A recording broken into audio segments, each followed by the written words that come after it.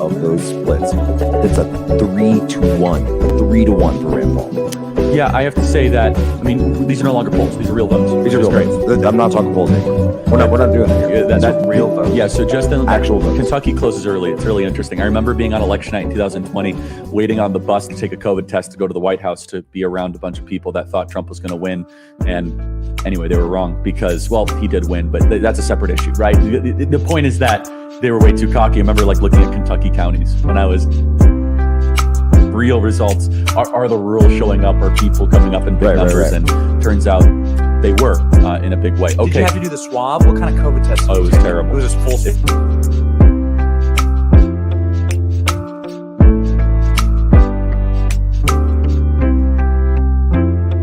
Pencil to vote back in 2020. I just completely forgot that we all went through that. Isn't it insane? I think that actually some of the pent-up frustration that's going to manifest in this election is a COVID referendum. Yeah. I really do. I think that it's going to be a massive COVID referendum. Okay, everybody email us freedom@charliekirk.com. Benny, so you were looking throughout the valley. We've been getting a lot of emails about Arizona. We are going to talk a lot about Arizona tonight, obviously being headquartered here and kind of the railhead. I don't want to overemphasize that right now because Arizona still has a couple hours left. But Benny, can you just talk about the outsider's perspective, coming from Florida where elections work? How outrageous is it what's happened in Maricopa today? So I went and voted early. It felt dirty, but I had to be out here. And so I needed to make sure that I cast my vote. And it was actually pretty great because they were like, give me one form of identification. Thanks. Now give me two forms of identification. So I had to bring my passport and my driver's license. I had to sign and give them my signature. They voter suppressed you. Is that what you're saying? Yes, you had to show your ID. Racistly voter suppressed me. I never in my life have you seen two whiter photos of me on my passport and driver's license. So there was a digital screen where I had to sign on so they could signature match in real time. So they signature matched my signature in real time. So it felt very secure actually when I voted. Ran in, voted for little Marco, voted for DeSantis, and voted for some of our local people in Tampa. And I'm very, very proud to say that Hillsborough County is going red, baby. Ron DeSantis broke the county in two and is sort of redistricted so that Hillsborough County, which is the only other consistently blue county, that's where Tampa is, by the way, and then Miami is now just a complete wash. So Miami's a wash, Hillsborough County's a wash. And so it's strange coming here where there are still evil people in charge and where the like weird Soros cat lady, single librarian with the Xanax rattling around in her purse, screeching at events, being very lonely, obviously miserable, is somehow like in charge of your elections. How the hell did that happen, by the way, Mr. Arizona? How did you allow this lady to stay in charge of elections? Katie Hobbs is going to be defeated tonight. Yes, Jack. Nancy Pelosi is going to Egypt tomorrow. Yeah, I heard. What? Nancy Pelosi is not going to be in D.C. She's not going to be in her district. She's not going to be in her job, by the way. She's going to be in Egypt at the Sharm el Sheikh COP27 climate conference. So Nancy Pelosi is so confident in her election that she's flying all the way to Egypt tomorrow. She's fleeing the country. She's getting out. Maybe they'll mummify She's heading to Cairo like Mata Hari. Everybody email us your thoughts, freedom@charliekirk.com, freedom@charliekirk.com. There's a lot of different things happening right now. You guys can subscribe to the Charlie Kirk podcast. I think we're going to be piping live in with Bannon momentarily. Is that right? I'm actually about 30 seconds for that. Okay. I also want to encourage all of our listeners to please right now go to AmericaFest at amfest.com to join our event in December 17, 18, 19, 20 in the Phoenix Convention Center. Tucker Carlson, Greg Gutfeld, Kayleigh McEnany, Candace Owens, Benny Johnson, Jack Posobiec, and many others will be there at amfest.com. That is amfest.com. Make sure you guys check it out. It's going to be an amazing event. December from all across the country. All ages are welcome, not just students. We obviously want students to be there, but people of all ages are welcome. And as always, you can email me, freedom@charliekirk.com. Okay, we ready? All right, everybody. How you guys doing? I hope you sort of enjoyed that intro with Charlie Kirk Show. That's where we're going to be mainly streaming on this live stream on until possibly 1 a.m. and beyond tonight. There's a lot of stuff going down right now that things are really positive in a lot of ways, but things look a lot of shenanigans are definitely going down in Maricopa County. That's kind of where the big news is right now. We'll get into that in a second. What I'm going to do is I'm going to jump Kirk off here, and I'm going to show you basically what's going to go down for the night and how things are going to look. So if you can't hear me, let me know in the chat. If you can't hear me, I tested the audio before. I should be good, but I'm not monitoring myself because I got so much stuff going on. I can monitor the video, but not myself. So I'm assuming I sound okay. I tested it earlier. Hopefully it is fine. So where it's going to look, everybody, is comment above. If you don't want your comment to go on screen to be public on Rumble or Facebook or YouTube, just put an asterisk or say not for display or something like that, and I'll get to them. I'm going to have to do the comments, break them out into segments because I'm not going to have a chance to do them real time like I normally do. There's so much stuff going on. Let me give you a rundown of what I have set up. So at 6 o'clock, we already had some polls closed, and these are some polls here you see here. That's Kentucky and another state there that I can't see on my screen because it's too small. Looks like that's Indiana. So most of those states have closed at 6 o'clock. And then we're beyond that, obviously. And so in about 30 minutes, you're going to have some major states closed in terms of the polling. You got Florida, Georgia, South Carolina, and Virginia. And what I'm hearing right now in Virginia, you can't see me on the screen, but let me pull myself off. What I'm hearing right now in Virginia is that it's looking exceedingly good for Republicans on the ground. Listening to the One American Network, and I'm listening to Charlie Kirk show. I'm getting a bunch of information. And so far, from what I've gathered, that's looking really, really good. And then at 7:30, we're going to have North Carolina, where I am, Ohio, and West Virginia. And at 8 o'clock, we're going to have, you can't see, let me bring that banner at the bottom so you can see that a little better. Let's move that out of the way. All right, so at 8 o'clock, you're going to, let's go back so you can see the rest of them again. Let's start over. So 6, we already passed that right now. We're done that. That's Kentucky, Indiana. 7 o'clock, that's going to come in about 40 minutes, 20 minutes. That's going to be your Florida, Georgia, huge races. I mean, huge. And then we're going to have your 7:30 time slot, North Carolina, West Virginia, Ohio. And then at the 8 o'clock time, probably the biggest swath here with Texas, Oklahoma, Kansas, North, South Dakota, most of them, Mississippi. Those races are pretty safe. The only ones really key here are probably New Hampshire and Pennsylvania. All right. And Pennsylvania's going to be a nightmare because Fetterman's trying to extend that thing out for 2 weeks because he knows that he's in trouble there. 9 o'clock, we're looking at, by now, we should have a lot of returns in by 9 o'clock, hopefully. I'm hoping. Your Western states, Arizona is going to be a nightmare, unfortunately. Right now, I'll get to that in a second, Maricopa County and what's going on there. And then if you go on over to 10 o'clock, I think I don't have that on the screen here, but it doesn't matter. 10 o'clock would have been Nevada. That's going to be huge as well because there's a chance of us taking Senate race there. And 12 o'clock, Alaska, Ohio, Hawaii. Who cares about that? We know that's Alaska's going to have that ranked tier voting, which is ridiculous, which means the top 3 go in, 2 Republicans, 1 Democrat, and Murkowski will probably get in because of the help of people like Tim Scott and our Senate Minority Leader, McConnell.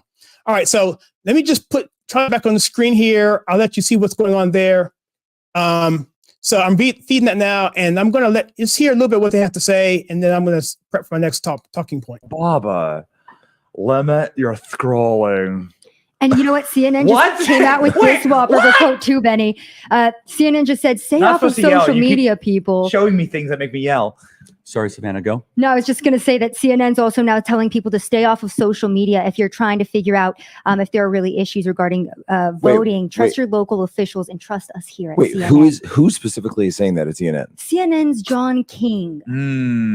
I'll send you this here right now. Said to stay off of social media. To trust them. Guys, because remember what Mika Brzezinski said back in 2017, that it is the media's job to tell us what to think. Yeah. Okay? Yeah, that's right. So guys, remember, be good NPCs, tune into CNN so they can tell you what to think. Reminds me of when Chris Cuomo said, don't look at those WikiLeaks emails. Don't look at them. That's illegal because those are stolen documents. We're journalists, so the rules are different for us. So we can look at it, and that's fine. But that's why everyone's freaking out right now about Twitter, right? And people being able to buy a blue check mark because only the most important journalists are allowed to be verified and have an opinion. Yes. Silence, serf. Yeah. Go back to your hovel, peasant. It's like, an everyday American having their own opinion on political issues. No, absolutely not. What do you think this is? What's interesting, guys, is I actually was thinking about using CNN as the main feed for this because Wall Street Journal and the New York Times now charge. The New York Times, as bad as they are as a paper, They have a fantastic election coverage. I'm not going to spend money on them even for this. So sorry about that. So I want to welcome some people on here. I got these guys muted. At 7 o'clock, we'll hit the live streams again in terms of the feeds and go through that. I'm going to go through some comments here and talk about my election day right now, because I actually voted earlier this morning, and I have a funny story that I want to tell you guys in a little bit here. So Mark Jackson, thank you for coming on, brother. You're awesome. It's a long time supporter for us. Let me see. My YouTube app crashed 3 times trying to type here. You know what? I may actually jump off of YouTube at some point. I just may jump off because I just don't feel comfortable. I think they're going to try something crazy. So right around 8 o'clock, I may jump off and go directly to Rumble. Right now, we're streaming on Rumble, I believe. Let me check that feed, just make sure we're up and running. We should be. But while I'm doing that, let me tell you my story. So this morning, I went to go vote about 7 o'clock in the morning. Okay, it's up. All right, so Rumble is running. I just checked. So I'm at the poll, and I can't say it really what really happened here to you guys, but I went there, and it was a community center. It's sort of in the hood, hate to say. And I walked up in there. My son was with me. He's 6 years old, and the guys said, "Hey, so yeah, go up in there and turn to the right, and you can go to your person to get your poll, your ballot." So I said, "Yeah." So I said, "Son, remember, always vote, always go right, never go left." And the guy looked at me like, "Oh my God, this guy's crazy." So then I went to the counter and gave her my license, my driver's license. And this lady obviously was I'm going to expose myself if I say too much here, but basically she didn't want to see it. It's almost like she was a vampire and I had a cross. And she was like, "Oh no." So she didn't want to see it, but I said, "No, this is my license. This is my address." And then she didn't want to see it. She didn't look at it. So I eventually said, I gave her my street name. And then she wanted to know the number of the street, my street number or my street address. And I told her, I said, "Ma'am, it's right here on the ID. Look at it." And she looked at it. I said, "That's the number." So that was pretty much the extent of it. But as I was walking out after voting, I walked to the left and going outside, and I saw this Obama portrait on the wall in a frame with him praying in some kind of mural setting. And it said, "Prophecy fulfilled." And I was so triggered, like in the movie Kill Bill, when she sees a picture of a person that was part of the person that tried to get her, she goes, the alarms go off. That was me. So I turned around, went back into the room and talked to people. I said, "Why is this Obama portrait here on the wall?" And they said, "What are you talking about?" It came outside. I said, "Look, this is a political messaging here that needs to come down." And I didn't go any further than that. I started to say, if I didn't want to make a scene, I would say, "Look, either he comes down or Trump's going up." So anyway, that's that. Let's listen to Charlie Kirk here and see what he has to say. And I'm going to look at some of his comments and read some of those and put them on the screen. If not, that's fine. What else is happening in Arizona tonight? Okay, I think they threw that to us. They did?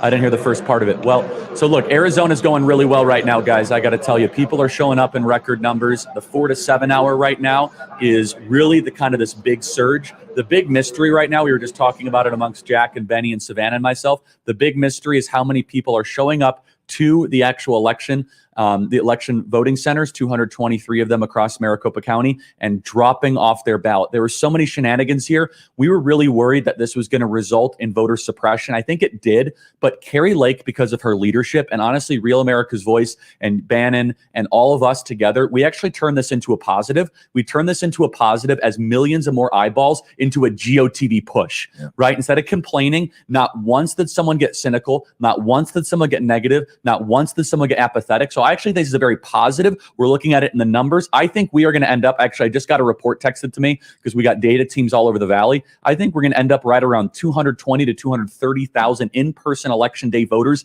in Maricopa County alone, which means we'll probably get over 380 to 400,000 statewide in Arizona. That does not include ballot drop-offs, which means we could get guys upwards of 600,000 ballots cast today alone, of which Carrie Lake is winning anywhere between 2.5 to 4 to 1 margins, and Blake Masters is really tied to Carrie in that way. And Carrie and Blake are basically running almost as a joint ticket right now. So we're looking at things really closely here in Arizona. We're feeling the energy. If anyone is watching in the state of Arizona or in California, Nevada. You guys still have time left to cast your ballot. And all across the country, if you're watching this, if you have not yet voted, you guys have got to vote. Honored to be with you guys here tonight. I'm feeling the energy. I think there's something really big in store tonight.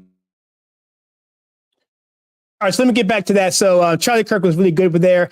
The goal, from what I've heard, was 250,000. And this is what's messed up about. See, he's being very positive. Okay, he's being very positive, as he should be. But I was listening over to the other stream with Steve Bannon and some other things there with Lindell, and of course, I know they got some. They're very, very hesitant in terms of things being positive in Maricopa County, and they have their own thing that they're doing in terms of determining what's going on with some of these. I can't say too much here on YouTube, but anyway, that being said, the 250,000 is what the goal was, and he said 230,000 in person day of. The 20,000 was happening, we think, because of the machines went down. I mean, what the heck? The machines, 15% of the machines, at least in the county, were not working, totally down, and people were being turned away for misinformation.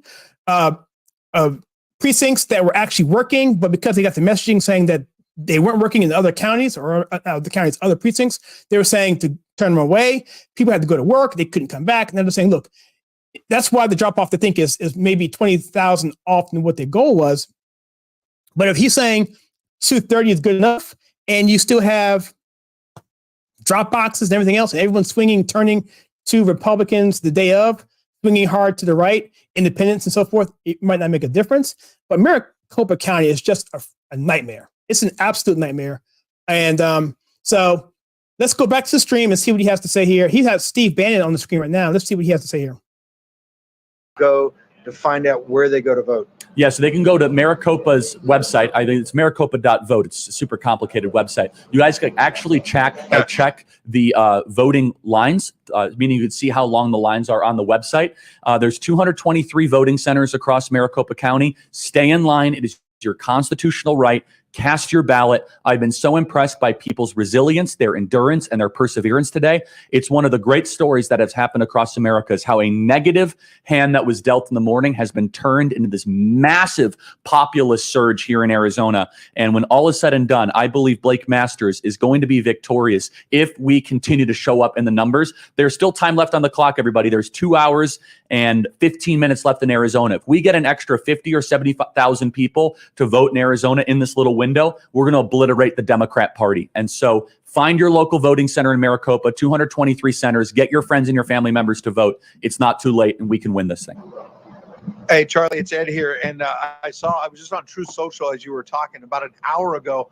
Donald Trump went on there with a video from Mar-a-Lago, specifically telling Arizona voters what you just said, saying, stay in line. It's your right. Do not walk away. He knows he wants to see Kari Lake and Masters win. He endorsed them both, Karen, but he needs Arizona in 2024. And they've had technicians out, and all of those issues with the printers, it looks like, are now resolved and fixed. So people are moving through the lines. Look, I think it was basically voter suppression. It was a deterrent. MAGA didn't put up with it. America First didn't put up with it. We did not allow this to be the curveball that the bad guys wanted it to be. We turned this into a positive. I think you're going to see the trend line. I think you're going to see us finish so strong at the end of the day because we decided to go all in, not complain, be solution oriented.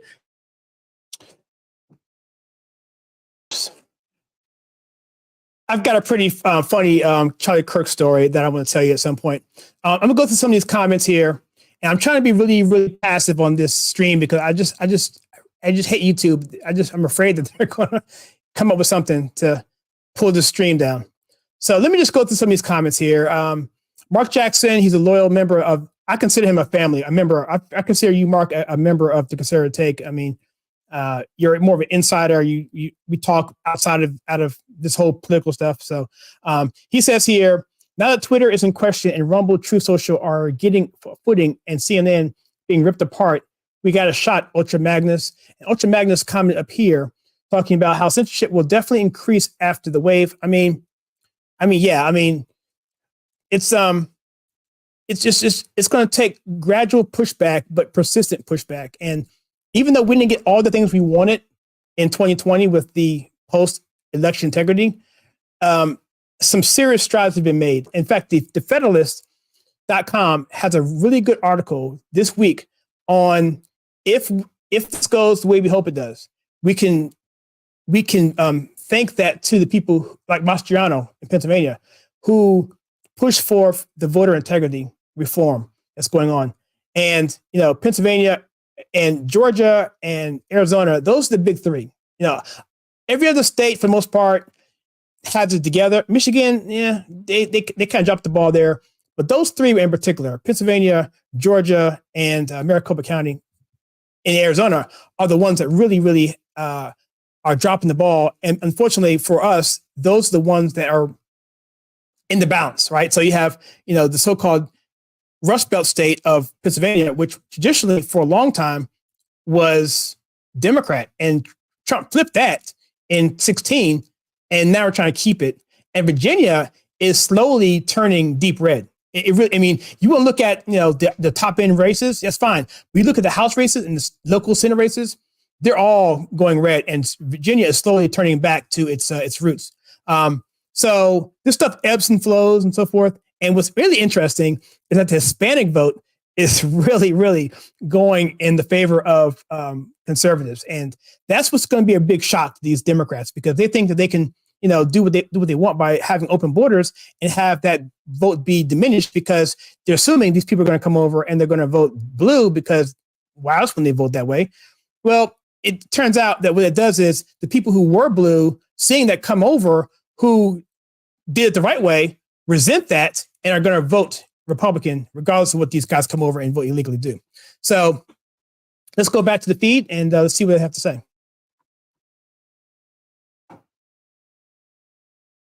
Every Democrat county in Florida, every major Democrat stronghold in Florida, let's count them down. Pinellas County, Republicans at +6. This is 1 hour to close of polls. Miami-Dade, Republicans +1. Hillsborough, where I live, Republicans +3.8. Osceola, Democrat +4. Palm Beach, D +4. Those are normally D +20s. This is a wash. Dade County +1. Come on, guys. Palm Beach County +4. That's the University of Miami area. That's Coral Gables area. Man, that is not supposed to be going Republican. We're even close to Republican. It's close in 9 minutes on the East Coast, and we're going to be looking at those results, right, Jack? As they come in. But we're starting to all of a sudden see a lot of these results trickle in. We're starting to see the kind of tea leaves, right? We're seeing the crumbs, use a Pelosi term. They're done when the New York Times is having that copium and cesium. Like, they're just like, oh, please. That's right. Please. You can see it. You can see they're done. You remember when Hillary lost in 2016, they had months of this. Yes. Months of narratives and little stories to tell each other, and like campfire, sitting around, like cover yourself in a Snuggie. That's right. Everybody, I want you to take out your phone and please consider subscribing to our podcast. Okay, so as he advertised himself, I'm going to advertise ourselves. So check us out. We're the Conservative Take. My name is Kyle, and I've been doing this for a few years. I was give you a little background on myself. I've run campaigns on the local level in North Carolina. I ran a campaign for House Representative District 59. I was president of the Young Republicans in Guilford County for a year, and I also was national committee man. I served as a delegate to the National Convention in Indianapolis. I don't know, whenever that was, and treasurer of the GOP, all kinds of stuff. I can give you my resume, but I've been doing this for a long time. But I stopped doing America Press is awesome, guy. I want to go there in Arizona. I'm going to drop this off though, because I want to give them more advertisement they need. But no, the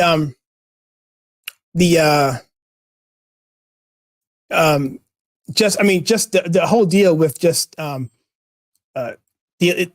the process of the GOP and having these wave elections in, let's say, 2008.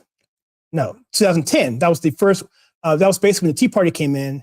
And then you had 2014, another so-called wave. And then after that, you had, even before that, you had several waves. The problem was these particular Republicans that we put in, they were rhinos, and we didn't know that. And they didn't do what they were supposed to do. And the Tea Party people that came in, even though a lot of them were good, they didn't really know how to run campaigns, and they got voted out the next time because, a few of our bad apples spoiled the whole bunch, and the Tea Party kind of died because the mass media kind of labeled those people. And so but in the end of the day, I was disenfranchised. I left the party more or less. I still voted for him, but I was not on board anymore. I was burnt out from 10 years of, on the street doing everything you could possibly think of for the party and the cause. And I co-founded a conservative chapter at the University of North Carolina A&T, HBCU, at the height of the Iraq War, when George Bush was president. That was not easy. And we had a good speaker come in who was a friend of Ann Coulter. And so a lot of cool stuff, but I got burned out. But it wasn't until President Trump had that first debate where he raised his hand and said, I'm not going to guarantee that I'm going to endorse these guys if I lose. And he was the only one that did that. I'm like, that's my man. That is my man. And I've been on the Trump train ever since. I was from the first debate. I was on before, but I was really on then. And so anyway, that's my story. Anyway, let me hear what I got to say here. I don't want to talk too much on the stream, but a lot was, and more importantly, and this is what is so dope, so many of these people, how long has Trump been doing MAGA rallies? It's been like it's going on 7 years now. Many of these people, this was their first MAGA rally, sitting there in the middle of Dayton, Ohio, at the Wright Brothers in Ohio. This was their first MAGA rally. And they were thrilled. Some people were moved to tears, and we're going to be, of course, going to be publishing that for Turning Point Action. So I love it. Great work. Email us freedom@charliekirk.com, everybody. People are saying Charlie had his New York look. So let me give you the latest update out of New York. I've been tracking this very closely. And by the way, New York is just really, really good. New York is a place where we have all these seats, and Savannah Hernandez is going to be our kind of go-to person on them and kind of looking at the results as they come in. But let me kind of read you some frontline reports out of New York, okay? So the great state of New York, the Democrat vote, as I've mentioned, is in the best borough. Kathy Hochul is overperforming currently in turnout in Manhattan. However, Brooklyn and Queens have been showing up today, but that includes some Republican voters as well. Okay, and there's a big mystery there in kind of one of the 5 boroughs. But guess what? Staten Island coming up huge for Lee Zeldin right now. Massive out of the 5 boroughs, which is just really, really good. And then right now, my source in Georgia, Herschel Walker's team, just texted me and said that they're looking very good. They feel very, very good about turnout. They feel very good about Fulton County. They feel very good about Cobb. They're feeling very, very good. Email us freedom@charliekirk.com. We have some breaking news. Breaking news here. Republican National Committee announces the party will be joining coalition lawsuit to extend Maricopa County because of voting machines. Over 25% of locations experience significant issues. So the RNC is now. And that's what I was saying about that 20,000 difference between 230,000 to 250,000. That extra time will help make up that gap. It's a massive deterrent. I mean, people had to wait 2.5 hours, 3 hours, which by definition means that people were deterred, which means people were, turned away. And so, yes, they should. Absolutely. So someone says here, Charlie, I got to my polling place at 5:50 in the morning.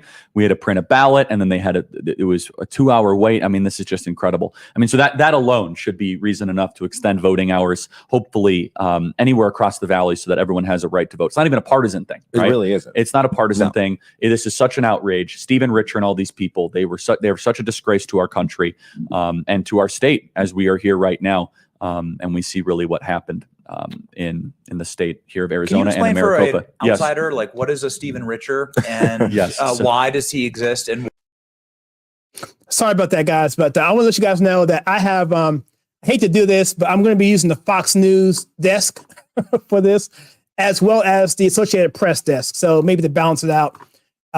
Anyway, Fox News, I understand, has their own desk. And AP is the default desk for news organizations that don't have the resources to have their own desk. So it's going to be these two we're going to be working with, but mostly going to be working off the feed of Charlie Kirk. But I'm trying to keep off that as much as I can because I don't want to get dinged on the on what's going on with just the YouTubeness. If I go to Rumble directly, I'm good. I don't care at that point. But right now, I'm going to keep it with YouTube and keep with Charlie. So that's what we're going on in terms of this is concerned. These are the people that would call the Hindenburg a hiccup. A hiccup. Yeah, they said hiccup. They Call said hiccup. 94. Cut 94, please. And we're very excited about how things are going today on Election Day. We did want to come out and discuss one issue that's going on out there in about 20% of the vote centers. Again, we have 223 vote centers across the county. In about 20% of those, when people will go and try and run the ballot through this tabulator, maybe 1 out of every 5 or so of those ballots, they're not going through. Just 1 out Just of 1 out of 5. You know, Is that a hostage video, Benny? straight to jail. Straight to jail. What's the SNL? Yeah. I love how they try and gaslight you, but they basically just 1 out of 5, no big deal. Yeah, we multiply that times 1,000,000, right? I mean, how many is that? I mean, it's out of control. And there you go. I mean, in fact, if you roll that percentage out, that 1/5 out, that's you more than make up that 20,000 gap difference. What their expectations are for day of voting for that particular county. She has to demand recalls, draft candidates, use her political will to get rid of Stephen Richer and the Maricopa County Recorder. And then the legislature has to fix the laws. Political will to get rid of these guys. How does that work? Do you impeach them? What would be the process? It's not clear. We have to ask Austin and Tyler. But I mean, I guarantee you there's a way to recall them. Carrie Lake has the political will to do that. It's very, she does. I think critical. Okay, let's play cut 112. Let's keep the mics live for this so we get a live reaction for this. Let's play cut 112. Man, we're keeping an eye on that one. That's good. But you see, that's our first votes. And that's the wonder of democracy, whether you're a Democrat or Republican. And I wanted to point that out to be a little bit of the crank in the room following Brianna there. Camera. Stay off social media, people. If you're trying to figure out, are there really issues with voting? Trust your local officials. Trust us here. Trust a news source that you know and trust, to be honest about this. They're doing their job. They're doing it right. So what was Brianna talking about? She was talking about Cobb County, Georgia. Also, that is Donald right up Trump here, was just peed on by outside of Atlanta. prostitutes in It matters, right? It's 7%. We promise. Yeah, trust us. We promise. Stay off of Jesse social Smollett media. was beaten by MAGA during a polar vortex. Well, they have to keep everyone off social media, right? Because Elon Musk is now allowing free speech on the platform. that's right. So, of course, they cannot allow people to, see what's That's a really good going point. on. That's a very good point. Right next to. By the way, Benny Johnson, he's out of, I love that guy. And Jack Persebic, those guys, they were at Turning Point USA in Tampa. Fantastic. I mean, they are true warriors. And picked up Joe Biden's note cards from the ground when Joe Biden dropped them during his 10-minute interview on CNN. Yeah. That's what a real journalist does. You bend over, you prostrate yourself before the president, and then you pick up his note cards, and then you unquestioningly hand them back to him. Well, you have to make sure that the president is able to speak his approved talking points. You know what I mean? Because obviously that's how true democracy works. And Joe Biden, the beautifully and elected leader of our country, doing an incredible job. We have an announcement. Polls have 7 closed on the East Coast, everybody. Yo! Polls have officially closed on the East Coast. Email us what you're seeing and hearing, freedom@charliekirk.com. The races that we are going to be looking at immediately, New Hampshire 1. I haven't seen any judgments that New Hampshire 1 is staying open late, right, Jack? So there should be some ballots dropping out of New Hampshire 1. It looks like just that Luzerne County, but New Hampshire 1 so, is going to be the one we're going to tie by the way, into. things are about to flow really quick here, everybody. So get comfortable. Text this broadcast to your friends. We have the coverage as it's happening in real time of the actual news, not that nonsense on television. We have Pennsylvania 7, Pennsylvania 8, Pennsylvania 17, Rhode Island 2, Virginia 2, Virginia 7, Washington will be in a little bit as things continue to pour in. We got eyes on many of these different races right now. It's very, very exciting. And look, is Vermont already called for the Democrat Peter Welch within 1 minute? Yeah, that doesn't shock me, unfortunately. So look, we have the first Senate race called for Republicans. Tim Scott with 0 votes counted, auto called. They've already called the just an auto call. It's just an auto call. It's like there's no way he loses type thing. Which Rand Paul will be quick too, by the way. Yeah, Rand Paul's going to be very quick. And I think JD will be soon. The first drop out of JD, we'll see, but that will also come with a lot of congressional. All right, let's go there right now on that particular feed. If I have it right here. So, okay, this is Fox News. And like you said, we go over here to the screen. And it looks like they called, I can't read this. This is bad. This is real bad. Okay, so you can't click on this. What the heck, man? That's why I wanted to go to Wall Street Journal. I'm sorry, New York Times. Theirs is off the chain.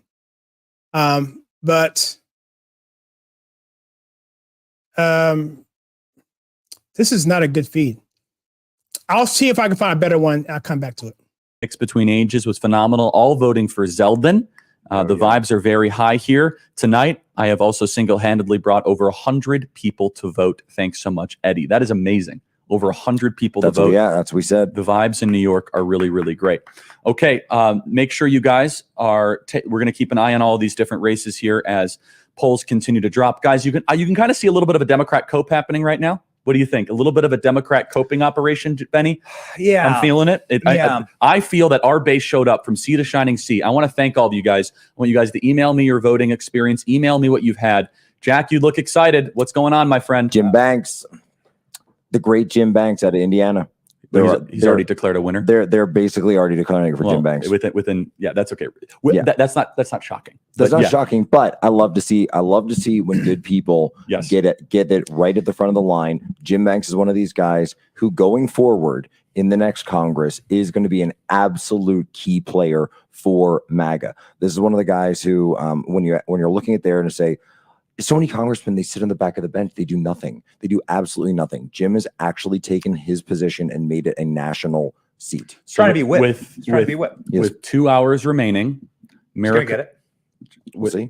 Let me just say this really quick. With 2 hours remaining, Maricopa County, 194,000 people have voted in person. That's good, guys. Nice. If we surge this, if we get to 220 or 240, that is remarkable. Keep it open. Keep it open. Yeah, keep it open. All right, so here's Fox News. I found it. So Tim Scott was called, like I said, auto called that one. And let me come back over here, switch over. And so right now, this is what we have so far in terms of the Senate. I mean, most of us care about the Senate. Most of us don't care about the House right now because we feel it's pretty safe in terms of us getting it. But we'll get to that in a second. So right now, nothing's been called so far at all in terms of being reported in. Here we have the early votes for Warnock at 22,000. And he's up there, and Herschel Walker, that's going to change drastically. And that's really about all we have other than Tim Scott, because like I said before, if you come back to our chart here, this is what closed. These are the states here, South Carolina, Georgia. So that's where we are right now. Right now, we're looking at this guy in the next 30 minutes. Next 20 minutes, we're looking at North Carolina and Ted Budd out there and Ohio and West Virginia. So that's what we're looking right now. Let's jump back to the feed and let's go. Her brilliant commentary, cut 105. Bring in the golden ticket, voting golden ticket. That's not 105, guys. Let's play cut 105 of Mika Brzezinski, please. My buddy actually worked for Charlie Kirk. He's actually right there on the set. To do extremely well in these midterms. We know that. We know that historically because of what happens in this type of midterm. Yeah. But there are two issues that are creeping into this that might even distract a person who is committed to Trump to the end. Yeah. And that would be abortion and maybe even this migrant issue. I think it might backfire. I think it might just cut most people the wrong way. It's not Christian. It's not right. It's inhumane. There are people who just will know that was wrong and will feel something about it. And then the Hispanic voters. Yeah, that's not the clip I was looking for, but that's okay. Jack, any reaction? It's not Christian to care about your family, to care about children, to care about your country, to keep your neighborhood safe, to keep your community safe. No, I'd say that's the essence of Christianity. And remember, too, that lives truly are on the line this midterms, right? We've talked about why it's so important. And it truly is because you do have women being brutally attacked on the streets of New York City. You have open drug use on the streets of Portland, Oregon. People are not safe nationwide. And so, when Mika Brzezinski is just genuinely questioning Christians and their mindset with this, yeah, it truly is a Christian thing to want to save lives and, look out for our fellow man. Amen. Demand the welfare of the nation that you are in because your welfare is tied to your nation's welfare. Jeremiah 29:7. Benny, do we have the Benny clip that we can play? Cut 107, please. Yeah, she voted Carrie Lake. Of course, Republican. Do you have a message for Carrie Lake today, ma'am? I wish her all the luck in the world. What's your favorite thing about Carrie? Watch this. She's just so personable. And she has a good haircut. I think it's been an hour. An hour? Yeah. All right. And you didn't have a beard when you first got in the line? True. And ladies and gentlemen, we are here in Chandler, Arizona, the Chandler Unified School District, where there is a long line all the way out the door, down the block here. But people are not deterred. And the kids like Carrie Lake, look at that. Honestly, the shortest we've seen the line since I've been here at 10 a.m. Wow. It's been all the way down to that other building. That's how long the lines have been.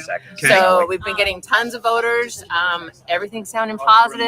Everybody People like that hat? People like my hat. Look at I've that gotten my head's getting bigger. My People say hat nice gets- things? you adjust the hat because absolutely people could. are saying some- This such guy. nice This is things what about happens it. next. Watch what happens So next. let's do this. And that's Lake and Blake. Lake and Abe. Blake Yeah. and Cooper and America. yes. Yeah. For the same- children, for our future, That's right. have to be Yep. Republican. Have to My be man. Republican. Yeah, I For our was children, for our Democrat future. supporter, like more than 2 decades. I was a Democrat for 2 decades. Definitely, Democrat is not the same party as before. Democrats are not the same So party. they just use the same name, but doing different things. They Yeah. just try to destroy America. Yeah. That's not good. No, So that's no, we got to get it back. Yeah. Got to get America back. Yes. She voted Carrie Lake? Of course, Republican. I love it. Look at that right there. I love my country. It's the government I'm afraid of. Florida's just All right, dropped some who- ballots. Let's go How'd through that. the vote go today? I don't know. We're Did good, you have to guys. stand in line? Yeah. How long? Over an hour. Over an hour. Yeah. Nice. That's worth it. What is your message to Carrie? You seem to be a fan. Sort of kind of fan. I bet you know her. Go Carrie. That's all I can say. Yeah, you're going to win, and we're going to be excited to see you make a change at the border and stop the fentanyl and the rush of people coming in and see our nation and our state just change. What's your message to Carrie Lake? Good luck, Carrie. Yeah. We're behind you. How's the day been going? Awesome. Awesome. All right. You've been here tabling for the Republican Party? Yes. Yes. All right. So what's been the response today here in Chandler? Very 270 positive. to We're all win. about Carrie here. All right. All right. What's your message to Carrie? Thank you. And Blake, too. Yeah. Thank you. My message to Carrie is awesome. It's finally we've got somebody that's willing to stand up and do the right thing and secure our borders, get the drugs off the streets. Carrie, you are awesome. You got my vote. And it's good energy. It's big energy today for Carrie. You've seen. Absolutely. You've been here for a while? Yes, we've been here a long time. Yeah. Since it opened up? All right. We got some results out of Florida. Results are dropping. It's amazing how quickly Florida gets their results, isn't it? Marco Rubio up on Val Demings. Yeah, Marco Rubio is up. 2% in. So with 2% in. And we also have some results out of Georgia as well. Let's see what we got out of Georgia. So looking Florida, looking pretty healthy for Marco. Wow, that's a lot of ballots that have already. These are early ballots, and it shows that Val Demings has the lead of which is to be expected. Let's go to Georgia. Let's see, boy, that means they pre-tabulate them if they're already doing that. Raphael Warnock with about 130,000 vote lead on Herschel, which is to be expected. Then more than 150,000 vote lead, which is to be expected, and how much has been reporting, we will see. So that's about 7% of votes already counted in Georgia. And so the East Coast is flying in, guys. The East Coast results are just coming in. Jack, any instant reactions right now? I mean, I look at what Florida has, and as a Pennsylvanian, and I say, Lord Jesus, I wish you would give that for us, because this state that's been controlled by the Democrat Party for so long, they will not allow us to pre-canvass the early votes. So, Charlie, you know how you know the breakdowns with early voting here in Arizona? Mm-hmm. We're not even allowed to look at that in Pennsylvania. Unbelievable. We're not allowed to reach out. We can look at the requests, but that doesn't really give us the fidelity that we need in terms of this, and it doesn't give us the returns, obviously, which is what we want. The whole thing is broken. The system is broken, and people like these Democrats have kept it like that for years and vetoed every single Republican piece of legislation to fix it. Nothing out of New Hampshire yet. Looks like they have yet to drop any ballots as we keep eyes on New York. All right, let's go over to that. Let's take what we're looking at here. So this is what they're looking at, Florida. So Marco Rubio, 1 million at 50%, and Warnock, or I like to call him Warlock. That's gonna change. That's early reporting, 7%. And New Hampshire, that's gonna be one to watch as well. That's could be one that's definitely gonna get real tight. And I expect if Donald Bullock can win that, that's gonna be a 54. That's the 54 Senate seat that I would expect us to get if you add Washington as well. Not Washington. I'm sorry, I'm getting my states mixed up. But anyway, that would be number 54. in terms of the projection. I didn't call for that to happen, but it is very well possible. And so we know South Carolina, they called that, and that's really about it. I'll let you guys know ahead of time, I have to break sharply here at about 7:40 to pick my wife up. She's a poll worker. It's literally a minute down the street, 2 minutes down the street. So I'll be back in probably about 7 minutes if I, do it right. But so I'll probably take a 15-minute break somewhere around 7 to be safe. Probably 7:40. Take a break, and we'll come back right around 8 o'clock, right before the polls open. So I'll say about 7:40 to about, let's give it 20 minutes to about 7. My math's wrong. 8 o'clock. Just call 8 o'clock. All right. So just so you guys know. So let me go at some of the comments here and see what we have. This piece is kind of slow. Let's go here. The left is hostile to God. We cannot allow ourselves to be shamed away from conservative values. 100%. That's one thing that people think. They think that if they go too far to the right socially, that people will shy away from that. But that may have been the case maybe 10 years ago, but it's certainly not the case now, because they've gone so far to the wacko left that, people are just dropping the Democrat Party left and right. So I agree with that, Ultra Magnus. So, and by the way, before I forget, I put something up there real quickly. I dropped this. Let me get this off the screen here and show you real quickly. I put this on the screen here because a buddy of mine sent this to me. It was by Van Jones, Democrat. He says, if you get an abortion, you don't get an abortion every week, but you buy gas every week. You have to eat every day. And it comes down to, that Maslow's law of dependency, where the hierarchy of needs, that, you don't care about the stuff that you don't care about when it comes outside of eating, clean water, roof on your head, and clothes on your body. And those are your basic needs. If those aren't being met, then everything else, we don't care about it, including abortion. And he raised a really good point. So it just leads me to believe that the abortion issue is not going to be the kind of thing that they're going to be banking on to save them this time around, because a Biden has been so horrible. Keep on growing throughout the night. By the way, it is possible that the Democrats lose Florida 22 and they lose Florida 23. It is possible. That is possible, which is just amazing. Yes. This is what happens when you have a Hispanic population that fled communism and decides they don't want it here where they currently live.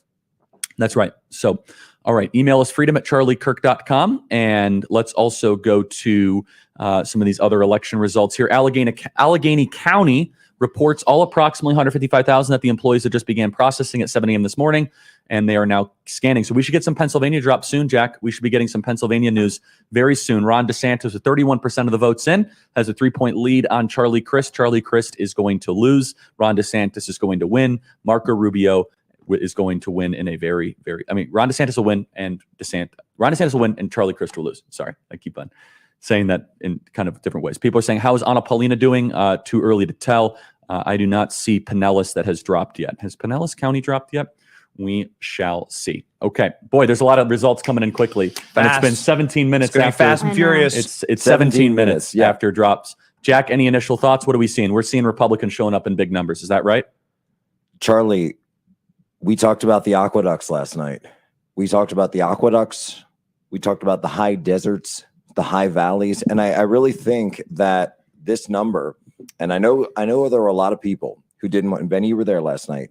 There were a lot of people who didn't want President Trump to announce last night. And they said that if he came out and did that, that it would create this dual-edged sword that would drive turnout for the Democrats in addition to driving turnout for Republicans. But I think that what he did by splitting the difference and saying, I'm announcing that I'm going to announce, he actually found a way to thread the needle so that he was able to gin up Republican turnout, but actually not do anything for Democrat turnout.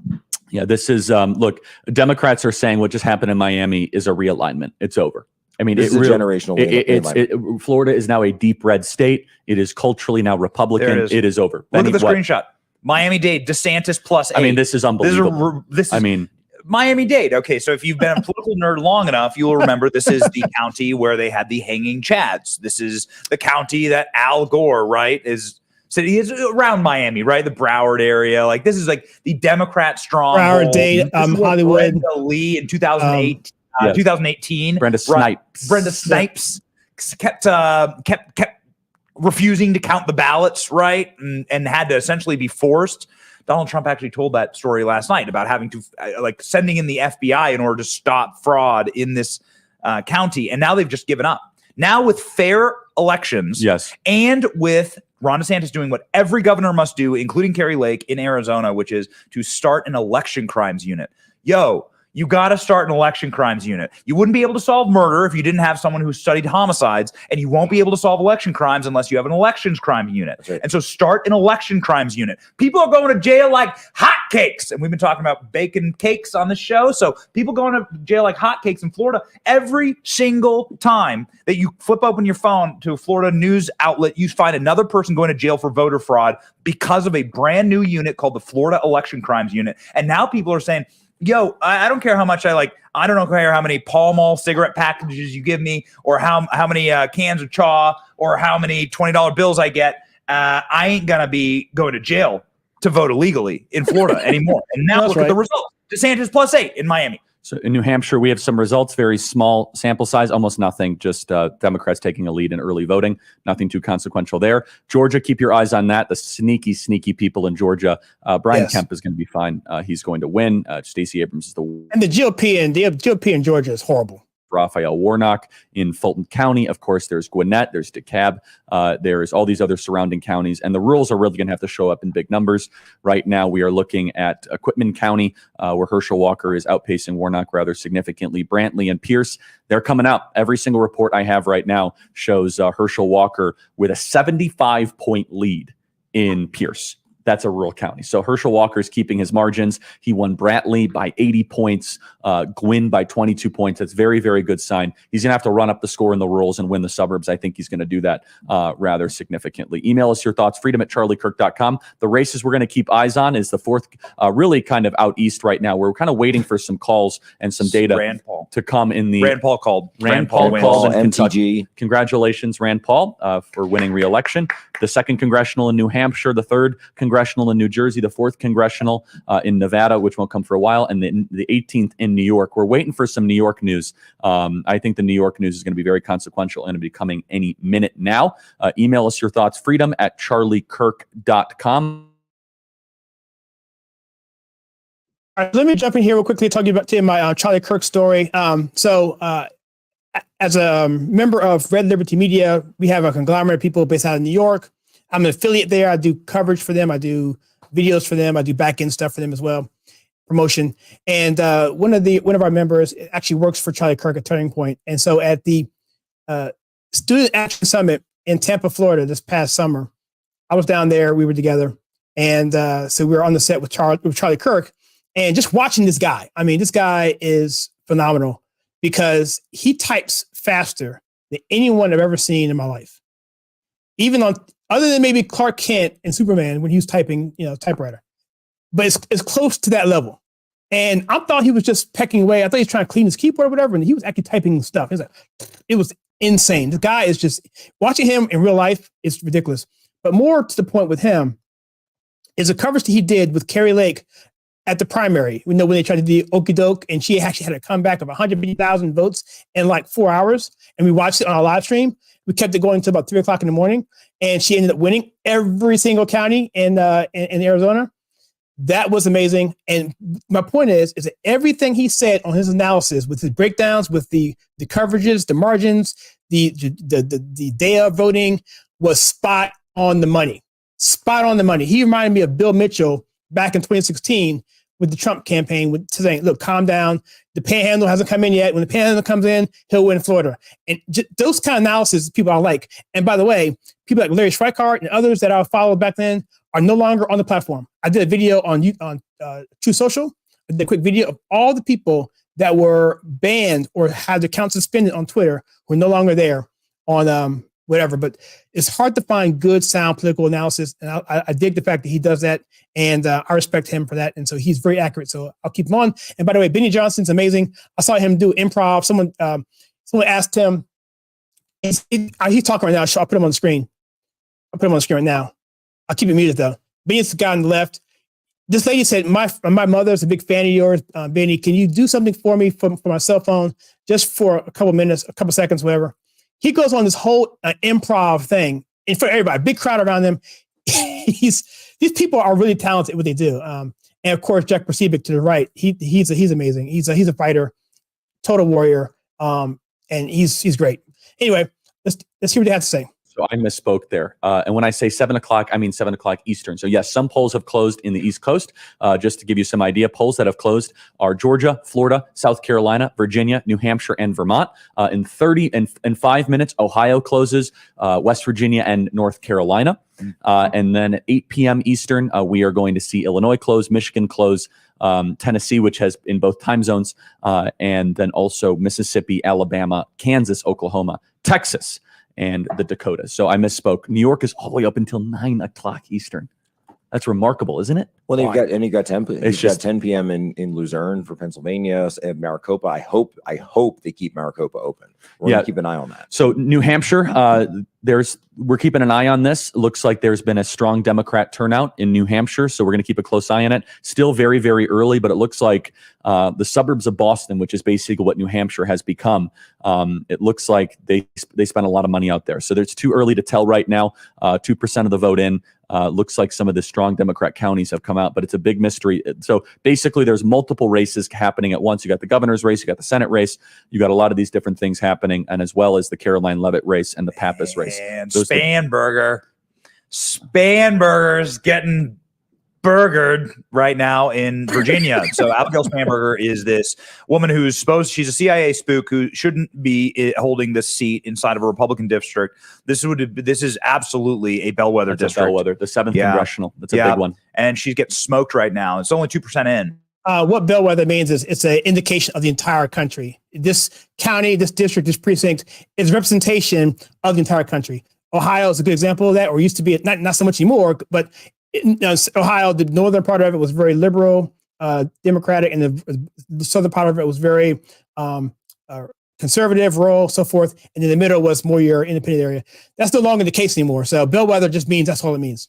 Are going our way. We hope this is going to. So there's different types of waves, right? So you have waves, you have earthquakes, you have tsunamis, you have all these kind of different analogies. The question is, a tsunami, though, is you're going to win places that you never thought you could win before, right? Such as New Hampshire, you could win Colorado, you could win Washington. The extent of which this will go remains to be seen. New Hampshire is going to be a very early bellwether, though. New Hampshire is a very important one as we're looking at this right now. 3% of the votes in. Don Bolduc is trailing Hassan significantly, about 5,000 votes. But it seems like that's early voting numbers. And let's see how our friend Caroline Leavitt is doing. People say, what is going on with Georgia? I just got an email. Charlie, I'm very worried about Georgia and all their shenanigans. Let's go to Georgia right now. Herschel Walker trails rather significantly with 10% of the vote in. But this is early canvas of early voting. This is to be expected. He is going to close that gap. 71% in. Anna Paulina trails by 9,000 votes with 71% in. Tight. It's very tight. A ton of money was spent in that race.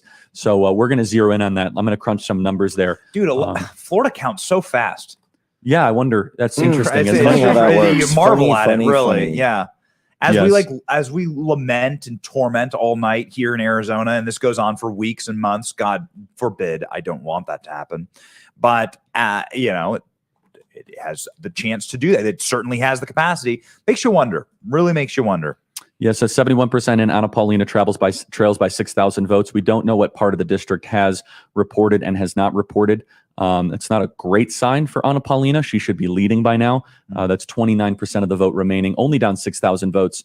So she has to outpace that with the remaining votes that are kind of coming in. That's a very interesting district. We just did a rally out there. Boy, it felt like she was going to win. I'll tell you what, right, Benny? It was rowdy. It was at a biker bar. It was great. Yeah. It was rowdy. But there are problems with the district. Much like New Hampshire is a suburb of Boston, Tampa is a Democrat majority area. Also, St. Petersburg is a very, very leftist town, very liberal town. Yes. And so she has those, she has that encompassing in her district. It's also a brand new I think district. Anna's about to take the lead. That's what I'm told, which is great. I'm just told that That's huge. she's going to take the lead. Let me fact check that. I'm getting a text from one of her people. So it's a brand new district. So this is a new redistrict. It was redistricted. Okay, they're getting a little wonky there. And one of the things about these midterms, as well as the presidential election, everybody's running. Everyone is running. And when you're in the minority party in both the Senate and the House, and the stakes are so high, then we're going to focus on what's the most important. And I think right now the most important is probably going to be the Senate, even though both of them are very, very important. I think the Senate is more important because there lies in your judicial appointees. And we know that that legislation by fiat or legislation by the bench has been it's been what's been going on. It's the only way the liberals can get their agenda across is through the court systems. And the Senate is the personnel or the HR of the U.S. government. They're the ones that approve all personnel moves, Supreme Court justices, federal appointees, that sort of thing. The House, the lower branch, the House, they do other things. They do budgets and laws and stuff like that, impeachments. Anyway, so that's where you sit. But anyway, my point is that getting in the weeds and being wonky what they're saying, I don't know a lot of the ins and outs because there's so many different races. I'm focused mainly on about 4 or 5. I'm focused mainly on Arizona, Georgia, Pennsylvania, my state, North Carolina, and anything else on top of that is gravy, as long as we get the House and the Senate together. Figure.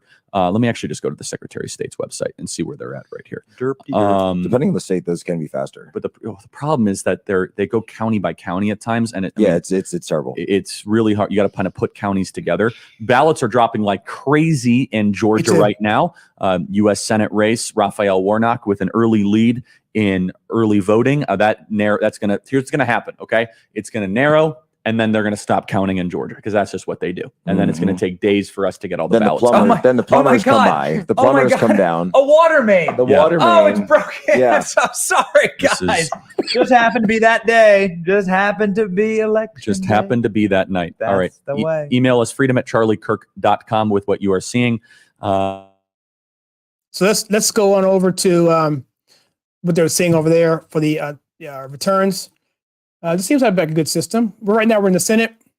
And in case you guys know, right now it's 37-32 safe, and the rest are up in the air. But most of them are leaning to red. And let's just keep coming down here. Alaska, nothing yet. Polls not closed until 9 p.m. there. Let me see, keep going. Marco Rubio, he's going to win that going away. Warnock, this is what they're talking about. He's still up a little bit, but it's going to narrow. And then at some point in time, probably around 11 o'clock, they're going to have a water main break in Georgia, and they're going to have to count that privately. Then you have Hassan. Nothing's really changed there. I'm not sure this refresh or not. Let me see if I can do refresh here, because who knows if Fox News is even refreshing this stuff. Give me a second. Hopefully it's automatic refresh. Who knows?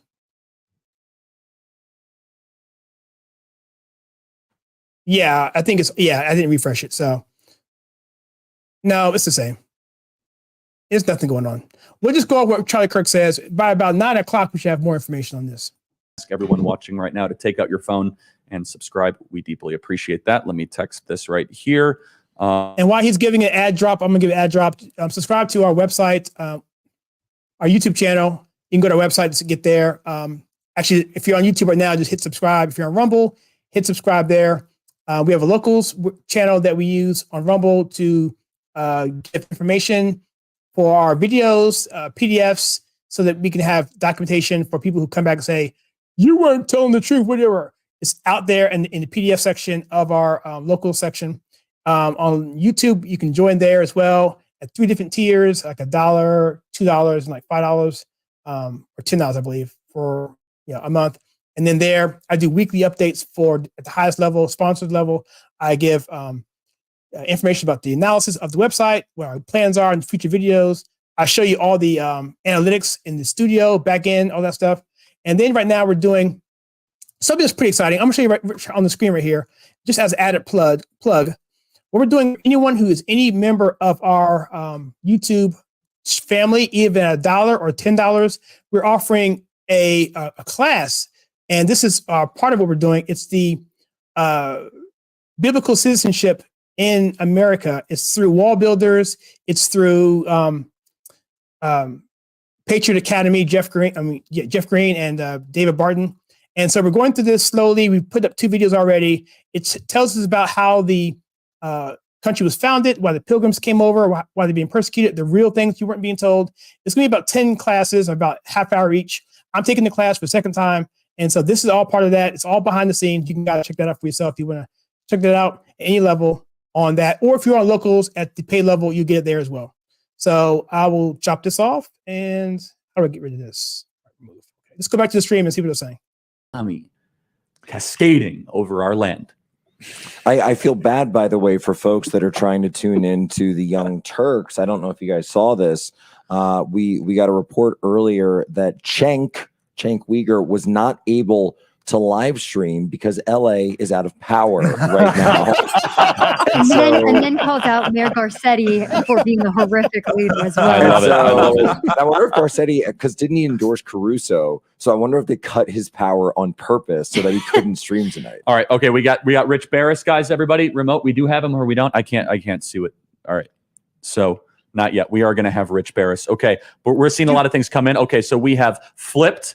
Okay, a seat in Florida. Mike, we are holding Anna Paulina. We got to look at Georgia, though. Okay. Friend of all of ours, Mike Davis, the best attorney in Washington, D.C., says, Dr. Fauci, preserve your records in relation to Rand Paul winning. Rand Paul has won if you are just joining the stream. Someone just said, what about New York? I stand corrected. I said something incorrect earlier. New York doesn't close till 9 o'clock Eastern, which is remarkable. So that's for another hour and a half until that. No, I'm still have a ways to go for that. No, that's 2.5 hours.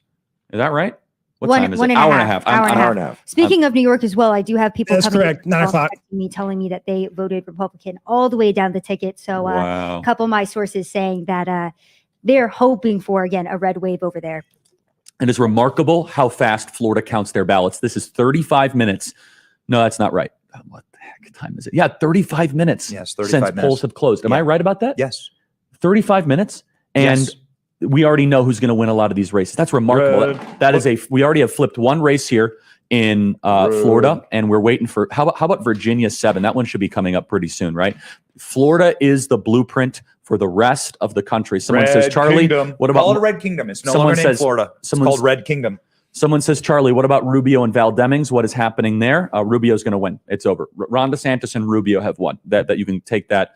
You could take that to the bank. That cake is baked. It is over. And that is it. Email me, freedom@charliekirk.com, what you're seeing. Someone says, Charlie, about the New York's governor's race. Yeah, we're not talking about New York until polls close there. It's all speculation. So we're talking about real results here. Also, text the live stream to your friends. We are growing. We have 12,000 on YouTube right now. And how are we doing on the wonderful Rumble? RUMBLE.com.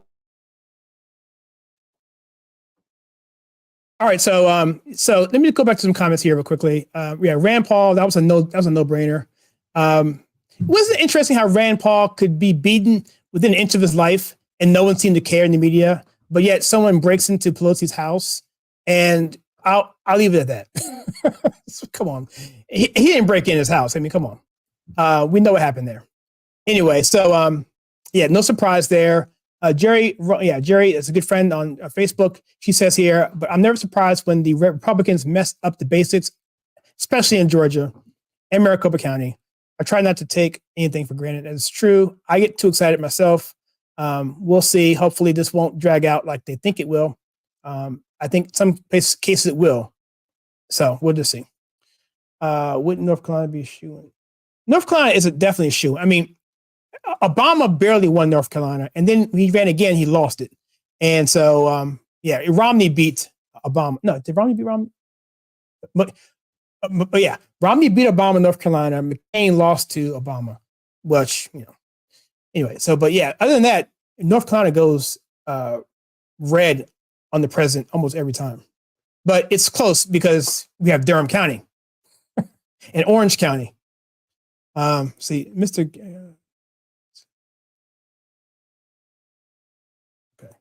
Yeah. Okay. That's it. So I'll go back to the stream. I got to run out here in about probably a few minutes, guys. So I'll probably just leave the stream going. And what I'll do is I'll have it on my phone in case something happens. I can attend to it on my phone. If something really were to happen, I can stream from my phone if I have to. In fact, let me do that now before I even leave. Let me do that. 9 o'clock Central Time, which is in an hour and 20 minutes. So we're not even going to talk about that until we keep on. We got to keep on staying east to west here, right? But by the way, guys, we're about to see some big results out of Florida congressional districts and Georgia congressional districts. And it's happening. This is happening right here. Guys, the red energy, I'm telling you, we are seeing a generational realignment. I'm looking at the numbers. If this is any indication, this is going to be a bloodbath for Democrats. Jack. Charlie, I just got a note here. Yes. Berks County. So Berks County is outside of Philadelphia. It does have the city of Reading in it, but it's also it's predominantly rural. I got a message there. Our precinct is through the roof. This is at it was so 8 just about before polls closed in Philadelphia or Pennsylvania. 70% turnout, and that's not of likely voters. Amazing. That's of registered voters in Berks County in the rurals in a midterm election. Charlie, that's part of that T that I was telling you about before. That is, so it's outside of the bubbles of Philadelphia and Pittsburgh. You have this T in Philadelphia or in Pennsylvania. And I've never seen anything like this in a midterm. I've never seen this. Looking really good in the 5th Congressional in Indiana. Victoria Spartz is doing very well. Looking good in many of these other races. Boy, I'd love to steal Florida 9, but I don't think that's going to happen. Marco Rubio's looking just fine. And we're going to keep our eye on these other swing districts right now. Do we have Rich Barris with us right now? Not yet. Okay. Someone says, what is going on in Michigan? They've emailed us, Charlie, what is going on in Michigan? Michigan polls have not closed. So we are going to focus on Michigan once Michigan polls close. In about 20 minutes is when the Michigan polls close. We're going to look at Tudor-Dixon. So just in 20 minutes, just so you guys know, Illinois, Michigan, Missouri, Kansas, Oklahoma, Texas, the Dakotas, Mississippi, Alabama, and Tennessee close in 20 minutes, and Pennsylvania and New Jersey and Rhode Island and Connecticut and Maine. So we are about to have a massive amount of data coming, and we are the place for you guys to look, to ask. You can communicate with me directly. I have all the emails up, freedom@charliekirk.com. That's freedom@charliekirk.com. Someone says, Charlie, any news on Ted Budd? Ted Budd's polls closed 10 minutes ago. We're about to get a big drop out of North Carolina. I feel very good about Ted Budd. Benny. I mean, here's a really good positive sign for our friend Anna Paulina Luna, because Pinellas County, Ron DeSantis is destroying Pinellas County with 91% of the vote in. She's going to win. And so with a strong candidate up at top, 54-46. And so Ron DeSantis is winning a pretty leftist county with some very strong dark blue voting areas that encompasses Anna Paulina Luna's district. That's great. APL winning's a big deal. These are really good signs for her. She had $15 million dropped on her. $15 million of out-of-state money. Now, she's the only person, the only politician that I've ever seen where I saw a ton of the attack ads against Anna Paulina Luna. And it made me really want to vote for her so much more. Every attack ad I saw, because they were like, Anna Paulina Luna won't let you kill your child. I was like, oh, that's awesome, actually. That's great. Like, wait, this is an attack ad? Okay. It's also hard to find unflattering photos of her, Anna Paulina Luna, a wonderful friend of the show.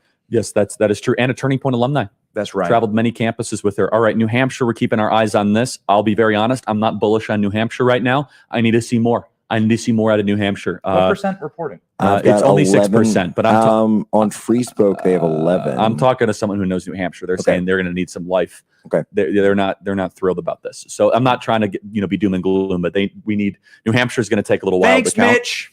People say New Hampshire closes at 8. Well, they're posting results, so I don't know about that. I don't think that's right. New Hampshire closed at 7, actually.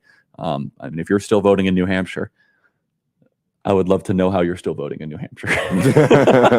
Email us freedom@charliekirk.com. Someone says polls are still open. A judge must have extended it. Okay, Rich Barris joins us right now. Rich, all right, what's going on? What are you seeing? Early indicators. I'm looking at a tsunami. I'm looking at a generational realignment. Rich, floor is yours. What's going on? I just want to say for everyone who said that I was wrong, that Republicans can carry Miami-Dade, can get in line to kiss my rosy red, you-know-what, Italian, you-know-what. Because absolutely that can happen. I remember all of the Nates, both of them, mocking me in 2020 when we had Trump at 46, 47%. Where are you now, suckers? Where are you now? I'll tell you, every county in Florida could go except for Leon and Gadsden, and Alachua is even going to be really close. So it's unbelievable. You're right. It's a generational realignment. It's a big deal, Charlie. And then, you know, guys have been talking about Arizona. As we look around the rest of the country here, that total in-person vote now is at around 200,000. And I don't know if you saw the Pima numbers, but Republicans are performing It's unbelievable. well. Yeah, we're not talking about Arizona right now. Rich, we'll get to Arizona once the votes come in. Georgia, what are we looking at? So tell us how this has implications nationwide. I'm also not seeing what I need to see yet in New Hampshire. Your thoughts? Yeah, in New Hampshire, I've always been kind of skeptical on it because look at the Dixie Notch vote, right? It used to be very predictive. It's this little town, and they always cast their votes and count their votes first. It lost its predictive value in 2016. It further lost it in 2020 because there wasn't that much of a difference, and yet Trump lost it by 7. I just think that it is one battleground state. It bucked the trend in 2014. It's one of the hardest ones, but again, there's still really not enough to know for sure. In Georgia, Warnock's lead is falling as more vote comes in, and that's what we expect to happen.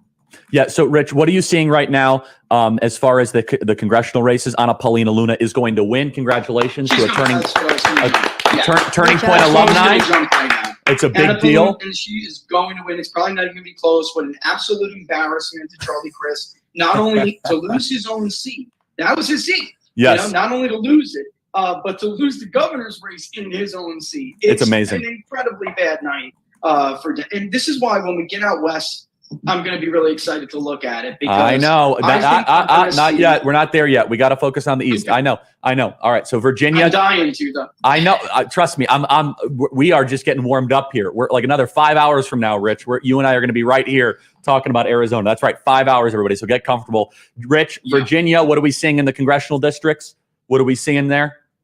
Yeah, and just let me tell people that Decision Desk is quite behind. They're working on it. I don't know if anybody's noticed that, but they are. But, you know, it's been about 45 minutes. They're going to be a little bit slow, and I'm not seeing enough there to be able to really make, you know, a great idea. We're going to see this pattern all night where the Democratic vote's going to look good, Georgia.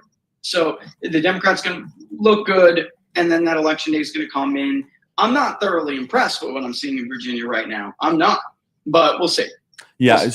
Well, that's interesting. And so, but we're looking, the big two ones that we're looking at right now are Virginia, New Hampshire.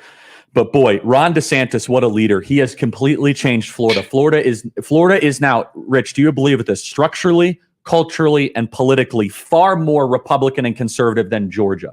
Is that fair to say? Wow. Yes. And you want to hear something interesting about that? Republicans, Walker is winning Hispanics in Georgia. He's winning. Herschel. So if there were more of the vote like they are in Florida, Charlie, it would be a different dynamic in Georgia. What we're dealing with in Georgia is a second Hollywood in the Atlanta metro area. You know, I don't know how many people watch you know, like Netflix for sure, but you'll see other like Reels, the channel Reels, have all these documentaries, and it says the Peach State production. They basically let another Hollywood into their state. So Rich, really quick, there's a lot there to unpack. I'm told that black turnout is down 3 points in the major urban areas. Have you seen the same thing? And what does that mean? Yeah, black turnout is down everywhere. The exit polls show that black voters only make up about 9% of the national electorate. They appear to be way down in Georgia. And by the way, by district in Georgia, that's why I'm so bullish on Walker's ability to come back. The second congressional district, only 10% in, and the Republicans are already in the lead there. I'm keeping a real close eye on that. But Hispanics are 10%. They're actually more than black voters at this point. So if that continues, Charlie, I don't really know where Democrats are going to get the votes from in some of these areas. And, you know, to give an idea how conservative or how angry, I would say, this electorate is, 78% are either dissatisfied or angry. A majority approves of the Supreme Court. And Democrats are only winning the abortion voter 52-42. Wow. Are you so hold on? You're saying that if abortion's your top issue, which is not even ranked in the top 3 in almost every state, they're only winning the abortion voter 52-42. So you're saying that there are people voting for life, that's what I said, not just for abortion, but they're still winning by 10 points, right? Is that right, Rich? It is 52-42. But that's not seismic though. That is It's very not, recoverable. It's not. And I remember an episode of Inside the Numbers, I was trying to explain to people in the last national poll we did when we went over it on the show. I was showing them that there were these people who were picking other, and they weren't picking abortion. And the reason why is if you gave them the chance to pick other, they would be specific. And they would say, abortion is not my top issue. Protecting life is my top issue. Abortion's not my top issue. Protecting this decision is my number one issue. And, I didn't give that much thought to it. We did like a 15-minute segment, and I'm like, I wonder if there's some blowback here, and it looks to be that could be the case. So Rich, your prediction, how are things rolling east to west? We're about to get more polls closed. We're looking at North Carolina. It looks like Ted Budd is down with the early voters. That's only 36% of the vote, though, rather significantly. You don't see any problems for Ted Budd in North Carolina, right? No, I don't. And I even look at in the 1st congressional district where Sandy Smith is running. That is one of the harder districts for Republicans to flip. With 31% of the vote in, she's only down 59-40. So again, we're going to see a lot of this close. If you remember 2020, it was really ugly for Donald Trump and what's his name, Tom Tillis. Yes, and it changed. It's amazing. Any other predictions here, Rich, you want to dive into while we still got you? It looks like Anna Paulina has won. It's just amazing. What a great win. It's Turning Point PAC went all in for Anna Paulina. It's awesome. Yeah, there's Charlie, if this was the year for Republicans to crack 247 in the House, we're looking at it. Wait, what does that mean? What kind of margin is that? That's their historic cap. And they haven't been able to breach that. But when we went through redistricting, the general consensus was that they did maybe 1 to 2 seats better nationally. They gave themselves a little bit of an edge. So if it was a great year, like a 2010 year, even though there were less targets, they could still pluck off some and get back to their historic top. And if they could break 247 and end up around 249, 250, they could do it. I mean, at this point, this could happen. That's terrific. We'll see, anyone else have a question for Rich? I do, Rich. What are your odds at a GOP controlled Senate?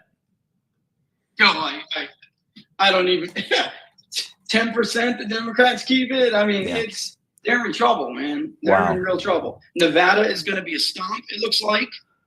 Arizona Republicans look like they did not let all these problems deter. Oh no, in the opposite. It'll be close. No, I mean we're not going west yet, but the data I'm getting, Rich, the lines are ongoing. It's unbelievable. Yeah.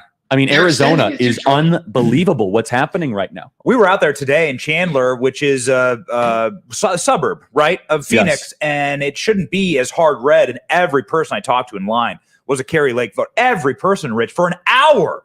Kari Lake voter, Kari Lake voter, Kari Lake voter, sitting there in a suburban mother environment, right? Minivans, soccer, balls in the back. Yeah.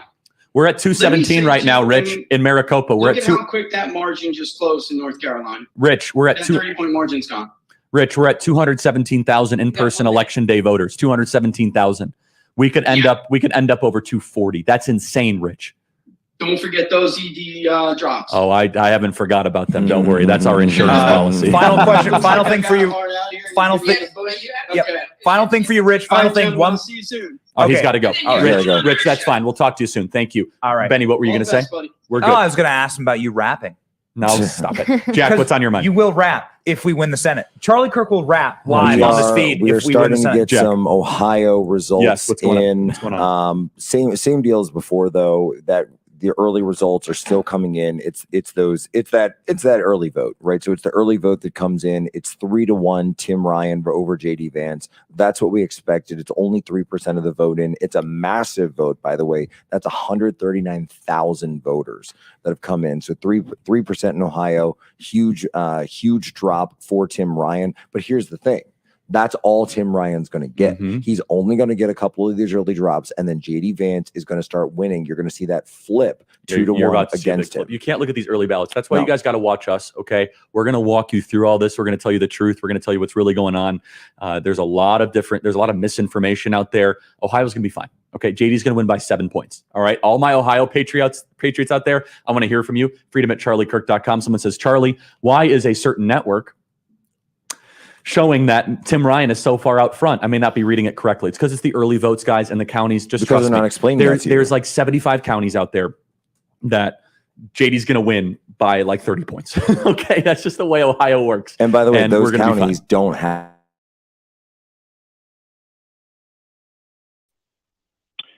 So, by the way, the audio may be terrible because I'm in my car, but I'm waiting for my wife to get out of her polling district. They're delaying the vote here at the precinct.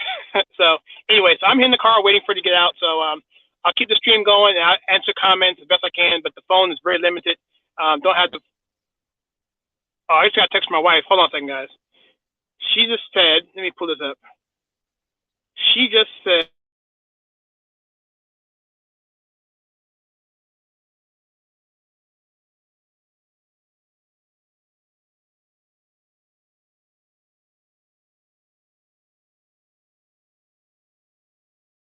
me.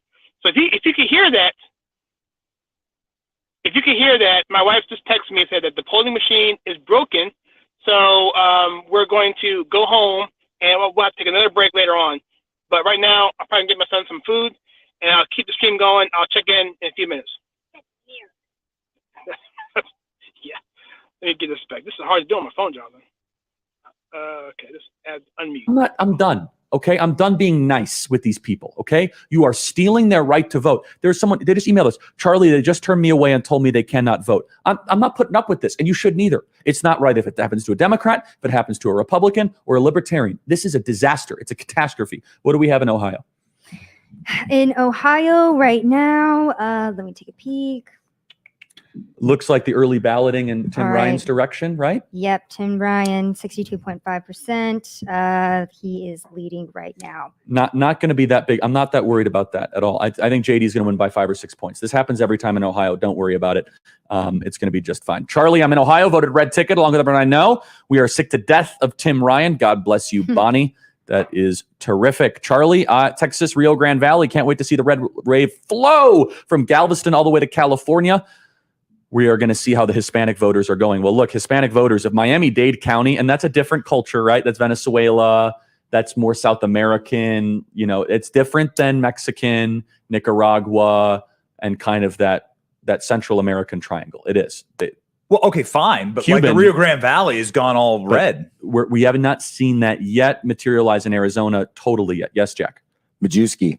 We're starting to see some results from Majewski's race. Only 1% in, but when we were talking about the signs of life that we wanted to see out of the Caroline Leavitt, the early vote is the first vote that's counted, right? And for Majewski's race, that's all the way up there, right next to Michigan. It's only 54-45 right now. So he's at 45% with just the first tranche in. Man, I'm so upset about that. That's such a winnable race. We're going to get that back if he doesn't win tonight. I think he is, but that's close for the early votes. That's close. Ted Budd is closing the gap in North Carolina. We're about to get election day votes, and he's going to take the lead. Herschel Walker is closing in on Raphael Warnock with 22%.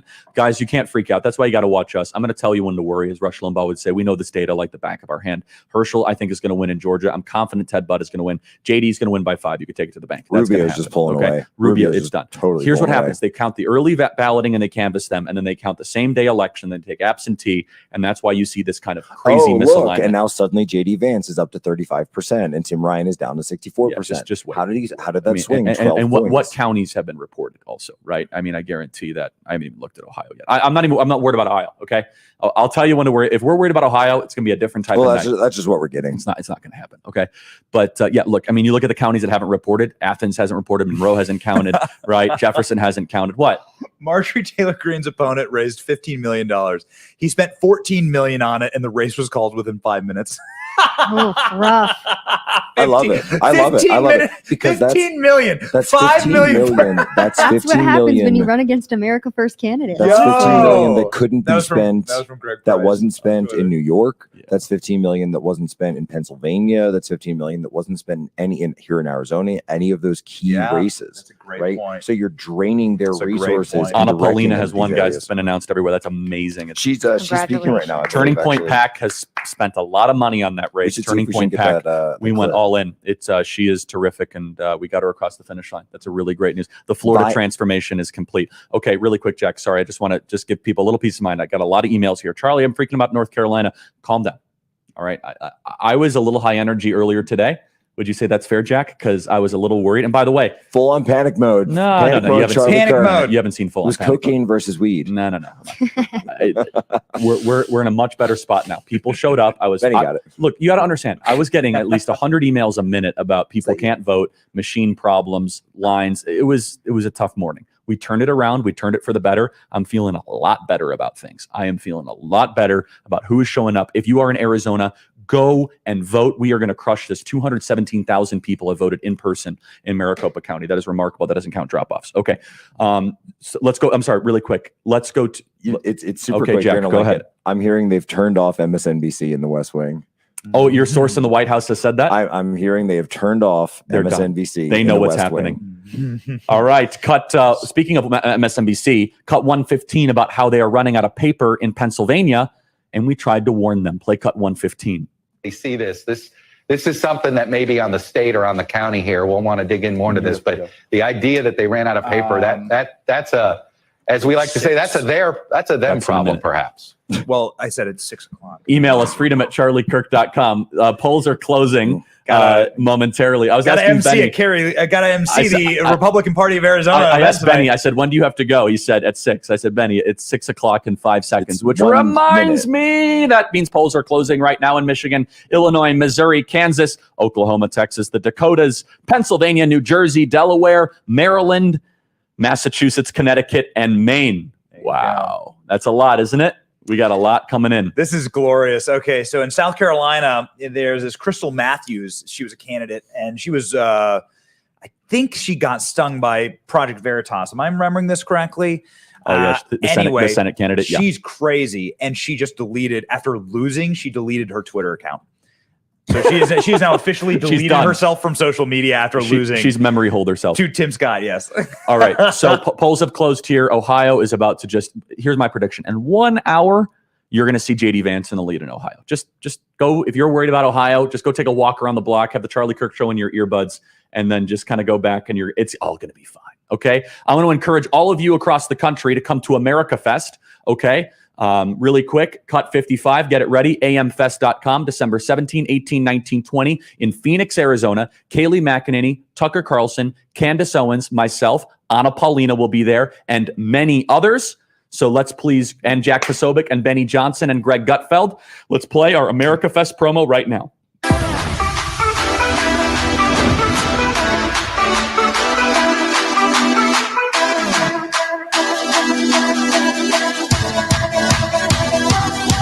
Pro-American patriots from sea to shining sea are coming together to reclaim our foundational truth of life, liberty, and the pursuit of happiness. Charlie Kirk here. 2022 is the year we take back America.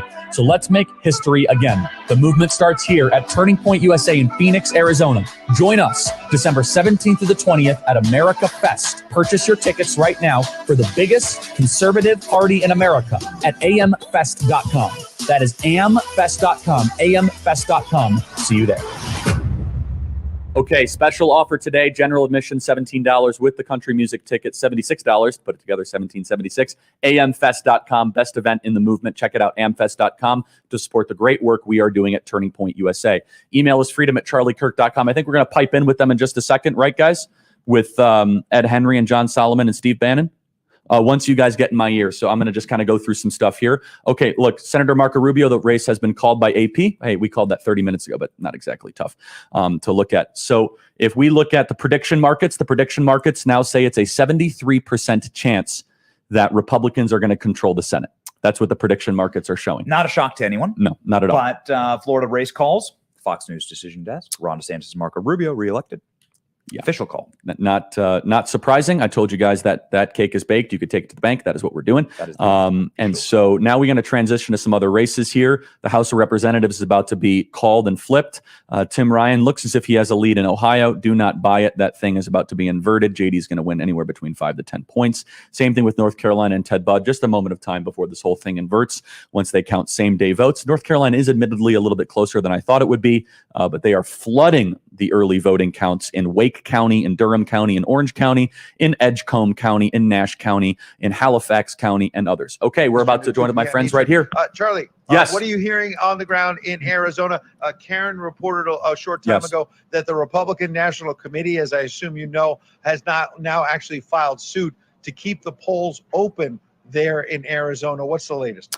Things are actually looking really good. So I just got the latest vote tally here, guys, because we're counting them on not the vote tally, but the total votes. 217,000 people have voted in person on Election Day just in Maricopa County alone. That does not count the rurals, and that does not count people that came and dropped off their ballot. This is close, guys, to presidential style turnout. It's very close. And so I encourage everyone that is out there to still please show up and to vote. You have to, you cannot allow them to take you out of line. We are still getting messages from people on the front lines of everyone on our live stream and everyone that's watching that's saying, Charlie, I was in line and then they told me I couldn't vote. That is illegal. Film them. Do not put up with that. And then for everyone that is angry in the audience across the country about what's happening in Maricopa County, with everyone that is angry in Arizona right now, we are going to get rid of Stephen Richer. We are going to get rid of Bill Gates. We're going to get this done. So this is not over, but I just want to give a compliment to MAGA. We really had an amazing resilience today, and the turnout is remarkable in Maricopa County. We are about to finish so strong. 1 hour left. Charlie, real quick, I want everyone to have this. Ron DeSantis, the New York Times has now declared Ron DeSantis won his reelection. The numbers, Charlie, are looking at this point. The Times has it as a 15-point lead, but with 73% of the votes in, they've called it for DeSantis. I know you did at least one Turning Point USA event. Maybe more with DeSantis. What are your thoughts? The Democrats threw everything but the kitchen sink.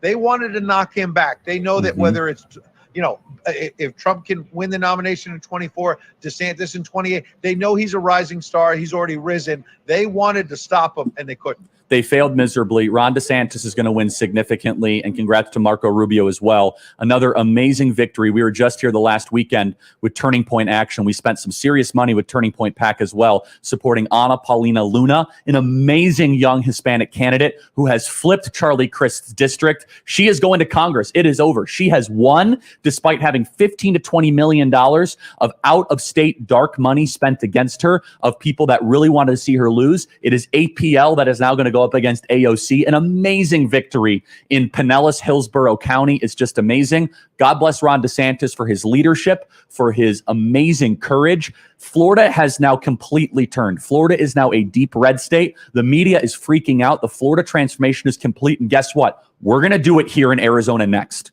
We are going to fix our elections the way Arizona has. We're turning Charlie, Arizona into a red state. Yes. Before we get there, the number of 217, how does that change your math when you were kind of on the back envelope say, hey, I think we got Kari Lake by 5 or 6? Does this number now in Maricopa County, this vote, change your rough calculation at all? Are you still looking at Kari Lake by 5+? Possible. Yes, I think so. More is more. And that's why I'm telling everyone, you got to show up in big numbers. You show up more, it demoralizes them with the shenanigans, with their games, with their tactics. When they see just volume of people, volume of bodies, volume of ballots, all of a sudden, all their games start to evaporate. When things are close, all of a sudden, that's when you're going to get 2 a.m. and 3 a.m. types of deals. So look, I think we could end up right around 240,000 in-person Election Day votes cast in Maricopa County, which just takes my breath away when you count the drop-offs, and then you all of a sudden talk about Yavapai, which has had an unbelievable turnout in Prescott and Prescott Valley, where you were last night. And if you also talk about, I hope the audio sounds okay here. If you also talk about, again, the extension of the polling areas due to the Maricopa County election machines not working, all of a sudden, you can make up that difference even to 250. Who knows? So, Ron DeSantis was a shoo-in. I just want to come in here real quickly to talk about Ted Budd in North Carolina. I'm not a huge fan of Ted Budd. Okay, I met him, talked to him. My wife talked to him, grilled him in his face at a meet and greet, and he just is not. He doesn't reek to me America first. He just seems to me like he's doing that coattail thing on Trump. Now he's a lot better than many other people. I think he's probably better than who we had before, Burr, and definitely better than the other guy we had. So at least I think he is. But nevertheless, that's probably why it's so tight there, because there's no real distinction. If you want to win an election in this country nowadays, you have to be one side or the other. You can't be lukewarm.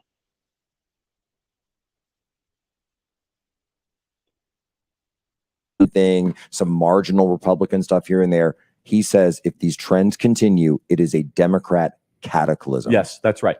And the betting markets now have Blake Masters in favored in Arizona. That's a big deal, guys. Big deal. That's a generational. Okay. Do you have current numbers for election day No, voting? I'm waiting. I was just texting a couple people on that. So, so yeah. Also, congratulations to another flip. Mills has won in Florida. Corey Mills. That's another flip. That's two. That's another flip. By the way, we have our beautiful thing somewhere where we could start calling races around here. We need that's like, two like a flips. bell for that or something. Yes, that's two flips right there. Hell yeah. And by the way, that's two flips while we have, before we've even closed all of our ballots, right? But I mean, I've closed all of the polling places. Okay. Email us freedom@charliekirk.com. Someone says, any New Hampshire results? Yes, we are looking at some New Hampshire stuff here. We need to see more life. Right, we need to see more life out of New Hampshire. I give the lean to Hassan right now over Bolduc. I'll be honest, right? We can't be delusional with our own wishes. I'm not seeing enough out of New Hampshire yet. How's our friend looking, Caroline Levitt? Let me pull it back up. I'm going right back to it here. She is at, so we've got 22% in. She just broke 40. So she just broke 40. Chris Pappas down to 59. So she has broken that 40-point mark. It's 22.7% in, 68,000 votes combined. And we're seeing some life. We're seeing a little bit of life. Yeah. I don't know if it's enough. 70% to, how much is it? I'm gonna 23. pull this up. She's got plenty. She can make it up. She can make that up. Yeah. That's the more Republican side of the state. So New Hampshire has two congressional districts. Yeah. The first and the second. The eastern part is much more conservative than the second. So yeah, that eastern part of the state is actually basically the suburbs of Sanford, Maine. And so I've got family in Sanford. That's a working class. That's a former textile area. Yes. That's like, I always say there's two New Englands, right? There's NASCAR New England and there's granola New England. Let's put that up on screen, everybody. This is the New York Times. She just hit 41. Please, Jack, 1 sec. We're just putting this up right now. Okay, 230. This is the New York Times' estimate, which would be a 29-seat majority. I think we're going to surpass that.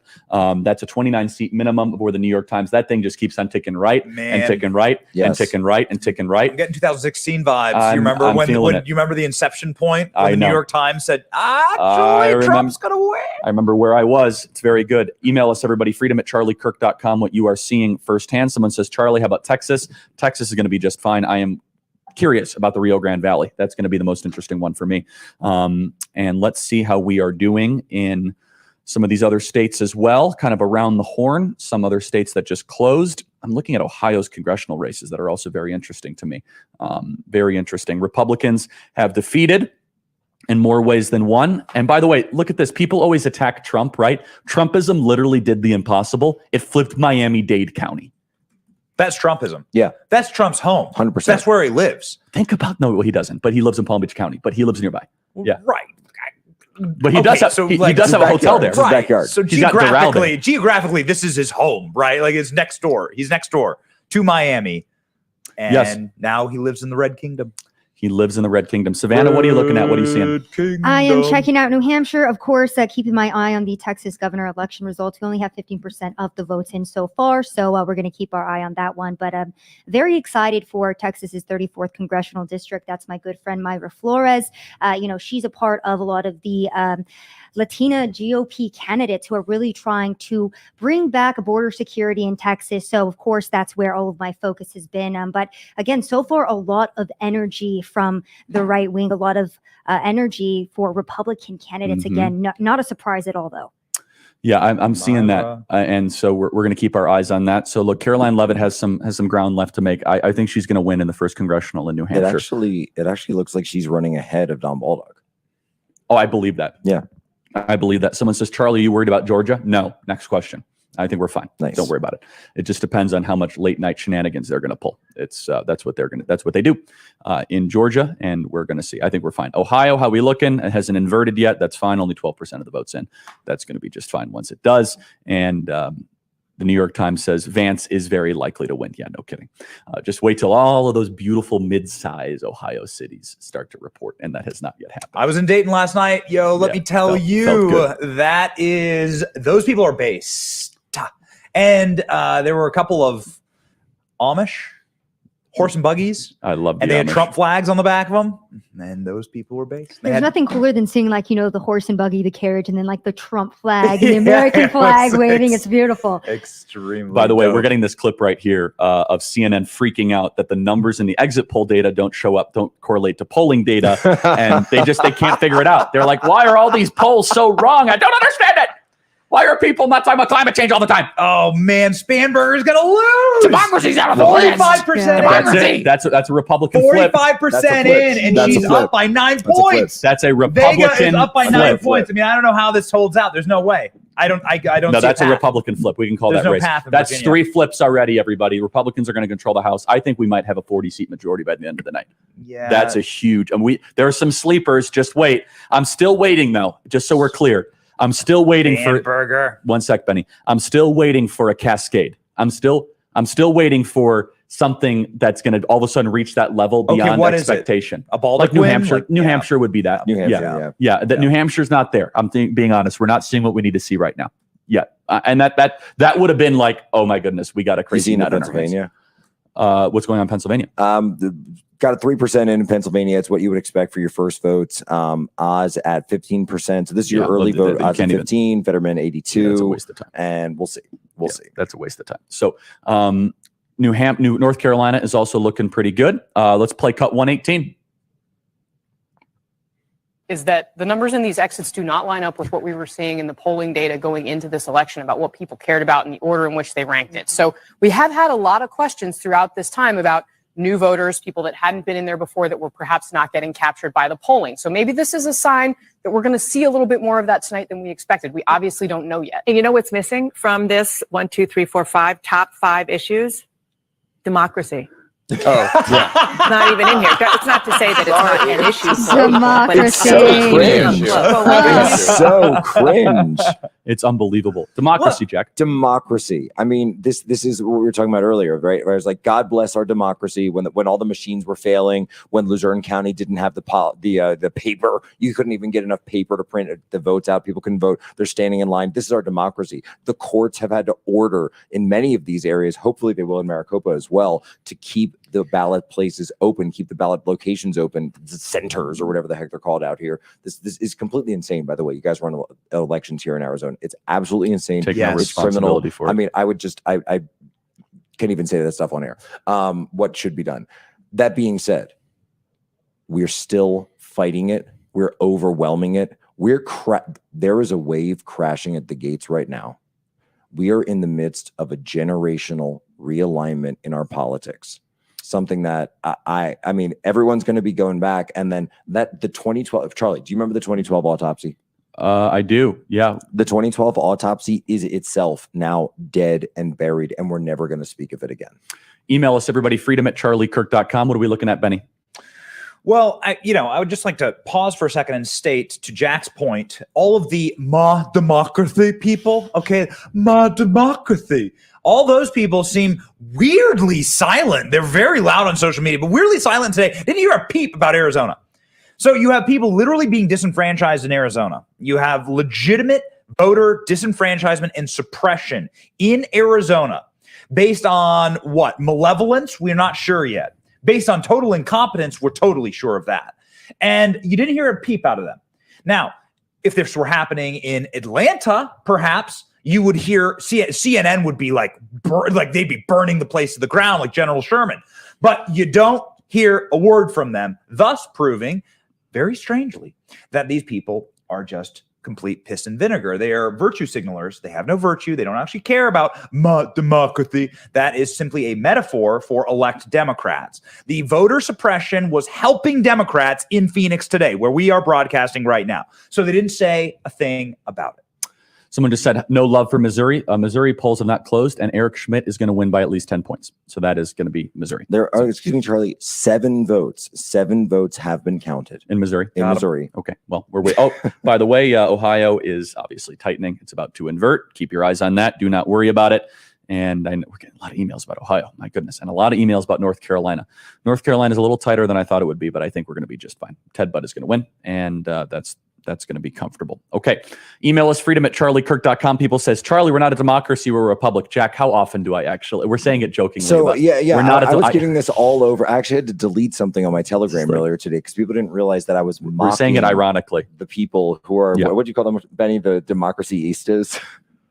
These people who are just like, well, where's democracy? Where's democracy? Yeah. This is democracy. Okay. We're going to give you as much democracy as you wanted because this is people coming to the polls. This is the F-150 cavalry, the muscular class, the working class. And you're going to see that, bear that out. I haven't seen it, Sab. One thing that maybe we could check out for is, do we have any demographic breakdowns of the exit polls yet? Because that's what I'd really be interested to see. I keep hearing these You got to be careful with that. But you do. And it is a little bit of prognostication, but at the same time, I keep hearing these reports of working class voters that came out early and then old rural voters that also came out in person. Now, again, the in-person voters, you're considering that, okay, hold on, in person, that's going to swing R, that's not going to swing D. I heard that in Montgomery County, Pennsylvania. Now, Montgomery County, Pennsylvania was a huge Biden place in 20.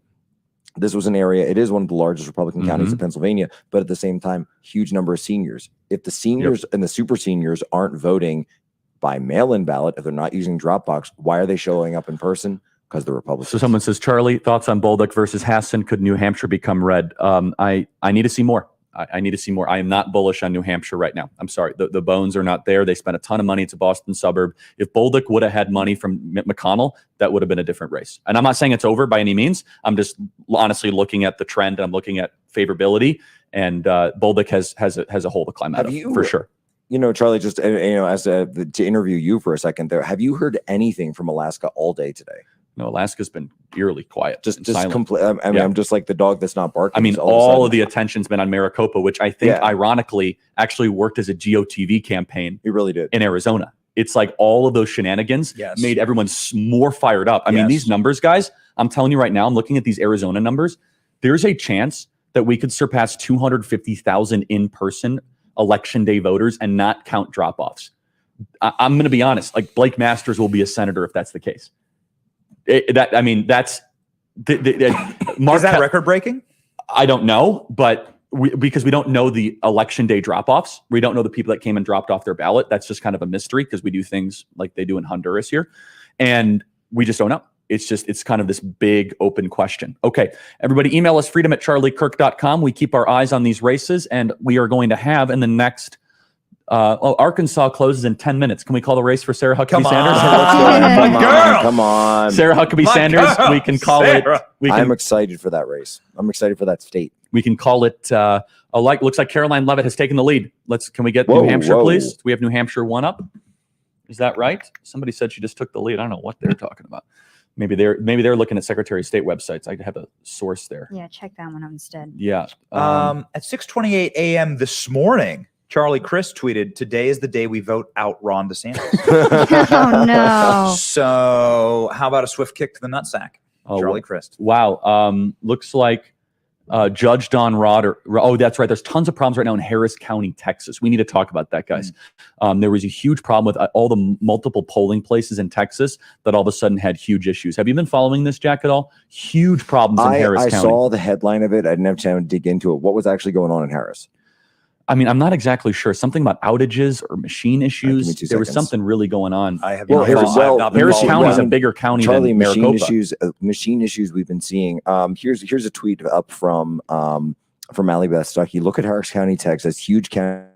All right, I'm back. I know they're talking about Harris County, Texas, but I am back for now. I have to go back out because the poll couldn't shut down because their machines weren't working. So anyway, but I just want to just pull up the governor's races.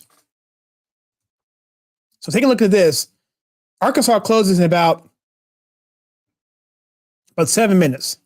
So hopefully that will come in strong for Sarah Huckabee Sanders. That should be a shoe-in. Here we have nothing's come in for Arizona yet because that hasn't closed yet. That won't close for another 30 minutes. And see, I haven't been on this Connecticut. Okay, so that's 51%. I'm not sure what Charlie said about that. I haven't been paying attention to that. But Connecticut looks like the incumbent is behind by about 500 votes. And so there you have that there. Let's go over to the House just to be fun. See, we have here 22-13. It's just too much. There's just too much there to talk about. I'll let Charlie deal with that. But going back to the Senate, that's the real big deal. And where we are here, they close. Okay. They called it for Marco Rubio. We know that. And Tim Scott's called. So, all right, let's just go back. Let's see what we have to say. I'm kind of out of the loop because I've been in the car for the past 20 minutes. I was reading that as well. It's like, why are we having all of these issues? We're fully aware that we have, problems with our election system, but nobody cares enough as a leader to fix it for some reason. Well, Benny, except for in Florida. Well, they've made it Except for in Florida. So they've made it a third rail. So you just have to have a sack in your shorts and an iron in your spine and just walk in and fix it. And you know what? Ron DeSantis is not just still standing. Ron DeSantis just proved what the real numbers of Florida look like without fraud. This is how Florida actually votes. This is how Without America should run as well, That's right. When you have a leader who is actually like, okay, this is how we're going to properly get things done. We're going to get the votes counted in one night so we can have our election results. Just got to walk in, and you just got to walk in and do it. What's amazing is that this will benefit Republicans, and it will benefit people who actually care about our processes because then there will be transparency. By the way, when we started the stream here, Charlie, and he's not here right now, so I'm going to say this because I'm going to say something nice about him. Charlie said I said DeSantis by 13. Charlie said 15.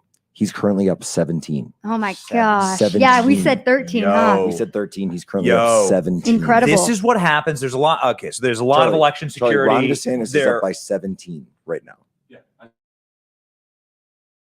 Sorry about the mic not being muted, guys. I apologize. I muted the camera. I mute the camera when I'm taking a bite because I didn't want it to be obstructing, but I got to mute the microphone too, so sorry about that. Anyway, but I predicted that DeSantis would be down. We win by 17 points, actually. So people in prison and locking people up for illegally voting, and that will have such a chilling effect on people who want to commit crimes and shenanigans. Stop calling them shenanigans. They're crimes, okay? The real threat to our democracy, illegal voting, fraudulent voting. And so this is the way to do it. And it's wild. Just follow this special paint by numbers playbook that Florida has created for you, and you will have an amazing red kingdom too. So look, people say, Charlie, I'm freaking out.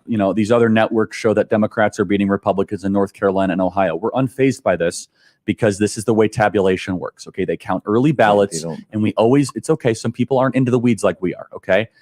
Early ballots, Republicans almost always lose early ballots, and then we win same day. And then we'll see what happens with absentee and all that else. Okay, that's just the calculation. So I'll tell you when to worry. Okay, I'll tell you when to worry about North Carolina and Ohio. And guess what? I'm not going to tell you to worry about North Carolina and Ohio tonight. All those other networks are trying to scare you. They're trying to fearmonger. New Hampshire, not looking great for Republicans. Not going to lie. Okay, that's just life. Ohio, North Carolina, we're fine. Okay, no reason for alarm, no cause for alarm. We're going to be just fine. Email us freedom@charliekirk.com. People are messaging us, and we have, for example, it says that Ted Budd is down 7 points in North Carolina with 1.1 million for Sherry Beasley, and Ted Budd with 967,000 votes. Wait an hour. Just take a deep breath, and all of a sudden you're going to see Ted Budd up 5 points as soon as that threshold of votes goes over 3 to 4 million votes. Jack, your thoughts? Georgia's getting tight. Georgia's getting very, very tight right now. But it's about to flip. Okay, so Brian Kemp is going to win by 6 points. There was this huge surge right at the beginning. Warnock was up. Abrams was up. Now that's shrinking down. That has been cut from something like 20 points now down. It's only 8 points.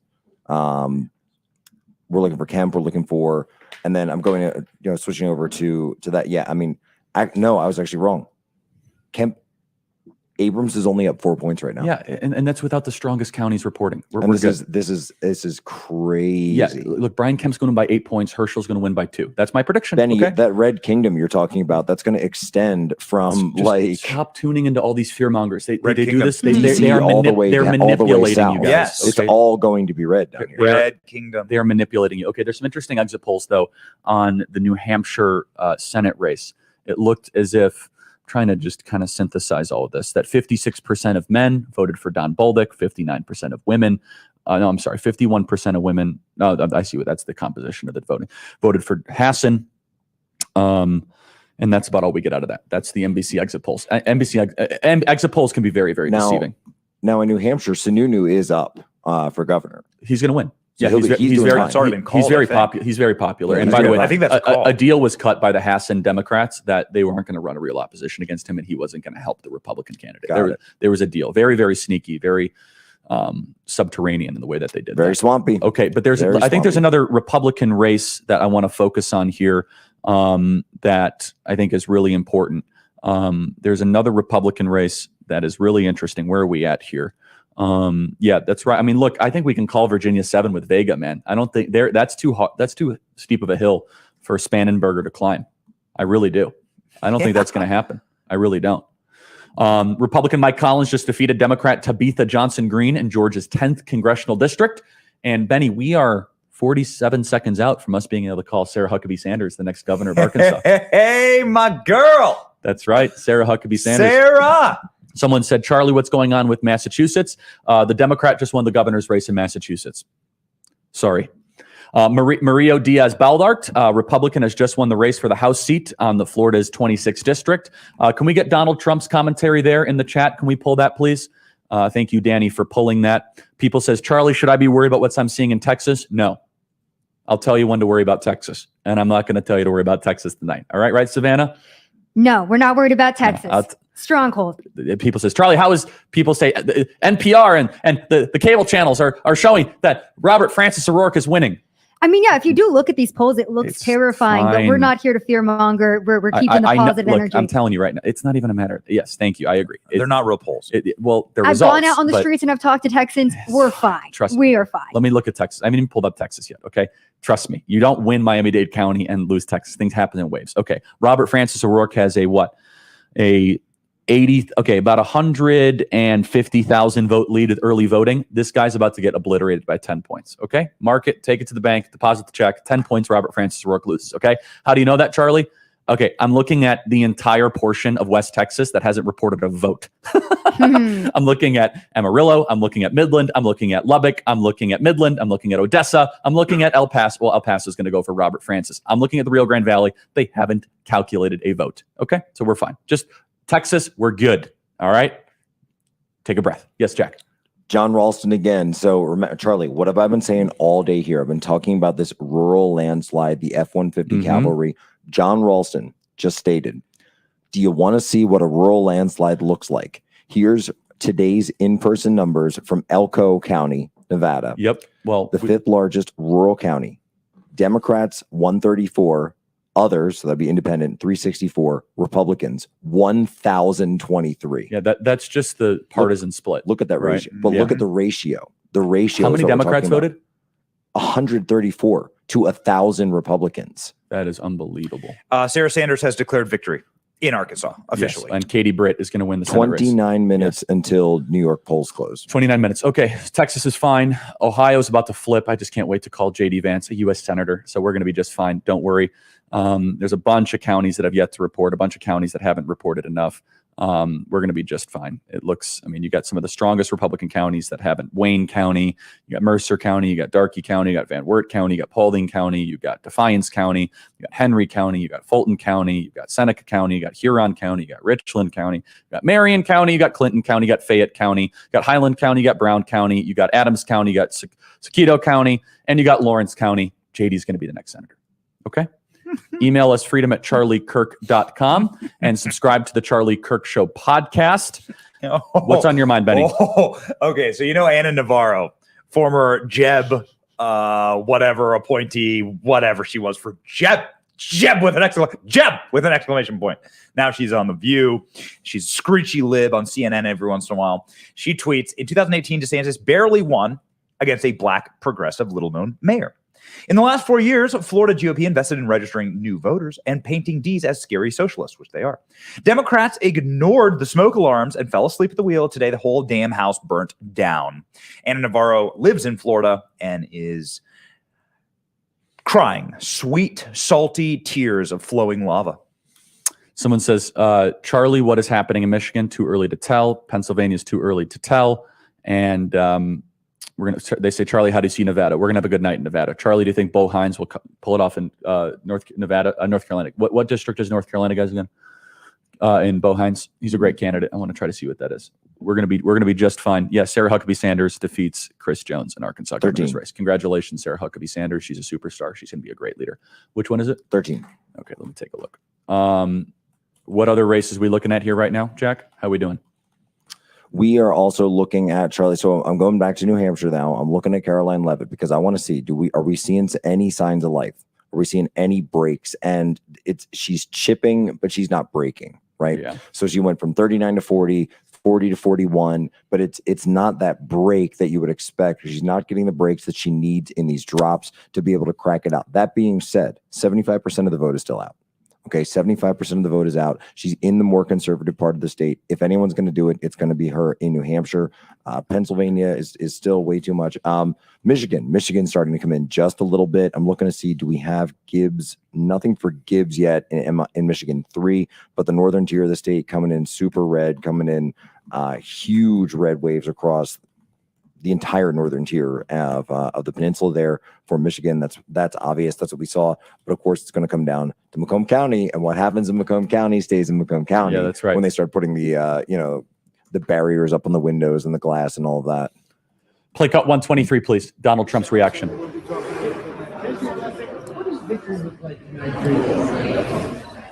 Well, I'd say certainly a majority in both. I think we're going to do very well in the House. And I hope we're going to do very well with the Senate. Does anybody have a prediction here? 53. We're going to see you later. Are you planning to go Governor DeSantis? Your reaction, Jack or Benny? I mean, he's at Mar-a-Lago for the Mar-a-Lago Victory Party. Should be really exciting. There's also a victory party for Ron DeSantis on the other side of the state in Tampa tonight. So they're holding dueling victory parties. We'll see. You heard him get asked the DeSantis question there. But Donald Trump saying last night to us on the plane that if everything goes right, then Republicans will claim the credit, and if everything goes wrong, then they'll blame Trump. So Donald Trump was sort of ready with an ace in the pocket for these midterm election results. However, he has been barnstorming across the country. Got to tell you, at the event last night, and obviously at the events in Pennsylvania that he's been hosting, some 15, 16, 17,000 people that have been showing up. He's been doing great work for these candidates, and there's a lot of energy last night in Ohio. And I think he gets a ton of credit for the great candidates like Blake Masters and Carrie Lake, who So what I've been doing, I've been eating. So I've been muting the microphone and muting the screen when I'm eating. So you guys don't see it. So I'm just listening, and if things kind of pop off, I'll chime in.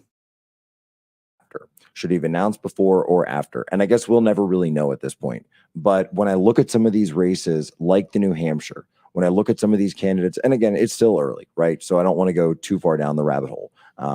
But you have to wonder if Trump was more on the ballot in a meaningful way, if he had announced, would that have juiced turnout even more? That being said, when you've got Ralston out there talking about this rural landslide, it seems like they already did come out for him. And so we'll never really know to an extent. But I think the fact that he did this sort of announce to not announce, it did what it needed to do, did the work it needed to do.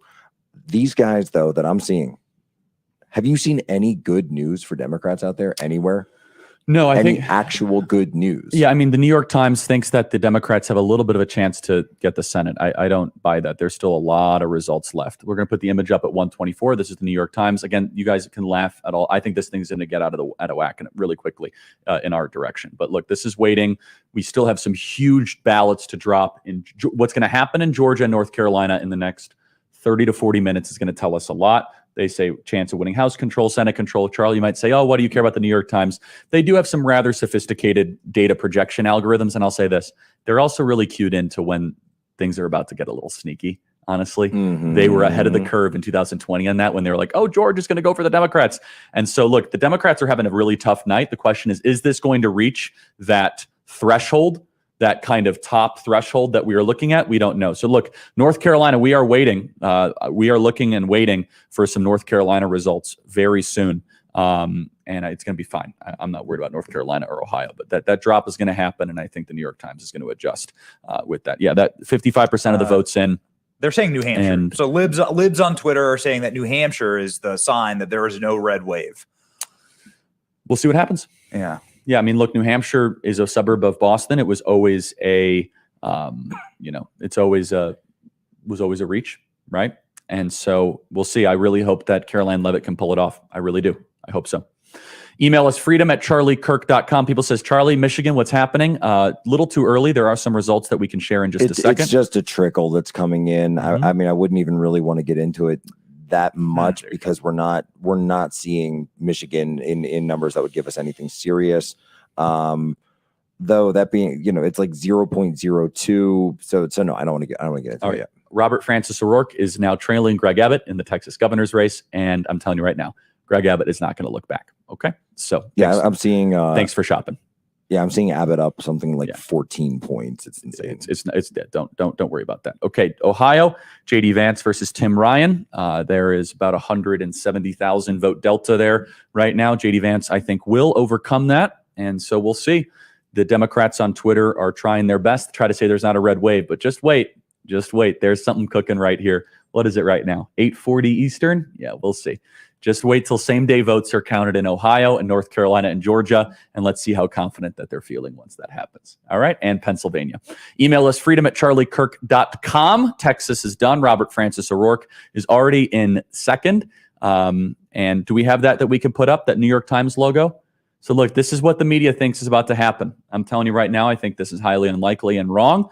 But look, anything can happen with these people. And not to mention, look, this means, can we put that graphic back up? This means, I'm telling you, I hope we have a legal team on the ground in Pennsylvania. This means they think they're going to be able to do a highway robbery with us. That's right. What that means. That's what that means right there. Well, they think Philly's going to go Philly. Yes, that's right. But also they're trying to keep their chattering class a little bit kind of calm and sedated. Do we have anything in Wisconsin yet? No? I'm not seeing Wisconsin. Yeah. So by the way, Texas is fine. Nothing to worry about. Georgia U.S. Senate race has now tightened.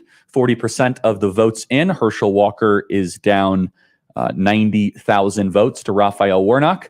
I think we're going to be just fine. I think we're going to be fine. That's about to tighten. And keep your eyes. I'm telling you, just wait for it. Mr. Ted Budd is about to take the lead in North Carolina. And everyone will be able to breathe a little bit easier in North Carolina. I'm telling you, it's going to be just fine. Someone says, any updates for South Dakota? I think Kristi Noem's going to win re-election there rather comfortably, but we're going to be just fine. I think it's fine. What happened in Connecticut?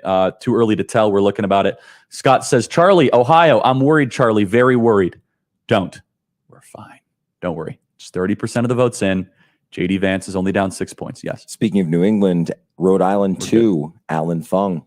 Alan Fung is ahead, 49 to 47, with 47% of the vote in. That's great. That's going to be a little tight. Look, the dynamics that are unfolding tonight is there is a red wave with certain Democrat barriers that have been built in with tons of money where they selected kind of where to protect some people, right? Yeah. The question is, how big is it going to be? How far reaching is it going to be? How regional is it too? And that's the question. Are you going to have, I think the Northeast has some possibilities of really breaking through. You kind of look at Rhode Island, you look at New York, but look, New Hampshire, I'll be honest, New Hampshire is so far, the Democrats' best story to tell right now is out of New Hampshire. So Hassan has been a governor of New Hampshire. She has a very long political career in New Hampshire. I'm not trying to, simp for her, but it's not like you were going up against someone who really sucked at her.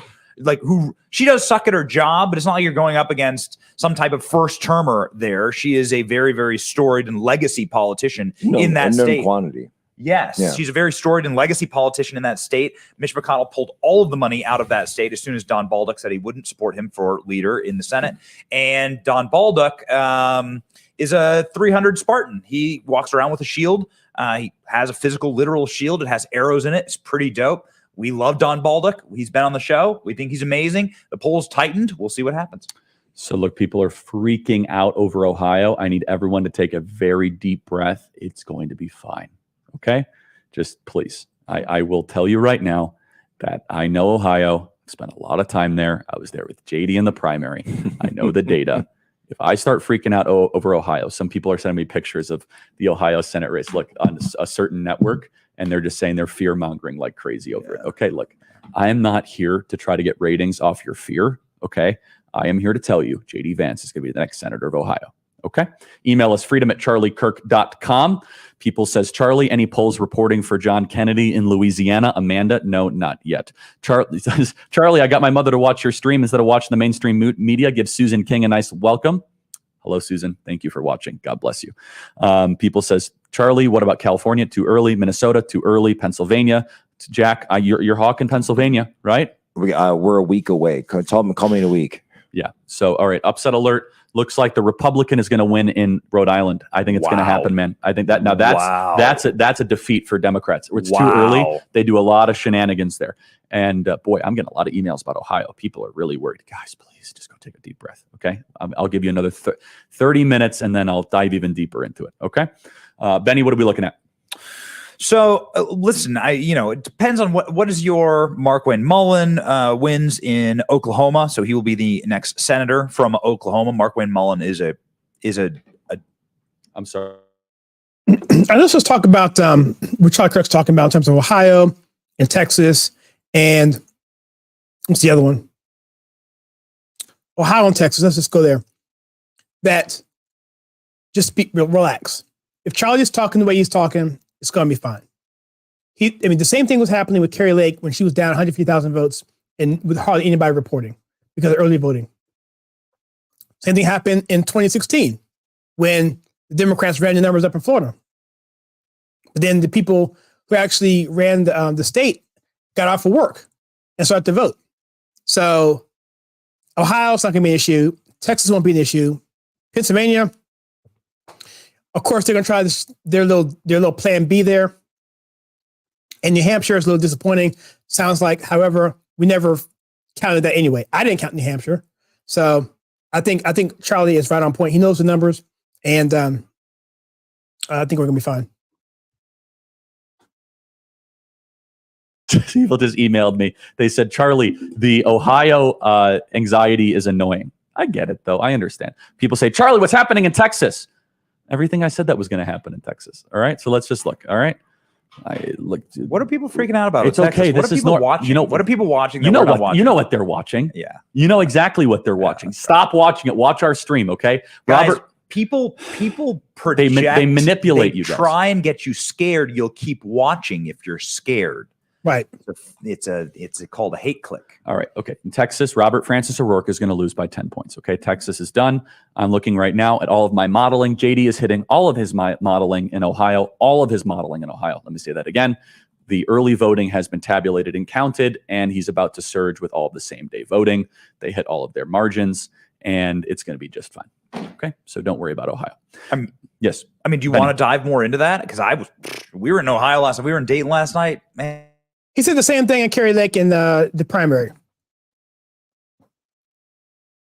Maybe you should scratch the surface, calm them down. They should try the 5-finger breathing. At the New York Times. Yes. So someone says MSNBC, Ben Collins having a minor aneurysm. Looks like he needs a week at promises. I honestly wasn't sure he was real. He literally looks like he's about to cry. Yeah, they should cry. This is going to be a very bad night for Democrats. It's happening in real time. And I think the further west it goes, the worse it's going to get for Democrats in more ways than one. This is a wave year. It's happening. New Hampshire is obviously not the way we wanted it to go. I'm not saying it's over, but I'm looking at the New Hampshire Senate results. It's leaning in Hassan's direction, no doubt. It really is. Email us freedom@charliekirk.com, everybody. That's freedom@charliekirk.com. A lot of races are pouring in. We might steal a congressional race in Rhode Island, everybody, which is just amazing. Wow. Steal, you know what I mean by steal, meaning like just not the way that other people might meaning that we very well might have a surprise victory there that other people might not have expected, which is just amazing. The gap is tightening in all of the major states. We are seeing here right now. Tightening in Georgia, tightening in North Carolina. Of course, it's about to invert. Once the day of voting is counted, everything inverts. Okay, that's the way things happen, right? 5% in Pennsylvania. Yes, that's right. Okay. Someone says here, Charlie, any word on New Mexico? No, New Mexico polls don't close for a while. Actually, they might close. And yeah, Texas, O'Rourke is done. Okay, that is over. Texas is signed, sealed, and delivered, is just completely over with. Okay, do not worry about that. Other results here. Let's see. What else we got here, Benny? We got some other people that are asking us. Oh, thank you. Man, I just can't get over what happened in Florida tonight. It's just remarkable. It's just really great. It's amazing. It's the model. With 12 minutes left, looks like in-person election day voting is right around 235,000 in Arizona. I think we might be able to surpass 240,000 in Maricopa County, which is just amazing. That is really, really, really good. So Republicans just crossed 100 mark in the House race, which is great. We just won 100 seats across the country, which is terrific. That is a really, really good sign for things to go. People say, Charlie, what about New York? New York is too early to tell because polls have not closed in New York. Polls close in New York in 12 minutes, which is going to be highly instructive. Oh, well, what do you know? Brian Kemp just took the lead in the Georgia governor's race as predicted. Told you guys, just chill out. Okay, early voting is counted first and then same day voting, and then things get to... Charlie is smart as crap. I mean, I just go off what he says because he's on the money, and I'm not even tripping. By the way, Ohio was named not even in the ballpark of being competitive. It's gonna work itself out, and North Carolina shouldn't be close either. With over 2 million votes tabulated, 2.1 million votes tabulated, that means Brian Kemp's going to win by 7 points. If he wins by 7, Herschel wins. Right now, if Brian Kemp wins by 5, Herschel hopefully wins. But if that 3-point clip means that if they're running and they're married that much, like basically of that ticket, that's a really, really, really good sign. If Kemp was up by like 8 on Herschel, that would be a crisis in the Herschel Walker camp. That's really bad news for Raphael Warnock. Very bad news. The night's not getting better for Stacey Abrams. No, Stacey Abrams is done. The night is getting much worse. Stacey Abrams has been defeated. Robert Francis Rourke has been defeated. We're just done. That's over. Okay. Email us freedom@charliekirk.com. Pennsylvania. All right, so let's take a look at some of this stuff. I have to go again. My wife is actually telling me right now that they fixed the machines, supposedly, and I'll be leaving in the next 5 or 10 minutes. We'll do it the same way we did it before. So let's take a look at this, and let's take a look at some races here. All right, so we knew that your girl Stacey wasn't going to make it, but let's take it out. Look at the center races here, and what do you have? I don't like that number. Let's just come down here and look at some actual. I don't know if this is being refreshed or not. Let me refresh it first. Figure Fox News wouldn't have a refresh on there. All right, here we go. So we know about Rubio, Warnock. Oh yeah, that's real. that's gonna be a wrap, guys. Look at that. I mean, I don't have a good view to dig into the counties at this particular app. New York Times does. I don't have that access because I'm not paying for that. But that looks really good for him.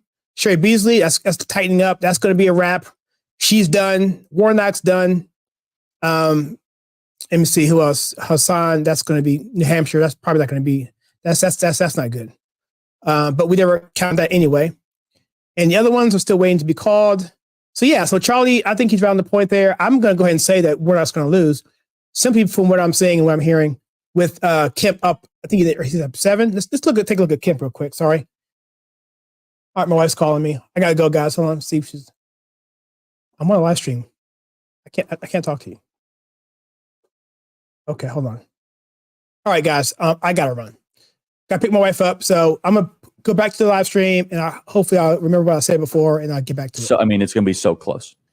It's gonna be so tight. That's what. Look, if Mark Elias, okay, if Mark Elias is in there arguing about undated ballots and unsigned ballots, misdated ballots, he knows this is going to be down to the bare inches in Pennsylvania. So what they did was they blew out their people in Philadelphia and Pittsburgh with that mail-in vote, the suburbs, the suburban moms. They did the mail-in voting, mail-in voting, mail-in voting, mail-in voting.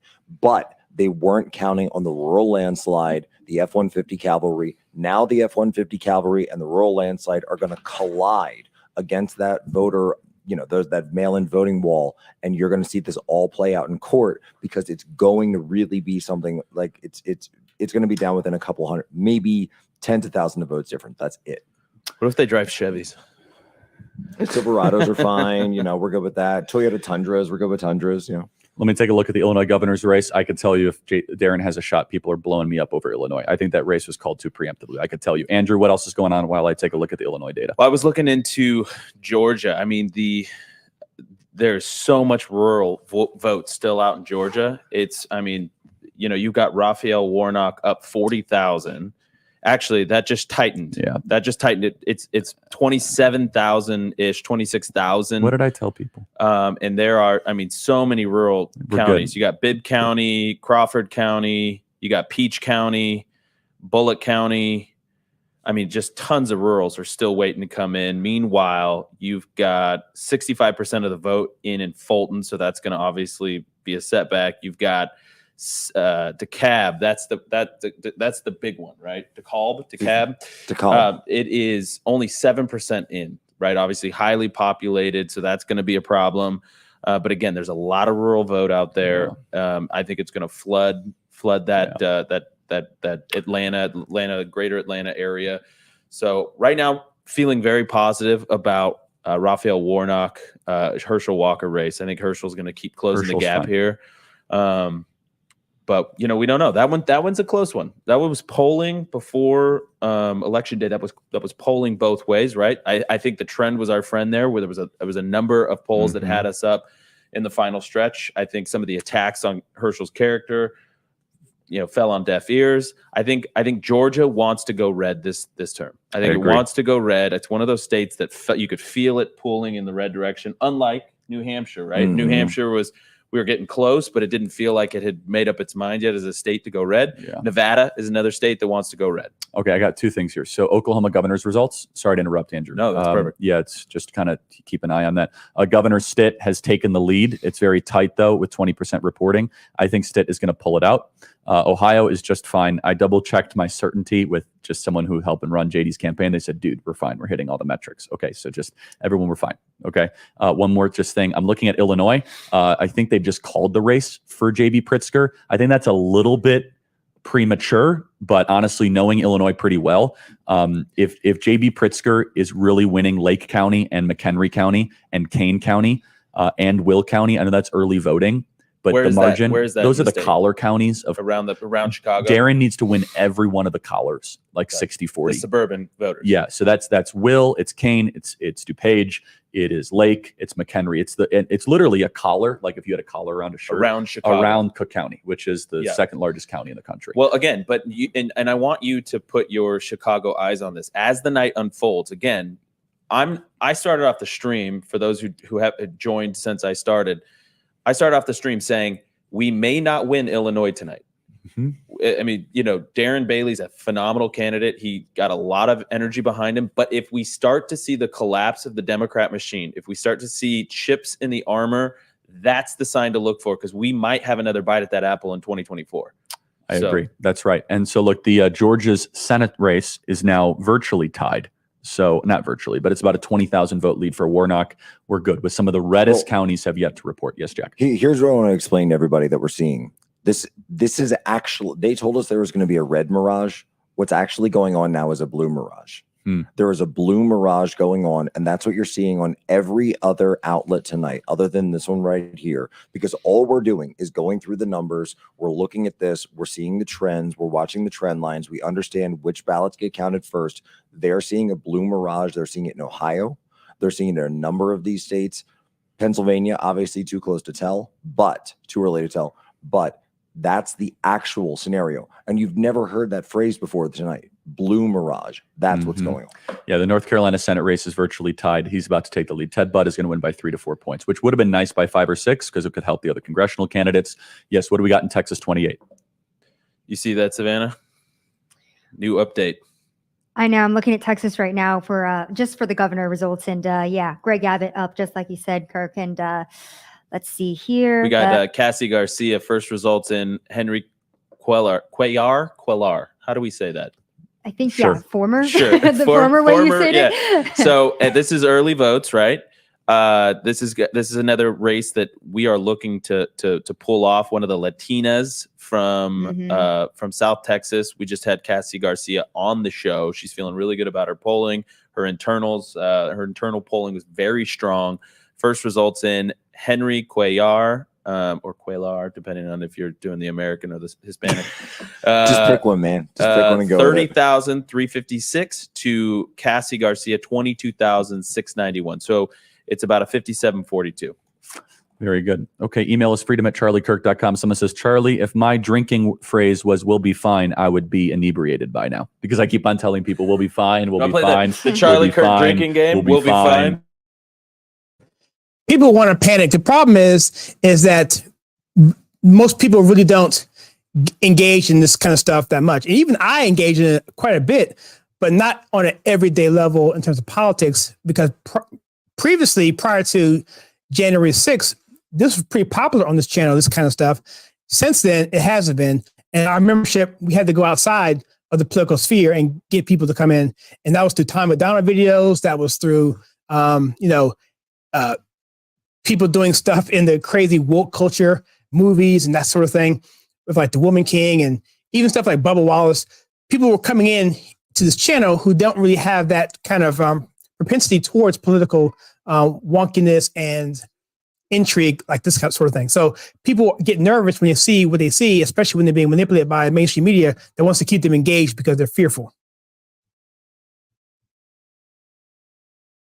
I know the numbers really well. You got to run up the score in the collars, and Darren Bailey did not do that. I'm sorry. It's just not there. Are you seeing any chipping of the armor? That's the question. No, I mean, if you're losing Lake County by 15 points and you're losing McHenry, those are going to tighten after early ballots, but the turnout there just wasn't there. It's such a structural disadvantage. So you take one county, for example, DuPage County, that's Hinsdale, that's Downers Grove.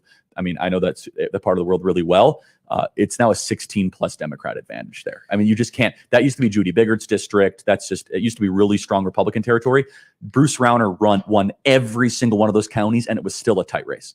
And so I'm just not seeing it. Now, it is possible that those tighten once there's same day voting, but it's a 16-point delta with the volume of votes. I'm not trying to be a downer. I'm just telling you, Illinois happens to be where I cut my political teeth, so I know those counties pretty well. And that's just the way it is. New York is closed. Polls in New York have closed, everybody. Let's go around the horn. What other polls just closed here? And tell me when we have that sound, Andrew. I think that's important. Yeah, we've got it. We've got the full clip right now. Do we have it? Okay. Yeah, well, tell me when we're ready to play. Let's play that. Let's play. This is amazing, everybody. Collins. And while it's in the break, also consider emailing me, freedom@charliekirk.com. Let's go. Disinformation and misinformation are two different things, right? Yep. One is when you just get something wrong, and the other one is when you deliberately get something wrong, or in fact create something out of whole cloth and try to sell it as if it's true. Are we seeing wholly invented fake news, wholly invented false stories about Arizona, or are they just spinning and distorting what amount to small kind of normal distortions in the electoral process over the course of the day into something that seems more nefarious than it is? Yeah, it's the second thing, Rachel. With this stuff, they take a grain of truth, which is, there were a couple of vote tabulation boxes that were just 20%, and they took a video of a person announcing this to the group. They said basically, just wait in line or put it in that third box, and we'll deal with it later. They will be adjudicated. They will be hand counted at the end of the day. But that wasn't enough for some people on the internet who had to then wildly hypothesize about what was really going on with the ballots, because it's what goes on in this space. You got to remember the backdrop of this, Rachel, which is that there is this very big documentary in the pro-Trump internet called, by the way, we should put documentary in quotes there. There is a film called 2000 Mules by Dinesh D'Souza that alleges very ridiculously that there are what he calls mules, people dropping off things into ballot boxes and all of these things, fake votes all throughout the country. It's been widely and continuously discredited and debunked. A good one from this weekend was from John Oliver, if you want to watch one of those. That is really taken hold in an underground way on the pro-Trump internet, and people have just been looking around for really anything funny that happened or any small thing that could be blown out of proportion, and this is called being gaslit. Arizona. Everybody email us your thoughts, freedom@charliekirk.com. That's exactly what happens in Arizona. They're talking about us, by the way, those terrible people. Some people on the internet. On the Trump wing of the internet. Guys, polls have closed in Arizona. We're about to get some Arizona drops now as we continue to march westward. And as I predicted, Texas, the gubernatorial race, Greg Abbott is up 6 points on Robert Francis O'Rourke. He's going to win by 10 to 15 points, which is great. That is a great sign, by the way. That is a really, really good sign for the structure of Texas and also all that out-of-state money that's been trying to impose their values on Texas. We're about to see a big inversion in North Carolina. We're about to see Ted Budd take the lead there against Sherry Beasley. Interesting. Rhode Island House 2. The Republican Alan Fung is down 4,000 votes, 82% in. So we're going to assume that that's day of votes that are still to be counted. So to your earlier point, Rhode Island House 2 is very much in play. Very much in play. Herschel Walker just took the lead in Georgia. There you go. And I don't think he's going to look back. It's going to be back and forth and back and forth and back and forth and back and forth, but we're going to be just fine. As Herschel Walker. Everything's going to plan, guys. Trust me, if I was worried, I'd be freaking out. I'd cut the stream off and I'd be in bed right now. But nothing I've seen right now has me worried at all, other than the plan B that the Democrats are trying to pull. Because if there was no plan B, it'd be Florida. It would be a bloodbath all over the place. So that's a great sign. That is a really good sign. Now, the question is how many buckets of ballots they're going to find in Fulton County and Cobb County, honestly. You saw the Maricopa thing got...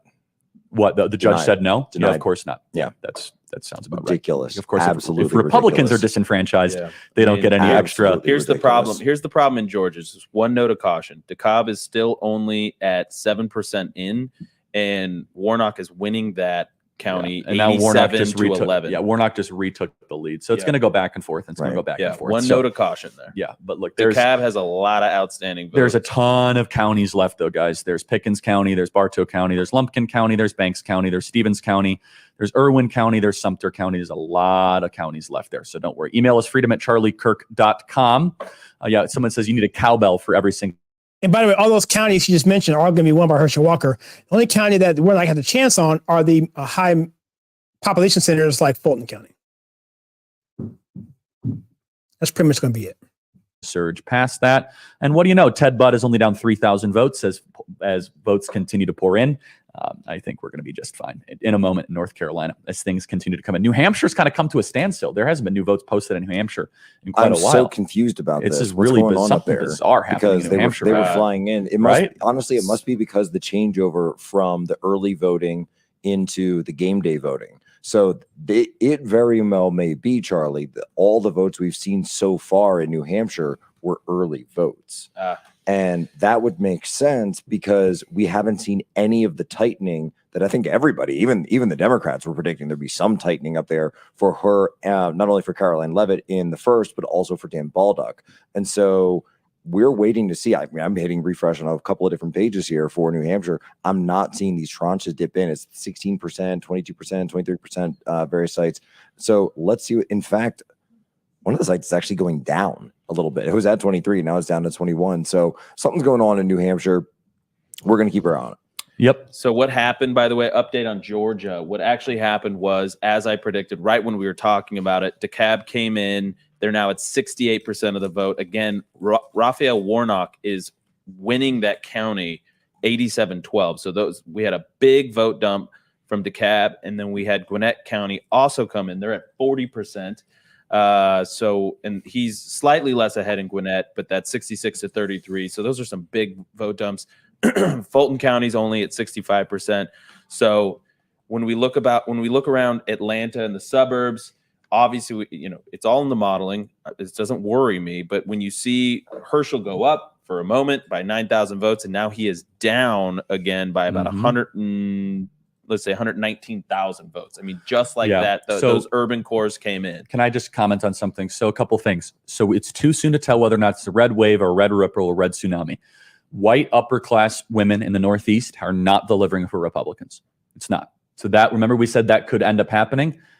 It's not materializing. There is one last variable though. There is one last variable that could turn this night into a very bad night for Democrats, and that's Hispanics.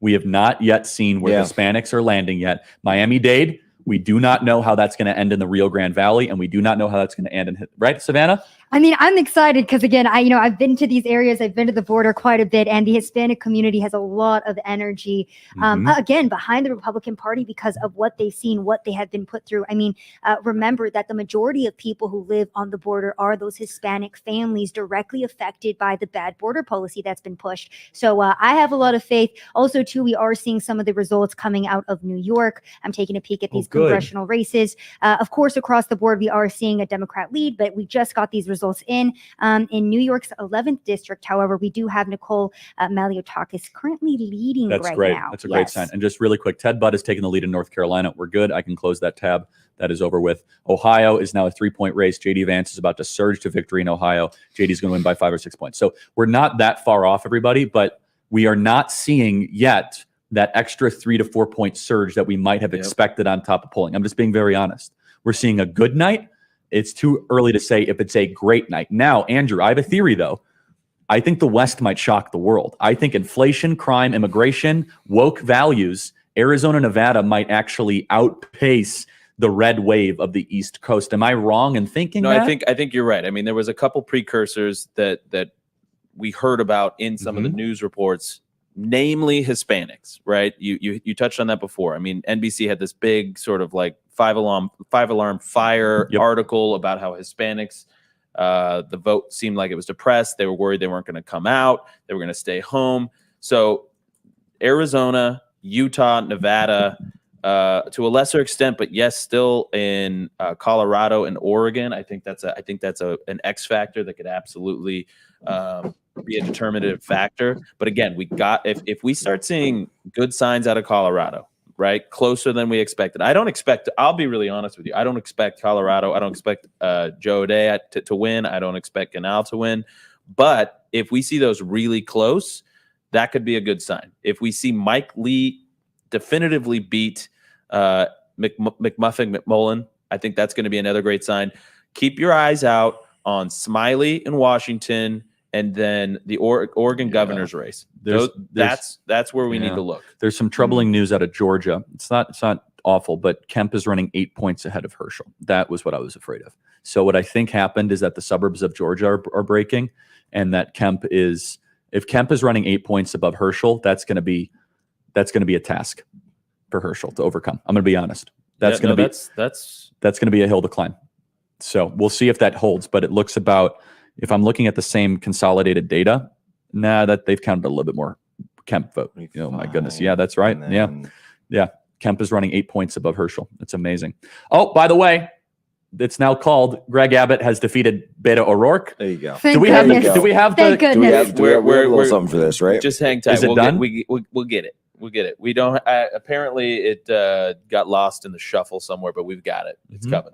You know, one of my favorite things to watch this election cycle has been Beto O'Rourke being shouted down at every single one of his rallies in Texas. And I think that's great, right? Everyone nationwide needs to go and let these political candidates know that they do not want them destroying their cities. They do not want them destroying their states. Be vocal, go, get loud and take your country, city, state back.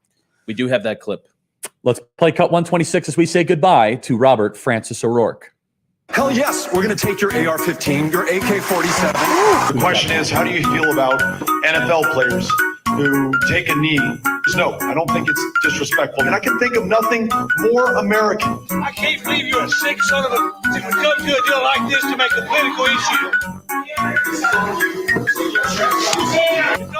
Like you, why don't you get out of here? I really love that Black Lives Matters and other protesters have put this front and center to defund, in some necessary cases, completely dismantling those police forces. It may be funny to you, but it's not funny to me. Goodbye, Robert Francis O'Rourke. It was nice knowing you. All right, so we're looking at more polls closing in real time. So how are we doing on, can you guys kind of get me a vibe check on the Texas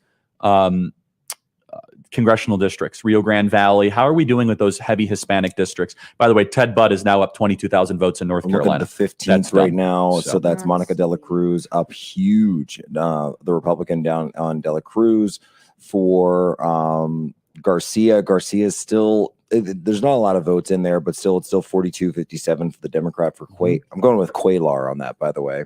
Yes. And then I'm not seeing the rest for Flores. Look, Flores is House 34. Yeah. Flores 34. is She's losing trailing. 49.9 to 47.1. So she's but listen, that's like 1,500 votes, and 36% is it. Again, she won this in the special. This is now for a full 2-year term.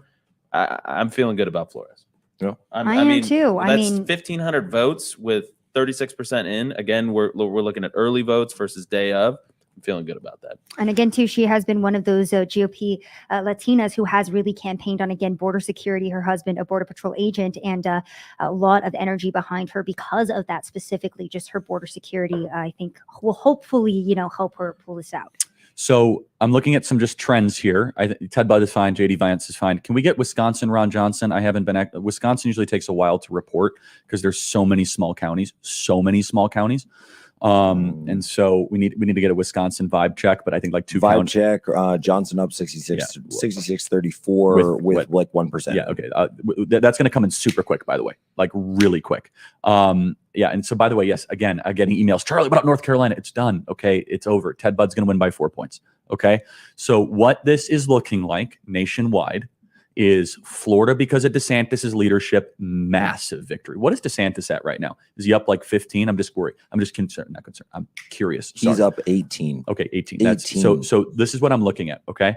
Candidate quality matters. Georgia, I don't know. I don't like what I'm seeing out of Georgia right now with Herschel. I'm not.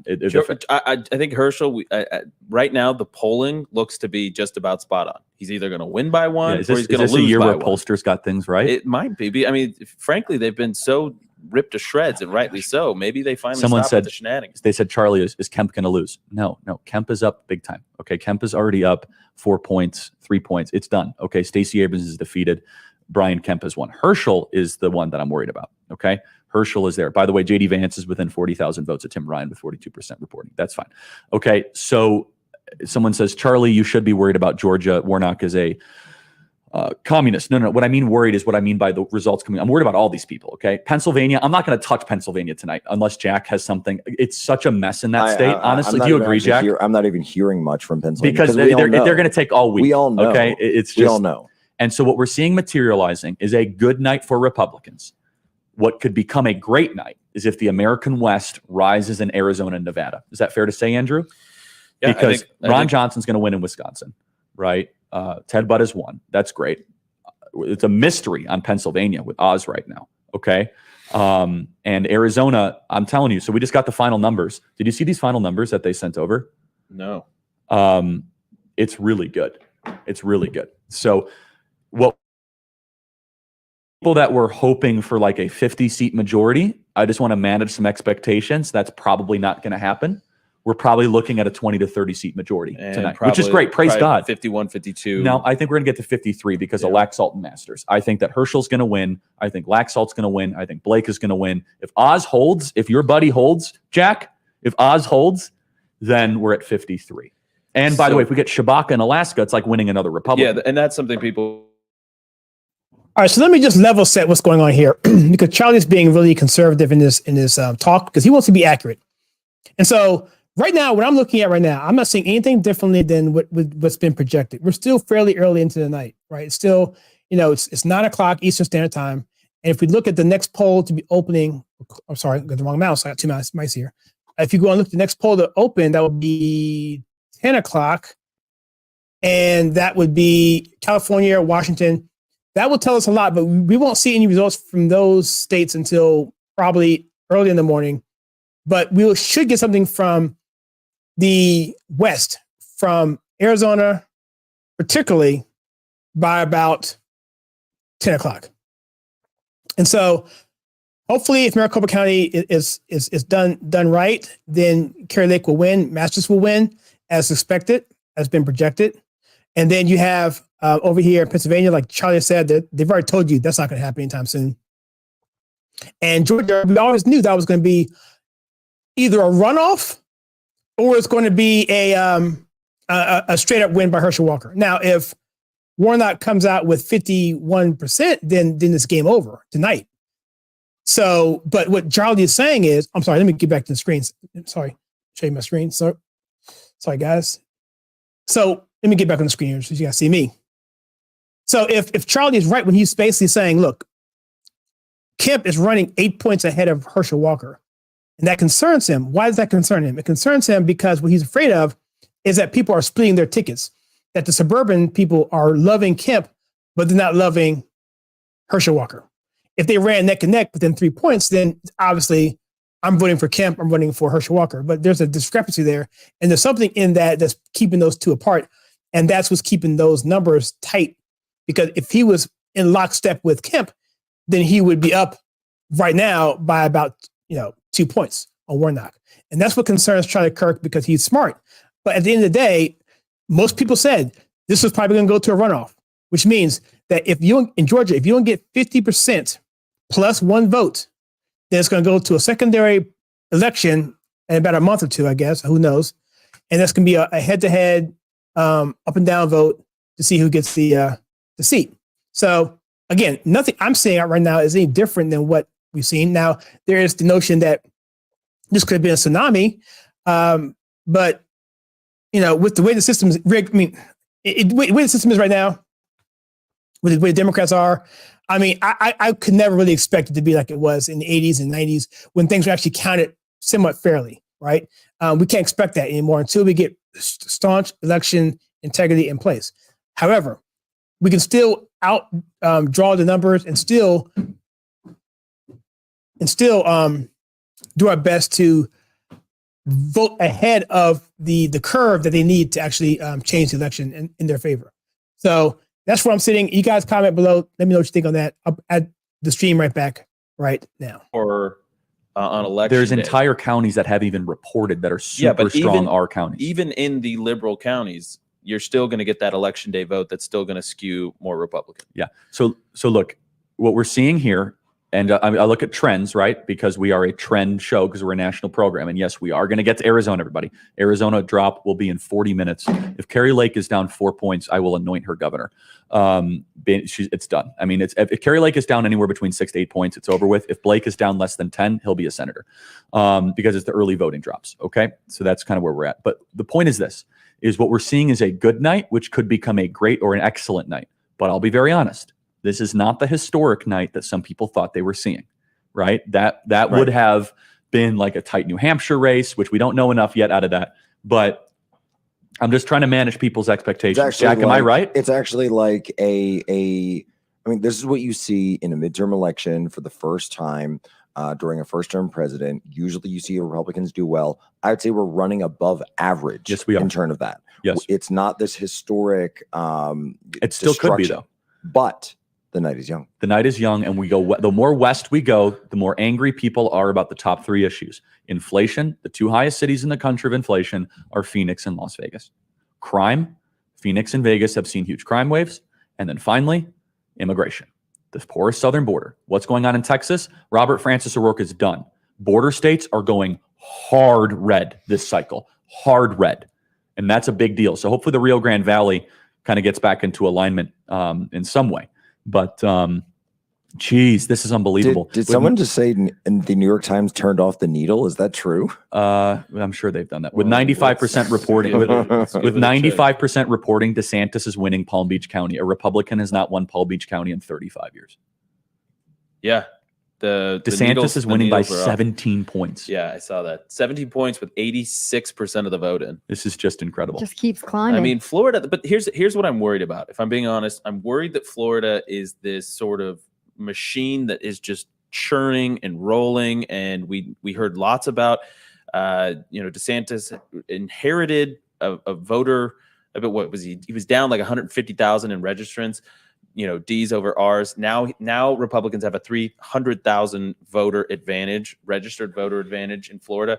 I'm worried that state is just churning and it's a microcosm of itself. It's not going to expand to the rest of the country. So I think if you see this red wave in Florida, red tsunami, really, I mean, it's the Democrat Party is collapsing in Florida before our eyes. You may see a red wave, not a tsunami in the rest of the country. You might see red ripple in New England, like we're talking about. So it's too early to tell. Absolutely true. But one thing I want to talk about, and I think it's a fascinating sidebar conversation, is the Dems. They're freaking out on Twitter right now about money spent on bad candidates. I mean, they dumped $72 million into Val Demings. She got wiped out. All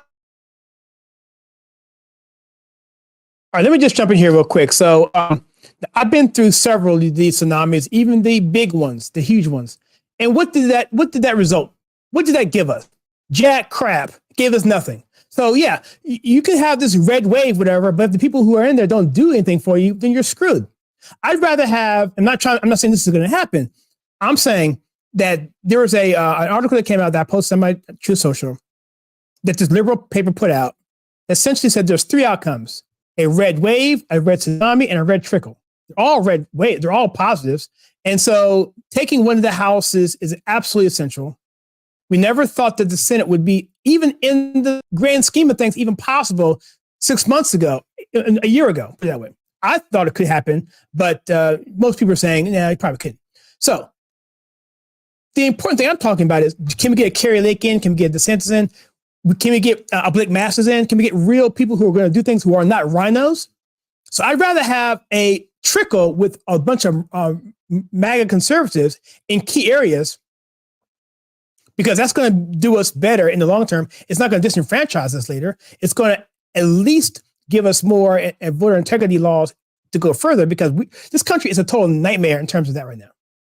Total nightmare. And until we can get governors in place to put up these election commissions together that go after and have the teeth of the government, state government that is, to enforce election law violations, who are trained on cybersecurity, who are trained on the statutes of the laws that don't get upheld.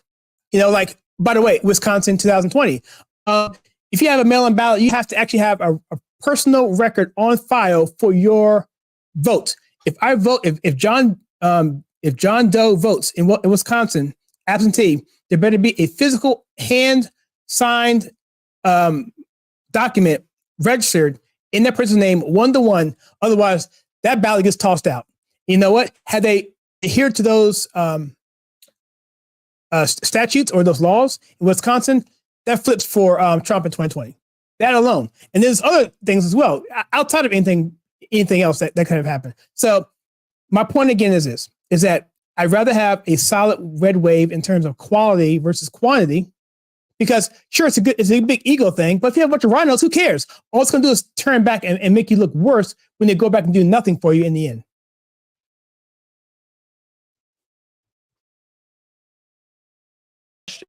That's, if you watched his movie, if you read his book, like so many people in Ohio did, right? That's his backyard.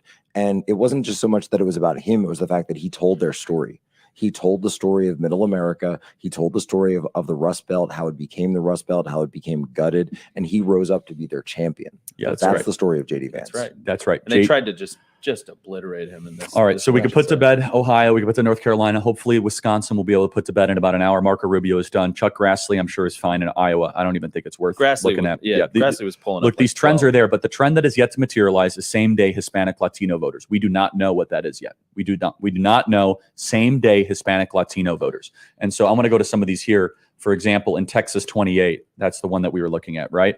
That's one that we should win. That is a race that we should win. And it's, let's see how we're doing. Texas 28, Cassie Garcia, or we can win with 52%. Yeah, she's down pretty significantly. How about Maya Flores?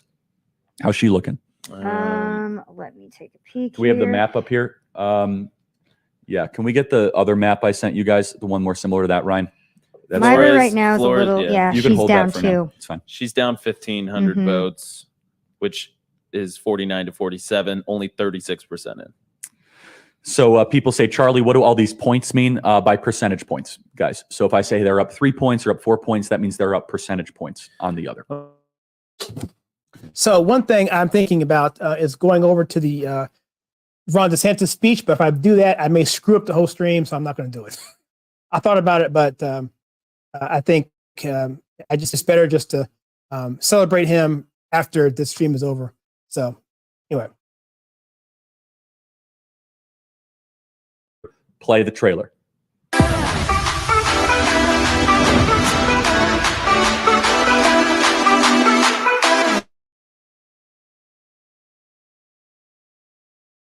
All right, so we got Jackie on. I don't want to give them any more plug than they need because Turning Point is awesome. Charlie Kirk founded it. He's still, I think, in the 20s. Charlie Kirk's amazing. However, they're doing their whole thing about the AmeriFest in Arizona coming up soon. It's a fantastic conference. Jack, you and I, we went to the one in Tampa, Student Action Summit. That was great. Trump was there. He spoke. DeSantis was there. He spoke. Jack Posebius spoke. Ben Carson did a book signing. Junior was there doing a book signing. Got a chance to meet a bunch of people. It was a really, really good night.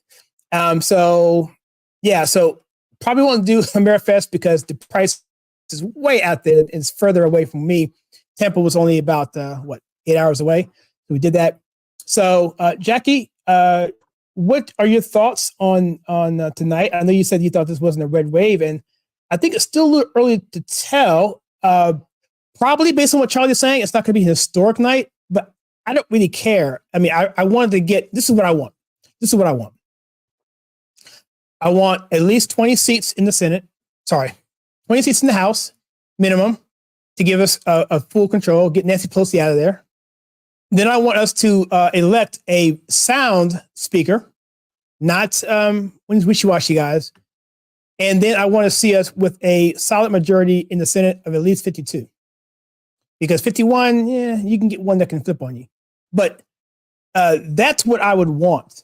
But on top of all that, and by the way, the best we could do, let's think about it. Okay, what is actually a red wave? What would be considered a red wave? Everyone would consider it being the best thing possible for Republicans. The best we could have done, the best we could have hoped for, is 54 in the Senate. Period. That's it, max.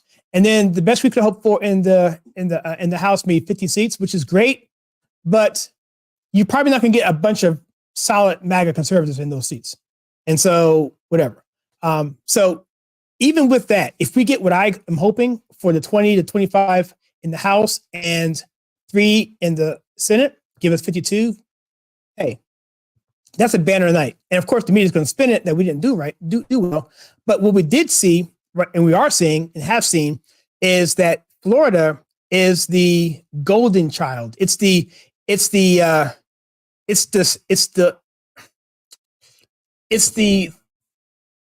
I don't know what I'm looking for. It's what we're looking for in terms of the measure of what we're looking for. That's the model. That's what we're looking for. That's the model state of what every state should be looking to do. A sound Republican governor, no nonsense, doesn't care, teach the media as they are and handles them gracefully. Kerry Lake can do that. And so what we can see is turn that model and turn it over to Arizona, turn it over to Nevada, turn it over to Pennsylvania, Michigan, Wisconsin. Ohio's already kind of seeing that. So that's really what it is. It's going to take multiple cycles to get to where we need to be. But right now, I'm trying to cut the bleeding. I want to have some gridlock.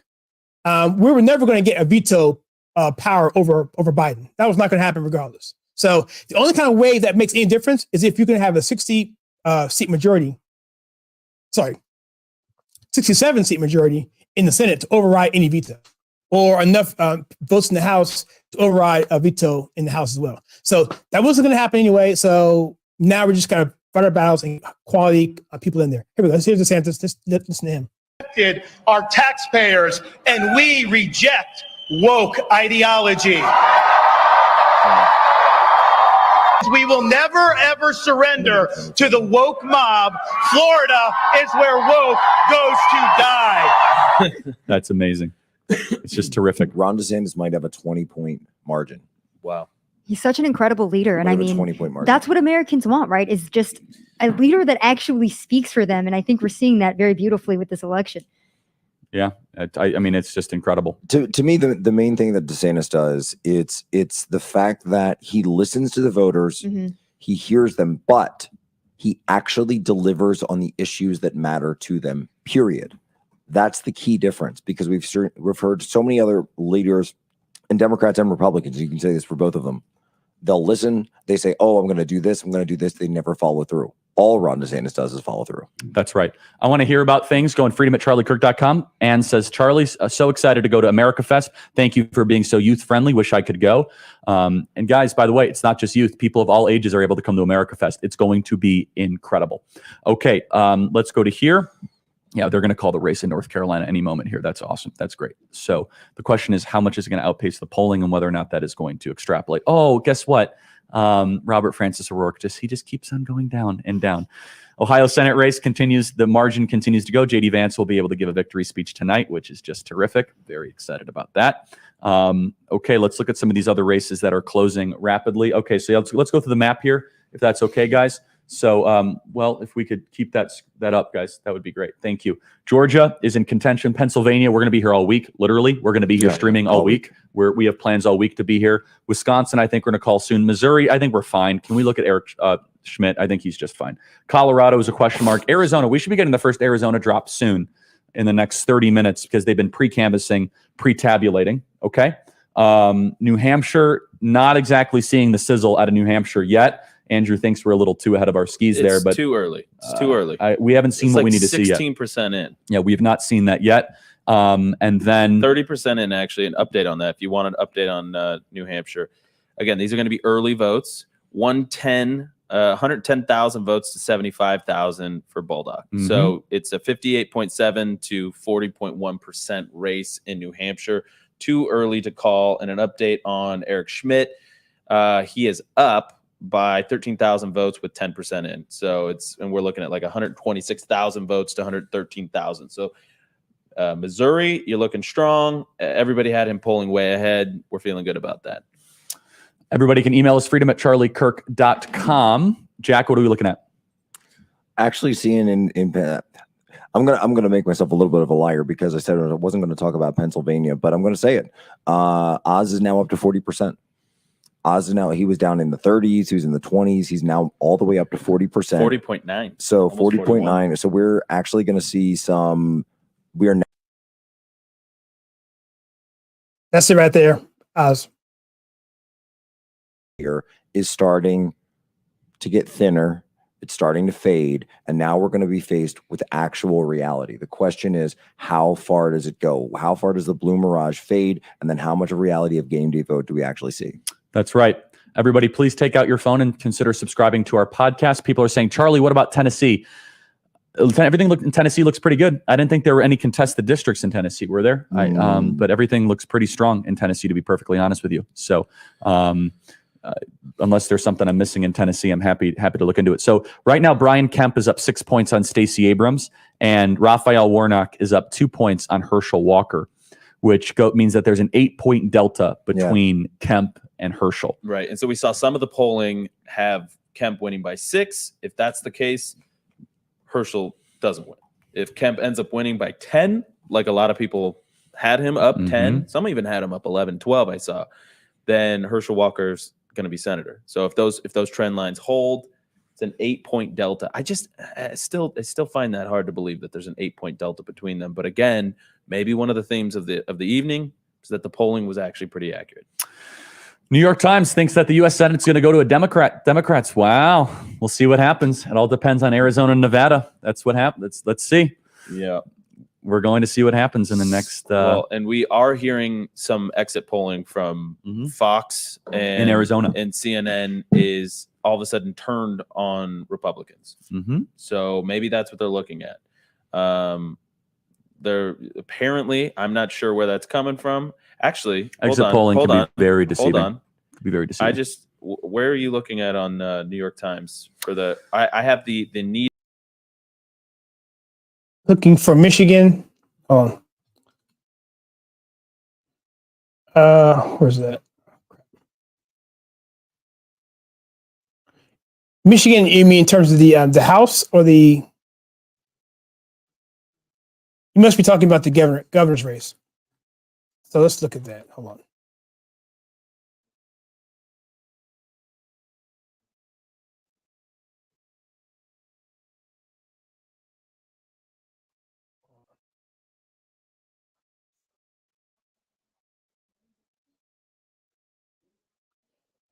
on. Gretchen's up by what, 6 points.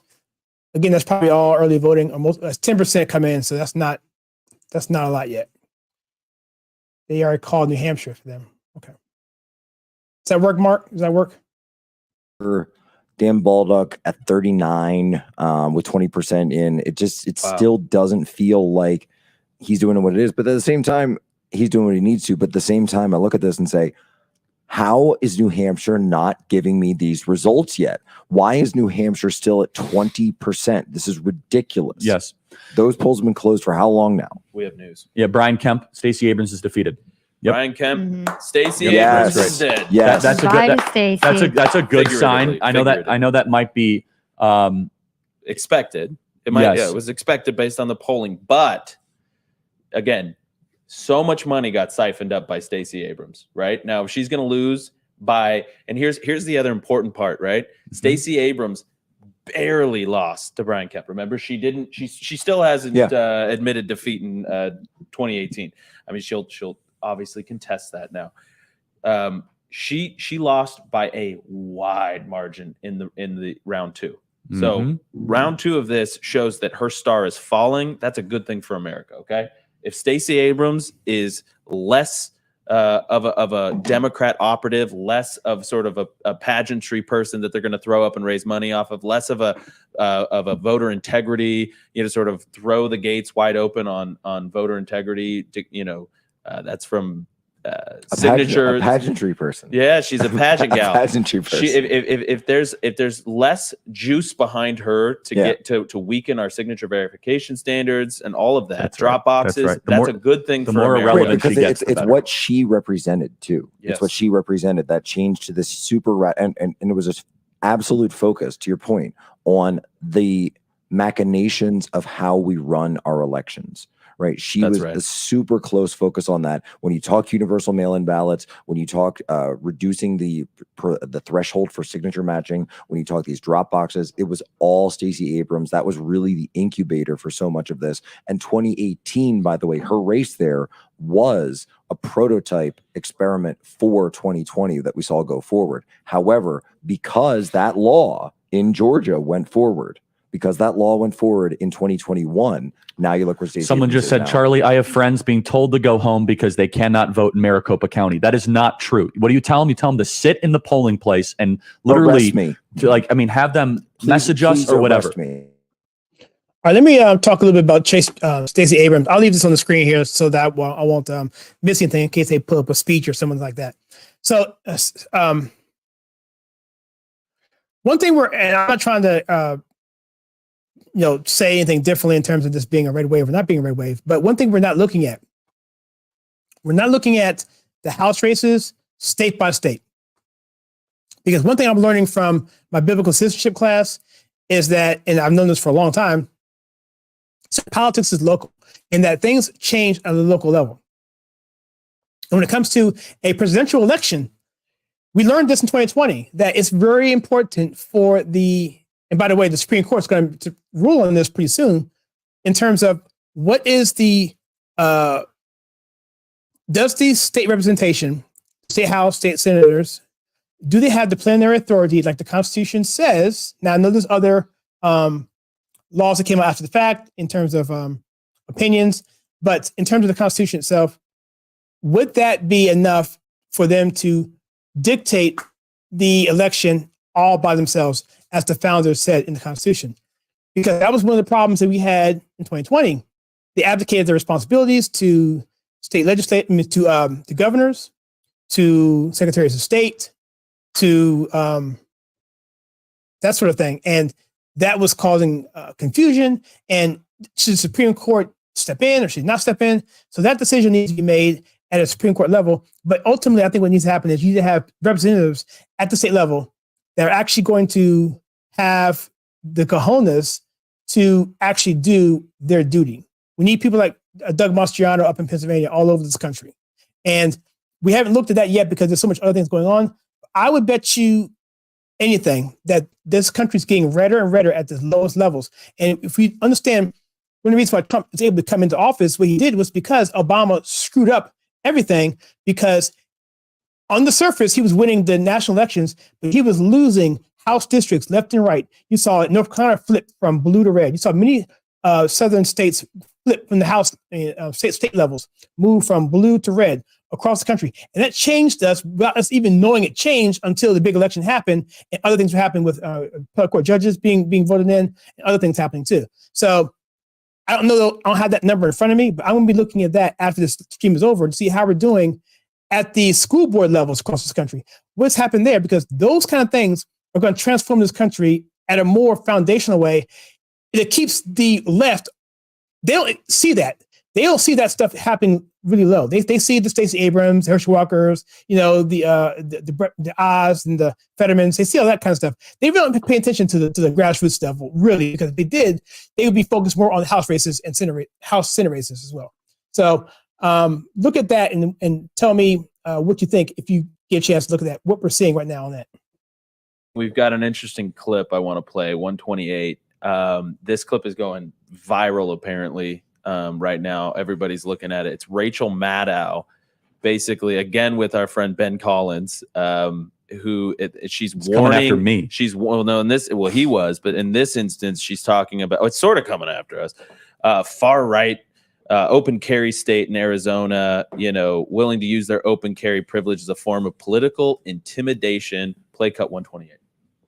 Arizona, one of the things we have to think about is the fact that Arizona is an open carry state, and a lot of the far right in Arizona has been willing to use their open carry privilege as a form of political intimidation. Andrew, thoughts? Well, I think back to that earlier clip we played, just the fear mongering. They're so out of touch with the conservative voters in America. They call us disinformation, whatever. I disagree. And they are so out of their minds. They're they just have zero idea of what we're like. I actually disagree with you. And because I think they know exactly what they're doing.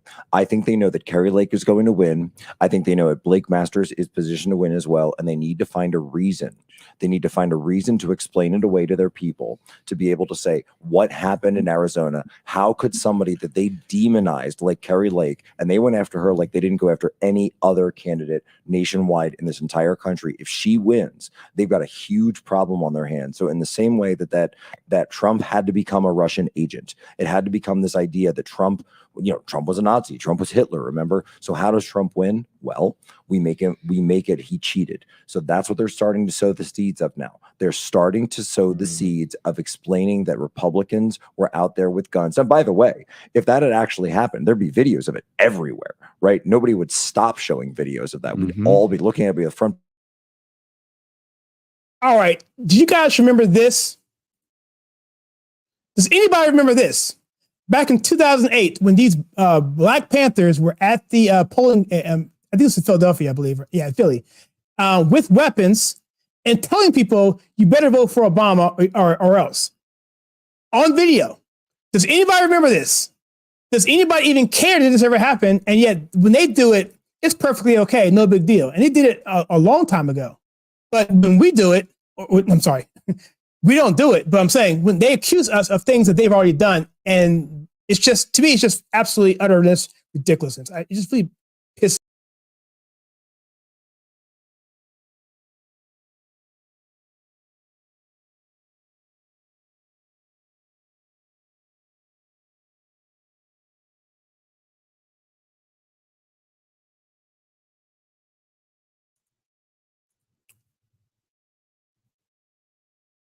Misinformation. They are the experts at misinformation, and they say, oh, they're spreading all this. Well, listen, Ben Collins, it wasn't a few voting centers that were having issues in Arizona. It wasn't a few. It was 20%. It's 1 in 5. So you're the disinformation artist if you're going to say a few were having issues. And by the way, this gives no credence to the issue of drop box 3, right? Or box 3, right? Box 3, it's better than not voting. I mean, Charlie tweeted about that on his own on Twitter. It's better than not voting. Do you have an update? Benny Thompson is down 4 right now. Benny Thompson, the head of the January 6th committee, is currently down 4 With points. how much reporting? Only 25 Okay, well, in. we'll see. But this is the head, the head of the snake, right? And in terms of itself, the January 6th committee. Imagine if we picked off Benny Thompson. Now that is a solid D district. So let's see. But these are huge numbers for a district that was not supposed to be anywhere. I don't think that was on any radar, right? Mississippi too. So people are freaking out. I'm getting a lot of emails. People are really nervous. We just got to take a big, deep breath. Okay. I feel confident looking at the data. Republicans going to the Senate. The House is fine by how much we do not know. Arizona, I feel very good about with this late surge that we were just able to pull off. Georgia, I'm told that Herschel Walker is going to pull it off. So we go around the map. Can we get the map up on screen, please? Herschel is now up. Herschel's up. He's up 30,000 votes. There we go. Herschel's up 30,000 votes. That's a solid. Every one of those. And by the way, I'm going to dive in on the county. Now he's level, getting though. the tranches that he needs. Hold on. So hold on. We're still only at 68% DeKalb. We in Fulton, we're still only at 69%. Clayton, which is just south of Atlanta, another very heavily blue district, we are at 83, so that's good.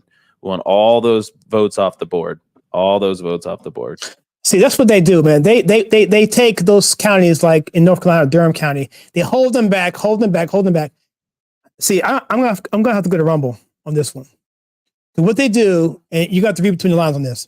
They hold those votes back, and Durham County has a certain percentage of people. Give you a hint, they look like me, and they're strongly Democratic. And what ends up happening is that if something shady goes on down there, no one has any questions about it. No one questions it because, you can't do it because, they look like me. So if you question it, then you must be a racist. And so that's where the game's coming in. So the fact that they're holding back those counties, that to me, that spells, because one thing about Herschel Walker is he's left the plantation, right? You can't have someone like him running around. You can't have people you can't have free thinking black men running around. We'll give you Kemp. That's fine. He's a white dude, whatever, conservative, whatever. Yeah, whatever. We can't have a free thinking black man running around. We can't have that. That's a big problem. I'm gonna stop there before we get this whole channel pulled. Herschel's going to pull this off, but boy, it's not going to happen easily. It's going to be there. Yep, that's right. The media just called Ohio for JD Vance. Did we not call that an hour ago? Hey, okay, we'll get we it. just said that. Hey, okay, Sure, it's always right, guys. Just relax. People said, okay. Anyway, so around the horn. So Pennsylvania, we do not know, but I'm telling you, they're gonna try some very serious shenanigans. Philly's going to Philly. What can I say? Oh, it's terrible. So look, I'm confident in Georgia. I think Herschel's going to pull it off, and then Arizona in just a moment. The whole nation's going to come on to Arizona and Nevada. The whole kind of weight of the country will be coming on to here, and we have been kind of hyping it the whole time. Can we get some deep dive on New York, by the way? Who called JD Vance already? Who called it? I did. Okay. I was just making sure. Yeah, but I mean, it's done. It's over. Yeah. You could take it to the bank. We have not made a bad prediction tonight. I'm going to be honest, though, guys. For some of you that was waiting for this red tsunami for Sea to Shining Sea, that is not materialized. It's a good night. It's a night worth celebrating, but it's not the 10 out of 10 night, right, Jack? It's just not there yet. No, it's a happy night. We're running, I would say, right. And I think that some people may have put the bar a little bit too high. Some of the hopium merchants out there may have set the bar a little bit too high because these are fantastic results. These are absolutely fantastic results. And by the way, we're getting an incredible delegation going to the next U.S. Congress if these trends hold. Yeah, that's Thank you. a great point. Yeah, That's by the a way, really good point. I'm telling you, I don't care what the prediction market's saying. Just keep an eye on Arizona. We have some pretty good data. I think that's going to materialize in Arizona. Pretty good. Update on New York as well. Yes. We have 26 House there. 4 so far have been taken by Democrats, 1 by a Republican in, again, New York's 11th district. That's Nicole Maliotakis. Yeah. So how are we doing in the third? In the third, okay, here we go. Actually, we have Robert Zimmerman leading by 2,000 points. Only 10,000. But yeah, we only 10%. have 10%. It's just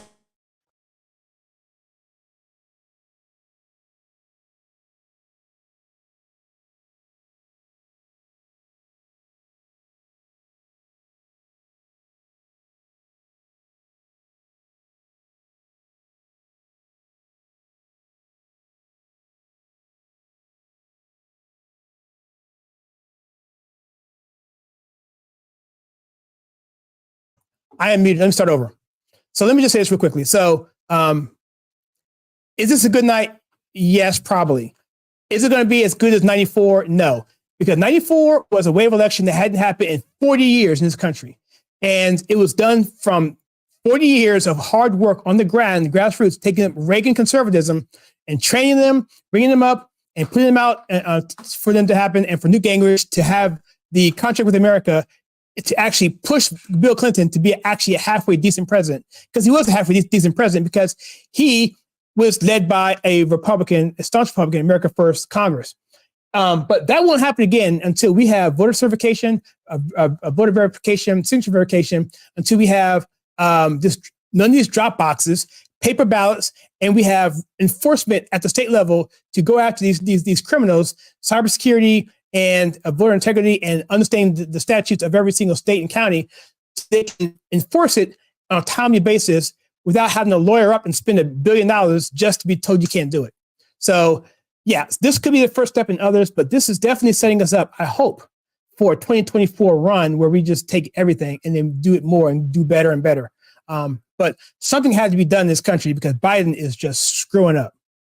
What about Mastriano versus Shapiro? Guys, we're being very careful about Pennsylvania because the way they do vote tabulation, it's such a guessing game right now. Is that right, Jack? I mean, guys, look, you think that I'm not paying attention. I know someone just said, why? Shapiro, but at the same time, it is what it is. Pennsylvania is going to come down to the inches, and that's why they're fighting signatures. That's why they're fighting election dates and everything else, and we're not going to know for a week. Okay, so I'm looking at New Mexico, getting a lot of questions about New Mexico. Ooh, that's actually a really good sign.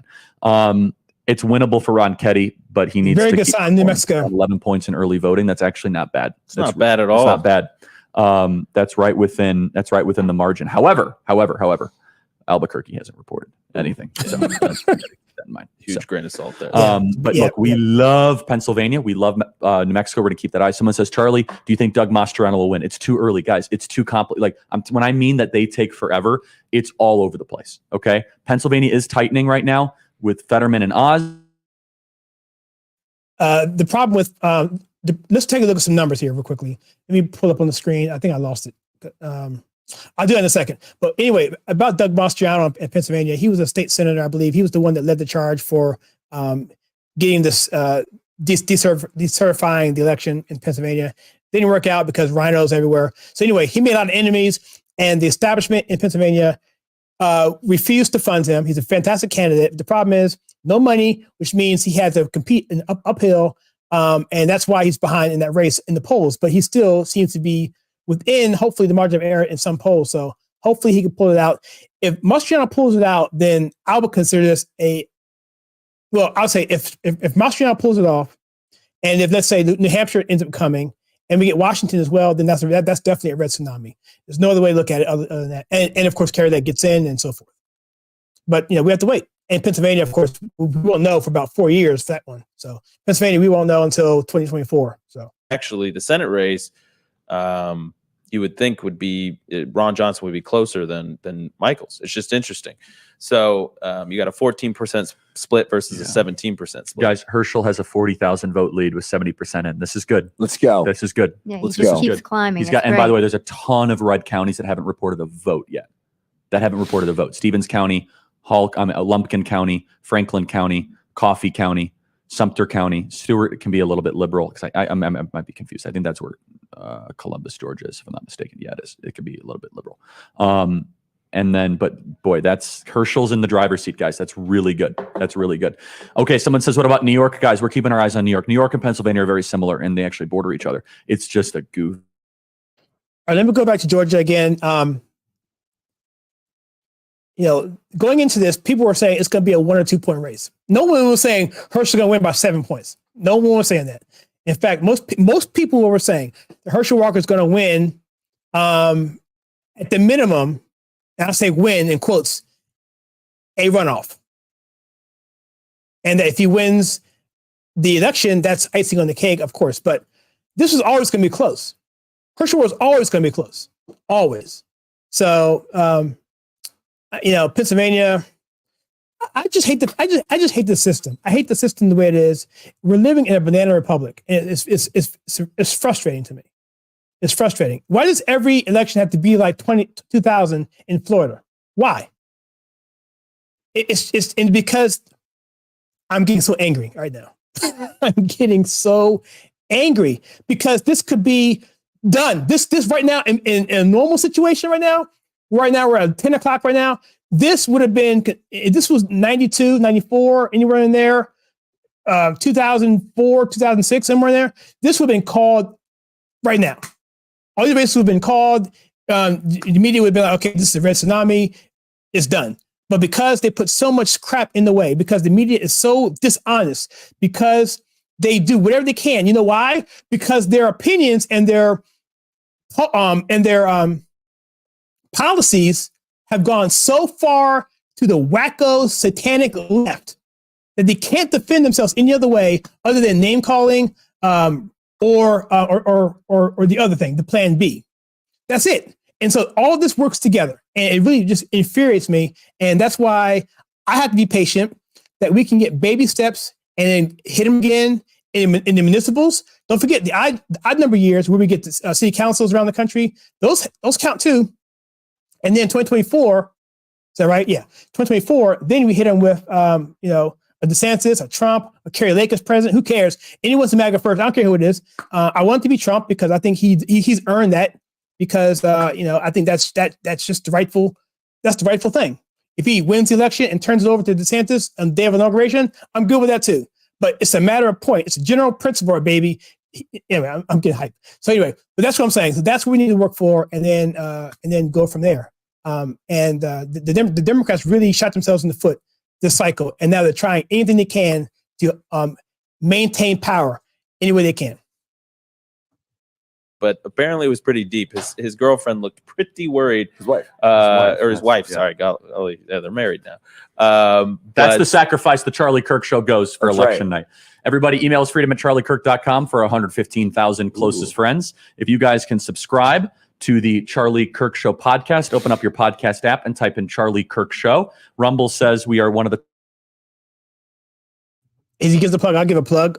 We're on YouTube at, you can go to youtube.com/The Conservative Take or Rumble, The Conservative Take, or go to Telegram, TCT_USA, and follow us there and give us some support, give us some love. I rarely ever ask for money, but if you do want to support us that way, I would recommend you joining our channel on YouTube. And I'll say this again, we're doing a series on biblical citizenship. I gotta see this. I'm sorry. In your pocket, say more. If you want more opportunity in your neighborhood, say more. Having children is why you're worried about your price for gas. It's why you're concerned about how much food costs. The fact that people are voting is in spite of SB 202, not because of it. For women, this is not a reductive issue. You can't divorce being forced to carry an unwanted pregnancy from the economic realities of having a child. It was about gaining the elections for Brian Kemp so we could keep people out of the polling place. I am tired of hearing about being the best state in the country to do business when we are the worst state in the country to live. No wonder there was a 10-point delta there, Worst place in the country to live? Anyway, let me get back to my spiel. So, if you are a member of the YouTube channel, if you go to the YouTube channel, go to the join button there. At any level, I think the lowest level is $1 a month. The next one is, I think, $3 a month. The next one is $10 a month. Any one of those levels, we're doing at least a 10-week class on this, about 30 minutes per episode. And we are doing what we call, not what I call, but what Patriot Academy, Jeff Green, and Wall Builders with David Burton calls biblical citizenship in a modern America. And what it is a class that goes through the Constitution. It goes through all the articles. It goes through how they came up, what the founders were thinking about, what the discrepancy was between, let's say, a Hamilton versus a John Jay versus a Adams versus a Madison. And so it's very interesting, their thought process and why it's important for us to have original intent when it comes to legislative processes, and also how our government is supposed to run. And that the judicial branch is actually the weakest branch, whereas the legislative branch is actually the strongest because it's close to the people. We've lost all that stuff, and this takes you back to that. and you have access to those classes when you join that. So let's go over here again and take a look at what they're saying. She's in Bucks County. She's a mom. She says, Where's "Look, Bucks? Where's Bucks is outside of Philadelphia, but it's particularly more a little more rural, even though it does directly touch Philadelphia at the southern tip." But she said, "Look, the network coverage is painful. I'm watching you guys tonight on Charlie Kirk because you guys are giving me life." Well, thank you. That means a lot. And people reward us with their views. Really appreciate it. So look, Pennsylvania is still just up in the air. I don't want to spend too much time on it because it's going to take so long. All right, talking about Pennsylvania. So let's go through some of these questions here. Let's go back a little bit. You guys may know about this, may know more about these races than I do, especially if you're living in those areas. Mark here says some people are brought to vote today caught nonsense trying to vote. Yeah, I bet. Yeah, look how we know they're. Yep, smell it in Pennsylvania. Absolutely, and that's the only way that they can get by. It's really the only way they can get by. And sadly, I think some of the Republicans, the establishment, were playing by some of those same rules. So they're not really wanting to call that stuff out because they don't want to themselves be incriminated. It's just my opinion. What? Okay, Maya Flores, is that Texas? It must be Texas.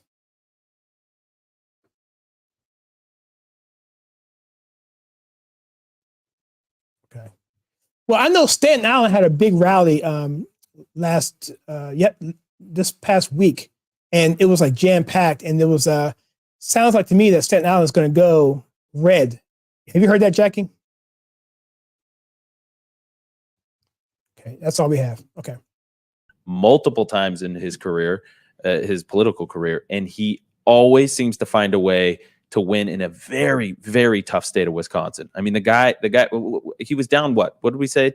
10, 12 points like a month before election day and pulls off a 2-point win. What was that? Was that 2016? Or was that the cycle before? No, it was 16. It was 16. Yeah, because he's up now. So it's 16. Any minute we're going to get an Arizona drop. That's going to really define the civilization. I'll tell you what. I'm not trying, not as if I'm overhyping it, but it's like basically this drop is going to tell us a lot. It'll tell us the direction of the Senate. It will tell us Kerry. It will tell us Secretary of State. It will tell us 2024 stuff. It's not going to tell us everything, but it's going to directionally we'll be able to read between the lines and see how we're doing. It's going to happen any minute. Okay, Herschel Walker. Now Raphael Warnock has gained on Herschel Walker as they fabulously find more ballots in Fulton County. Herschel Walker is still up 7,000 votes, but boy, that's going to be a nail biter. I'll tell you what, as Georgia is going to go into the wee hours of the night, and guess what? Herschel Walker has now gone below the 50% threshold, which means you might be going to runoff territory. Okay. Said the R word You again. said it again. Said it, keep saying the R I word. hate it. It's just the worst. Okay. Let's go Like here. smack him with a Someone spoon or says, something. Charlie, thank you. You're the only one I trust for election coverage. Keep it up. Love you from Minnesota. Well, I love Minnesota. God bless you. Well, We love Minnesota. We had Scott Jensen on. Let's see how he's doing. It's way too early. Okay, way too early. The answer is too early. I mean, I think it's interesting to give a little analysis to Minnesota. It's like the white whale that we just never fully conquer. Okay, Minnesota. I do believe Minnesota will go red at some point, whether it's this cycle or not. I don't know, but the same trends that we're seeing through the Midwest, you got to think. What do we got? You were mentioning Dixon. Yeah, you were mentioning Midwest, and I'm checking the Dixon numbers. She's still within 4 points, maybe even 3 points if you round that up. And that's all early voting of Whitmer, and that's only with 16% in. What counties are not yet reported? Let me take. I'll take a look. I'll take a look. Hold on. All right, what are we seeing on Pennsylvania, Jack? Pennsylvania is frenetic. People are blowing us up over Pennsylvania. It's People become like really a want to know national about race. It's a Pennsylvania. very big deal. Well, 40 I appreciate everybody wanting to know about my home state, but unfortunately, my home state is run by insane people. One of them was running for Senate. His name is John Fetterman. He's currently the lieutenant governor. And so, yeah, in Pennsylvania, we've got, look, Oz has closed the gap here. Oz has closed the gap, at least in terms of the votes that have come in. We've only got 40% in right now. 51 Fetterman, 51 Fetterman, 47 Oz. In the county of Philadelphia, Oz is picking up 16%, which is huge for Philadelphia. That's huge for Republican in the city of Philadelphia. There's only really two Republican areas in Philadelphia, South Philly and the Northeast. He spent a lot of time there. He worked those words very hard. So it doesn't surprise me to see him doing well, but that means that he's crossed over. And certainly there's an 8 to, I think it's something like an 8-to-1 ratio in Philadelphia. Yeah. I mean, Wayne County is, sorry to go state to state. Apologies. Uh, Michigan. We got Maricopa ballots. Michigan. Wayne County is at 1%, right? So, all right, everybody, buckle up. That's Detroit for those. All right. Okay. It's not statewide though. Come on. Okay, 842,000 ballots. That shows Carrie Lake. Okay. Early ballots show Maricopa County, 8 p.m. drop, 16-point lead for Katie Hobbs. It's going to be a longer night than we think, guys. All right, hold on. That's going to be a much longer night than we would like. Hold on. Yeah, 842,000 ballots. Wait, there's an update from Garrett Archer, data guru. Roll up of. Yeah, no, that's what I'm looking at.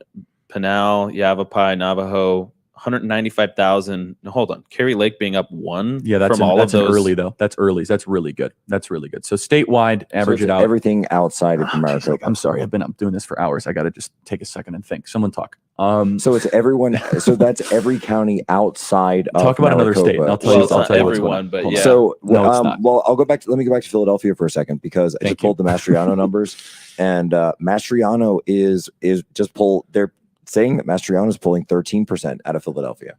So he's running a little bit behind Oz, a little soft to Oz. And again, I'm looking at the Southeast. So this is not an area where anybody thought Mastriano would be doing well. Oz is currently, where's that state? Winning Berks County, up 51. Wow. Oz is currently winning Lancaster. He's winning Eastern Lebanon. PA. This is all Eastern PA. This is all Eastern PA. He's winning Monroe. He's winning Carbon. And then Luzerne County, by the way, Luzerne County was the one that continued ballots out. So we don't have any information for Luzerne County yet. That's a huge Trump county. That was a 14-point Trump county because of the incidents with which, by the way, goes back to Ben Collins, right? So it's only a couple of issues here and there. Well, we've got judges that thought it was enough to extend the ballots for 2 hours in the state of Pennsylvania when it comes to Luzerne County. So if a judge thought it was significant, then why shouldn't we report on it? Whereas Ben Collins says, oh, it's just a couple of people on the internet. No, actually, federal judges are with us on this one. Jerk. Okay. The guy looks unhealthy, by the way. Do you see him? I know I've got a little bit of a cold. Okay. The guy just looks unhealthy. A couple right things. now. So like he doesn't live well. In Maricopa, 16, 20. Okay, so Mark Kelly's running 4 points above Kerry in early voting. That's interesting. Okay, so basically the tabulation is this: 488 plus 97, 585. Hold on, sports fans. 353. This is without Pima, by the way, which is going to be a horror show. 451.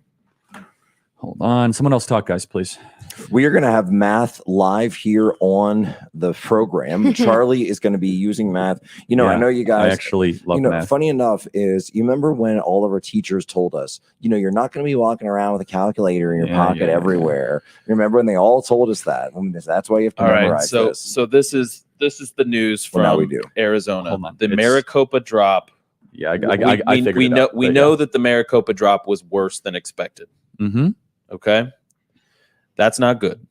Mm-hmm. All right. So Maricopa initial drop 58% for Hobbs, 42% for Lake. We expected that number to be much closer. Way closer. Much closer. Well, statewide, we didn't really know. So this is, I mean, this is prepare for a long night. Now, are we looking at, is this drop early votes or is Okay, this? so this is Kerry's game down day? 13 points in early voting. That is more than we would like. Yep. That's Okay. way more. So That she's- means Indies broke less for. That's right. So this is going to be down to the wire. Prepare for a long night. We don't know how many late earlies there were. We won't know until around 2 a.m. So first drop is not great. Yeah, and it's going to get worse too because Nevada mailed ballots dropped off today, won't be counted tonight.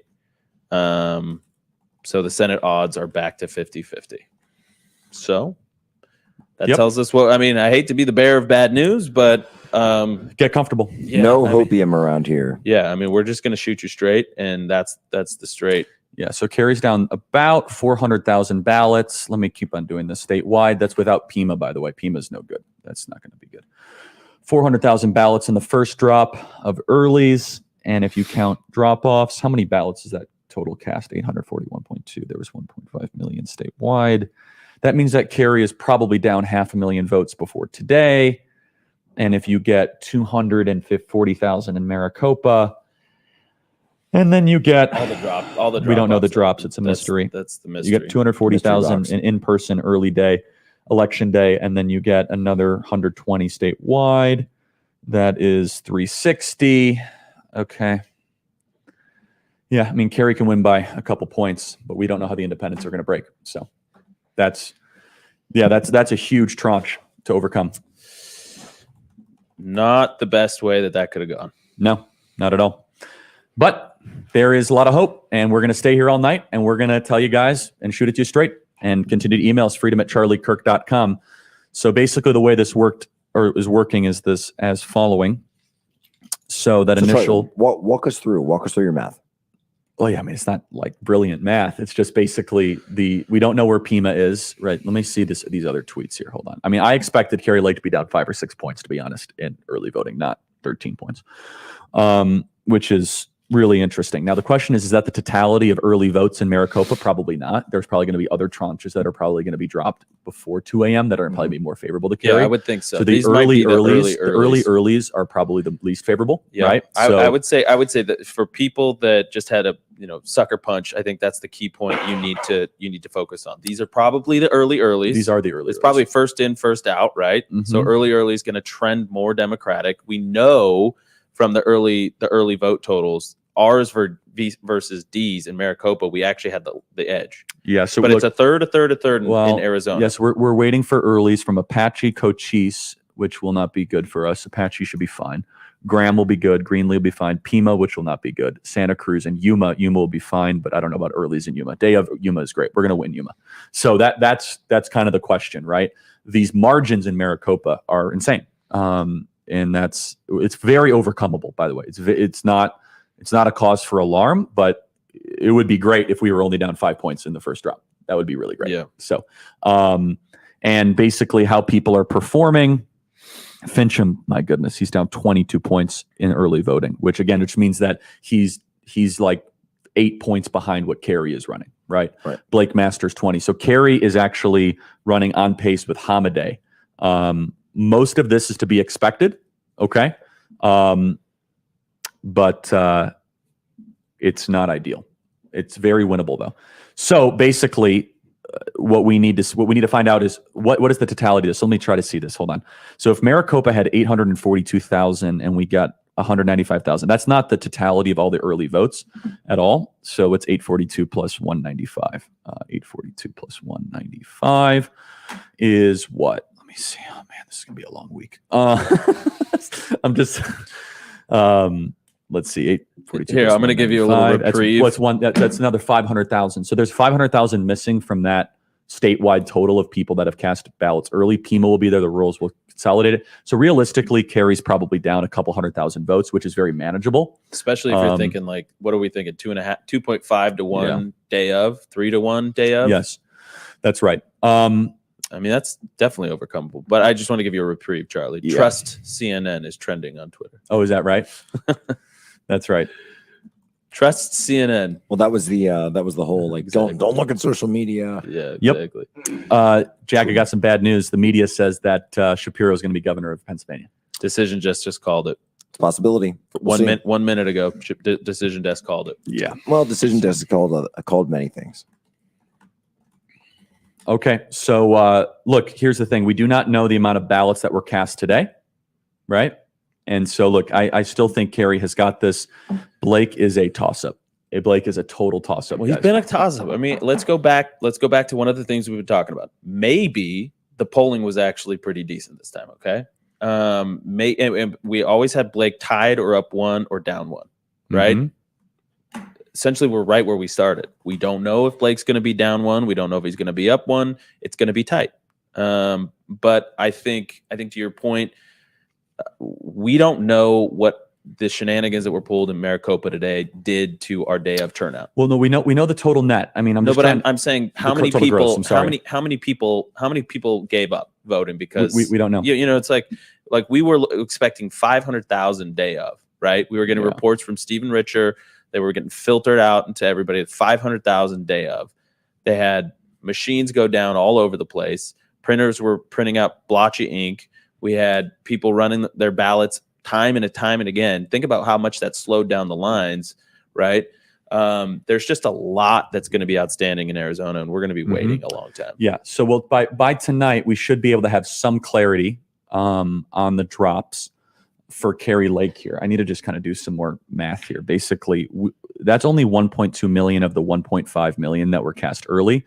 So there's about 300,000 ballots that I think are going to be more favorable for Kari that will be counted in the coming hours. And then there's a big drop that will happen. And the big drop is the same day voting. Is that going to be the 2 a.m. drop? Allegedly. That's the alleged matrix there. So basically you have an overcomable obstacle. Yeah, I mean, I still give the edge to Kari. I mean, there's no doubt. But yes. that was again, I think go back, if don't panic. That was the early voting votes that were getting counted. We still have day of, but yeah, that was worse than expected. That's right. A lot of people were predicting, just so you know, the sort of glass half full tsunami hopium folks were saying, Kari might be anywhere from tied to down 3. And it turns out we're way behind that. That's right. So I need to kind of just figure out the modeling here. Yeah, look, Kari will probably. Jack, why don't you talk about Pennsylvania? Let me do some math here, okay? And before you get to Pennsylvania too, Jack, Yeah. we do have some good news out of Virginia regarding that right? second congressional That's a district. flip. Yes, we are up 10%. Yeah, that's a great flip. Where? That's good. Virginia, second congressional district. Yep. That was trending well all night. By the way, Virginia is another one of those states that, just seems like the red wave seems to materialize there. We had the Youngkin surprise, and now it seems like things are continuing on in Virginia. I think red waves happen when you can get fair voting. Simple as that. And obviously with Maricopa County, what they did earlier today, it's inexcusable. And then not extending the voting was horrible, because now, people who may not have been able to stay in line because they were told the printer didn't work or the machine's not working or whatever, they had to go to work or whatever. And now they can't come back because work's over and the polls are closed. So that's what we're seeing. That's what we're seeing with Florida, and we're seeing with Virginia. I think those are fairly run states. Ohio, same way. We know that Pennsylvania and Arizona are dumpster fires when it comes to this sort of thing. So I personally witnessed let me go back to this here real quick. Making fun of this man who was talking to Tudor about this pornographic material that his child was being taught, and because Colbert came out and made fun of him, lifelong Democrat now voting Republican. So again, we're just seeing that more and more. Okay, so look, basically, if the modeling is this is all going to come down to a big mystery, right? So in-person early day election day voting in Maricopa, I don't have the other statewide totals, basically capped around 240,000 ballots, okay, of which Kari was winning at least 2 to 1 of those, okay, at least 2 to 1, which means you get about 60% of those ballots. In addition to that, we have kind of another question that is emerging here of how many people dropped off their ballot day of. That's the question, right? How many people came and dropped off their ballot? So we do not know. It could be 100, could be 200,000, could be 300,000, could be 400,000. Is there a way to check the delta of that between check-ins versus votes cast? You don't check in. You just kind of go and drop it off. I know. There's no check-in process. Well, I wonder if we becomes compared it to 2018 though. Maybe that's the best way to get it here. Yep. All right, Jack, what else are we looking at? Going into Pennsylvania a little bit more, and I'm looking at some of these races, then even some of the races that I think people thought were safe or at least leaned are not trending the way they should be. Now, we're still early in terms of some of these, but for example, that House District 17, which was Connor Lamb's district, the Democrat Chris DeLuzio is running at 55 to 44 over there with 80% in. So that was a district that Republicans had targeted as a potential pickup. Doesn't look like it's going to happen. Also, Brian Fitzpatrick, who runs the Bucks County, that's the Bucks County district, House District 1. He's currently running about 6 points behind the Democrat there. And that's, again, that Southeastern district. Philadelphia. So that's only 35% in. So we're going to see what's happening. But very interesting to me. I think if I had to put a finger on it, it looks like if there was this hidden Dobbs vote, it may have happened in Pennsylvania. It may have actually happened in PA. Mm-hmm. That is the question. So Herschel's still up 1.581, so 1,581,000 votes to 1,559,000 votes for a delta of about 22,000 votes, give or take. That's a 49.4% to 48.7%. 73% of all votes are in. Now, for whatever reason, New York Times has now, well, no, the Senate composition's still at 51-49. Mm-hmm.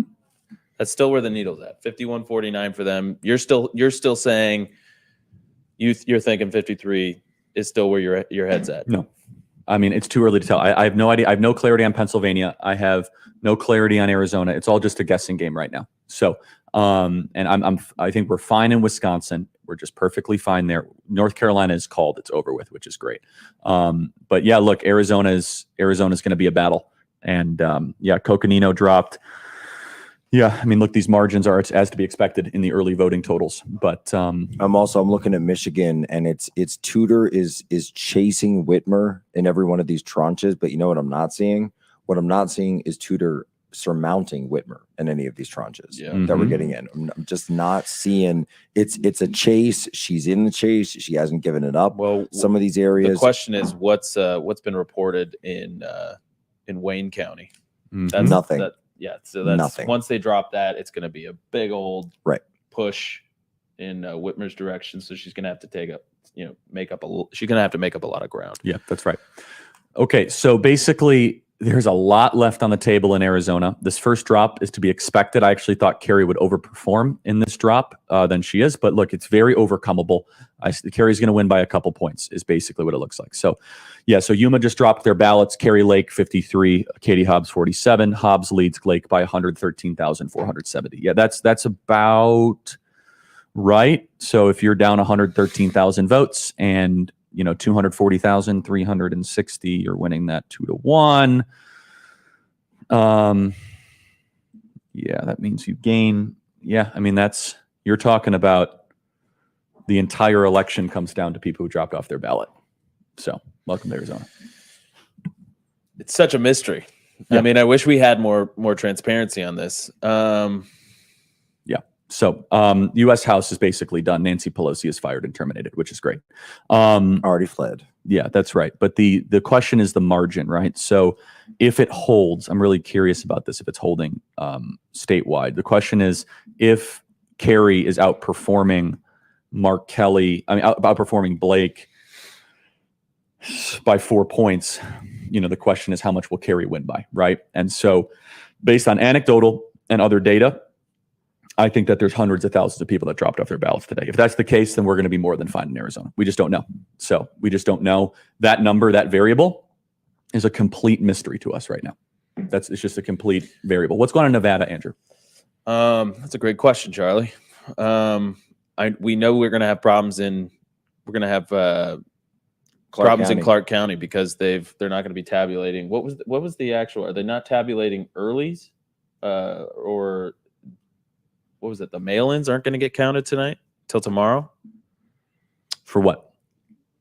The Cook County's having like a personnel issue. A personnel issue in Cook County and Washington County. So that's Reno and Las Vegas. How do you have a personnel county in Vegas? Come on, man. I mean, that's until tomorrow. So that's going to give us a huge issue when it comes to Nevada and understanding what actually went on there. I want to get out because I saw this headline, by the way, from Politico. Daily Mail's also picked it up. Doug Emhoff. Okay. Doug Emhoff, the second, what do you call it? Second husband. Yeah. Says the Democrats must back Kamala Harris if Biden doesn't run. They must consolidate around his wife and rally around her should Biden not seek a second term. That's kind of an interesting statement. Apparently said this at a fundraiser. Certainly interesting statement to make at a midterm. We know Trump essentially made his announcement to announce yesterday. Now this almost feels like an announcement that Kamala Harris might announce. Yeah. So let me tell you what I think is happening here. Carrie Lake is going to win the governorship. I don't know if it'll be by 8 to 10 points. That's not going to happen. Okay. Yeah. The question is, how much does that narrow with Hobbs? The fact that Kerry's only down 113,470 votes right now. And I mean, Pima has yet to report, which means that Delta could actually increase against Carrie Lake. But she can make that up with in-person election day voting, other in-person election day voting statewide, which we don't have those numbers yet. And then the people that dropped off ballots, which is a complete unknown variable, right? And so I feel good about Kerry. Blake is a big question mark, right? It's like I said, it's again back, so Tyler just said he thinks we're going to win. Yeah. Where did he say that? He texted me directly. Yeah, we're going to win. It's fine. It's going to be a process though. I also just got a note back from Herschel Walker's team. Think we might squeak it out. And that was in reference to whether or not they feel like that's not exactly confidence. No, it's not inducing, but squeak. No, hold on. I was specifically asking about the runoff, and he's thinking that that the way that the returns are coming in, he thinks they're going to be able to squeak it out without going to a runoff. So that means it could go the other way, and we can go to runoff territory. But Herschel Walker's maintaining his lead, 75% of votes in. He's at about 25,000 up, at 49.4%. And nothing here is really shocking. Even the Carrie Lake thing is not shocking because of Maricopa County. So, I mean, we all knew this would be a nightmare one way or the other, even in victory. Yeah, I'll tell you this: if the Democrats cheated again, it's on us. Well, yeah, I mean, but really, it never even should have gotten to, yeah, I mean, I agree, but I just think that we got to get the rhinos out because they were the ones obstructing a lot of this stuff. They were the ones that were saying, and it's nothing you can do when your own party is stabbing you in the back. Because the Democrats, first thing they'll do is they'll say, well, look, we got a Republican on this committee. Well, yeah, there are Republicans on the committee, but he's a rhino. I mean, Liz Cheney, come on. I mean, we have people like her, helping you out, then that's what we get. So, yeah, it's a quality over quantity at this point. So, yeah. So, yeah, I think maybe they're right about the Dobbs case, but I'll take the Dobbs case over a Senate majority any day because I think saving babies is important. But Herschel Walker's team thinks they can squeak it out, and they're thinking that the modeling is going to work for Carrie Lake. It looks like she's down by 113,000. There's 240 that were cast that they think that she should win 2 to 1 of those, 60%. And then there's the unknown of who dropped off ballots that day. And then there's Pena County, which could shift that number from 113 to higher. So we don't know. It's a big question mark. They think she probably should win by 1 to 2 points, which if that happens, you can have something like this happen. But Blake Masters, they're saying, is a question mark. And Pennsylvania is just all over the map. Looks like Pennsylvania 17, we're down 55 to 44 in an area that we thought we could have picked up. And the other one was Fitzpatrick, I believe. He's running down 5% at Southeast Pennsylvania area. And they're thinking that it could be the Dobbs decision may have helped that because of demographics in that area. Okay, let's go back to the feed. QLAR? I don't know about that. I don't think so. Rhode Island is not going to happen. Those are going to be later. How about Pennsylvania 17? Pennsylvania 17, no. No? Democrat? No. Democrat. Pennsylvania 8. Pennsylvania 17, so the Pennsylvania 8. Where'd it go? Pennsylvania 8, not quite there yet. No, still Democrat up. By the way, people are worried about Lauren Cartwright. Lauren That's Boebert. Can you look that up? People are freaking out over that. No, I've got 5 messages on that. No, she was up 9 last time I was looking. I don't know. People are freaking out, I think. So there's a lot of misinformation out there. Let's see. All right. Right now, 71% of the votes in. Well, yeah, she is down. She's down a little bit. She's down 10,000 votes. With 71% of the votes. 71%. Charlie, you know what we're seeing? She can overcome that. What? You know what we are actually seeing, and I'm going to throw this out there. We are seeing the difference of an election where Trump is on the ballot and Trump is off the ballot. Maybe he should have announced. We're seeing a difference where he drives certain people out to the polls that just don't vote for anybody else. That they just don't come. They just don't engage in politics when he's not there. No, it's not. Herschel Walker has a 30,000 vote lead in Georgia. Brian Kemp continues to extend his lead to a 12-point lead. That's insane. Brian Kemp, a 12-point lead over Stacey Abrams. Ron Johnson is within 3,000 votes of Mandela Barnes. I fully and wholly expect Ron Johnson to take the lead tonight. Do not worry for our Wisconsin Patriots out there. We got our eyes on that. So, look, I mean, I think we're trending right now for about a 15 to 20 seat House majority. That's certainly not 50 that some people were projecting. So that is that's right there. As far as Rhode Island goes, it looks like the Democrats going to win of 6,000 votes. Yeah. Seth Mazinger against Alan Fung. So that's something right there. So well, and it just shows that the New England isn't catching any of the wave if there was one to be had. Well, right? that's the question about New York, right? So can Lee Zeldin survive all that? And you got to wonder if Republicans peaked too early with too much red wave talk, right? That's the question. Well, okay, so just got another text from Herschel's camp. Yep. I think we win outright tonight. All right, good. Can I have that charger? I've heard that before. But Also, too, we're about 30 minutes out from Oregon and California, our last two states from polls being closed. Great. So, well, and Western there's Idaho. A huge amount of California flips that could possibly happen. A lot of California flips. Yeah. How are we looking in New Hampshire? Has New Hampshire anything come there?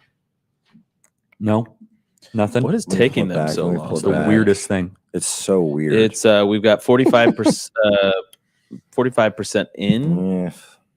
Bulldog is down 13. Do you remember in 2016 when Hillary was running and the New Hampshire took the longest time to come in? It was like, I don't understand what's going on. I mean, it's like there are 5 districts there, if that. And it took the entire night for them to call that. I mean, it took the next day or next week, actually, for it to finally come in. They have something going on up there. They have no idea what they're doing. And the state's like small. The state's the size of, it's like 2 Rhode Islands put together. That's by the way, Lauren Boebert, she thinks she's going to be fine. They haven't counted today's votes totally yet. So that's probably going to put her above. Good.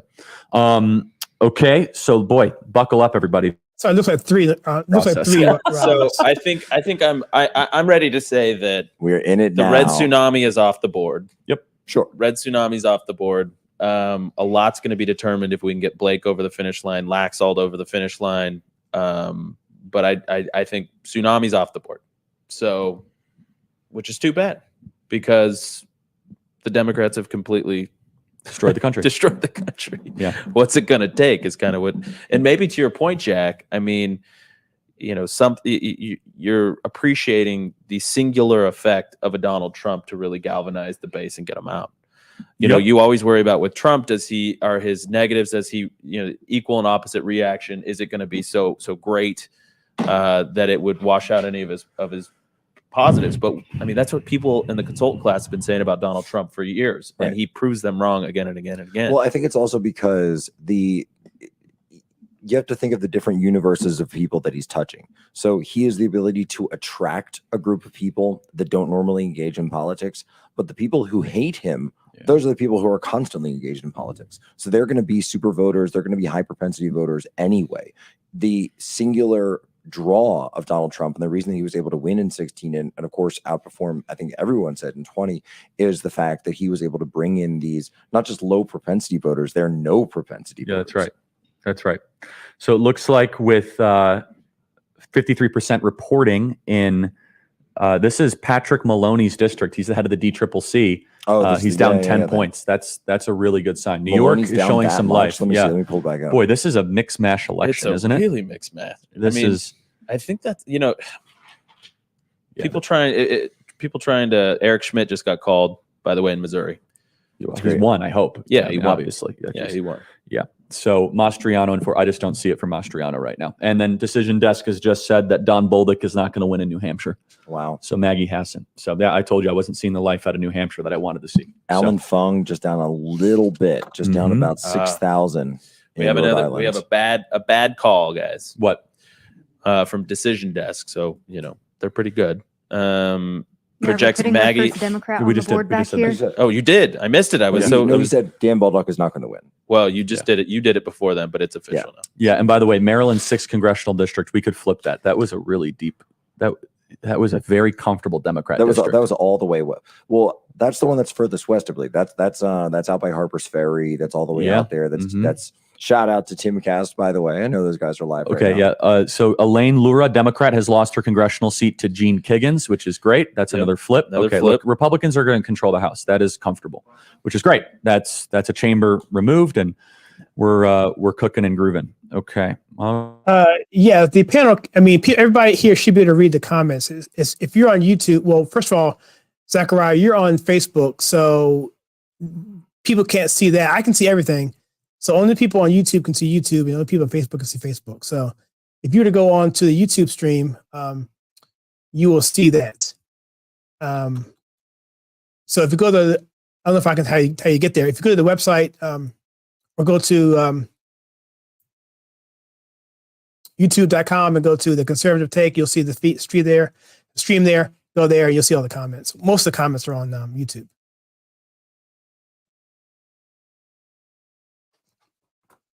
So I want to talk to you a little bit about the Trump aspect of it.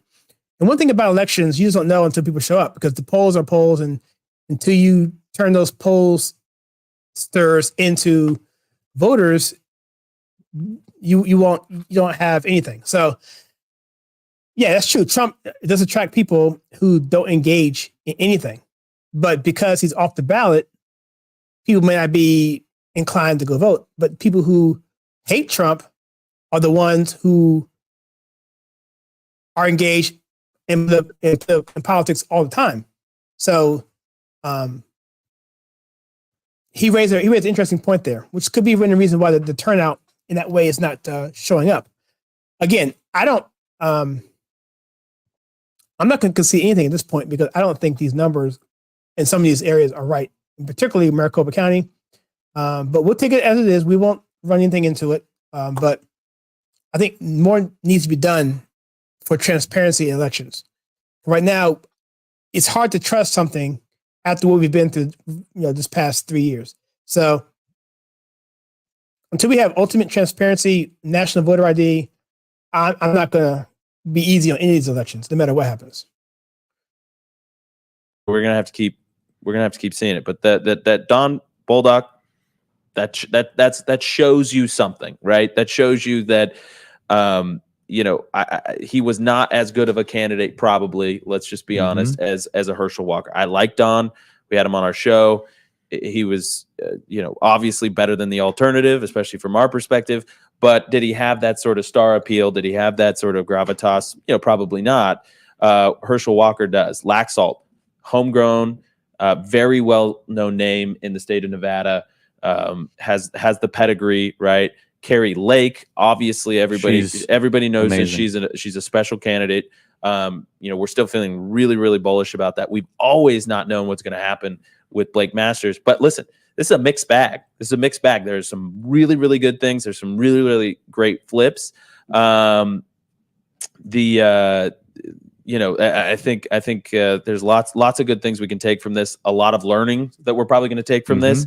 Bottom line is we got to get our elections in order in the Western United States. That's for sure. Yeah, no kidding. There's a ton happening with Ohio as well. I want to get to some of these districts here to just try to get a vibe check on that. Ohio 13, for example. Let's see that. Ohio 13. Jack, what else are we looking at in Ohio? I mean, in Pennsylvania.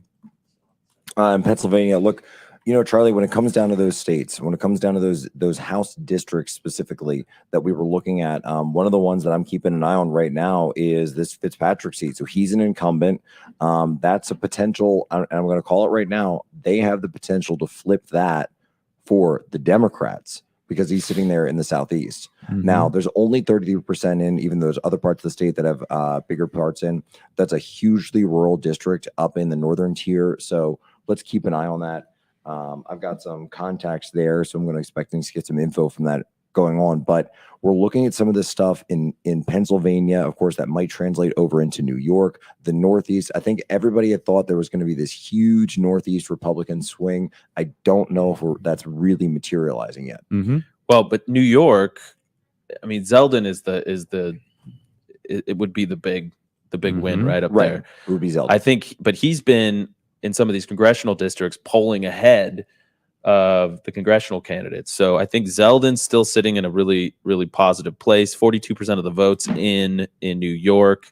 He's down 62 to 37. So It's pretty too wide early. golf, but it's so early. Exactly. Yes. Zeldin's another one of those wait guys. till that's- Long Island comes in. And yeah, all he's that. he's Yes. another one of those guys that's going to get a big boost from day of. So just hold on right there. Okay. Yep. Let's see. Looks like we're going to get Rich Higgins back in momentarily. So just bear with us. Yeah, Rich Higgins or Richard Barris. Richard Barris. Yeah, Oh that's my right. goodness. Yeah. I would Rest love, in peace. I would love if we. Hey, Rich Barris is gonna be we coming would in. love if we could have Rich Higgins back on this. We would be so honored Yes. to have him on this. Email us freedom@charliekirk.com. So look, there's a ton of results that are about to pour in of tight House races across the country. And look, it's kind of same day voting versus every state does this differently, right? And so hopefully we get Rich Barris on soon. And we're looking at the Arizona model. There's a lot of these races that have yet to be called. Maryland 2, Michigan 1, Minnesota 2. It's just going to break. Some of these are going to break in our direction. And so here we go. I mean, look, here's the good news is I think we're going to win Georgia. We're going to win Ohio. We already won North Carolina. We already won Ohio. I'm sorry. Wisconsin is fine. Ron Johnson's going to eke it out. Wisconsin, he's a great candidate. Let's see how he's doing there.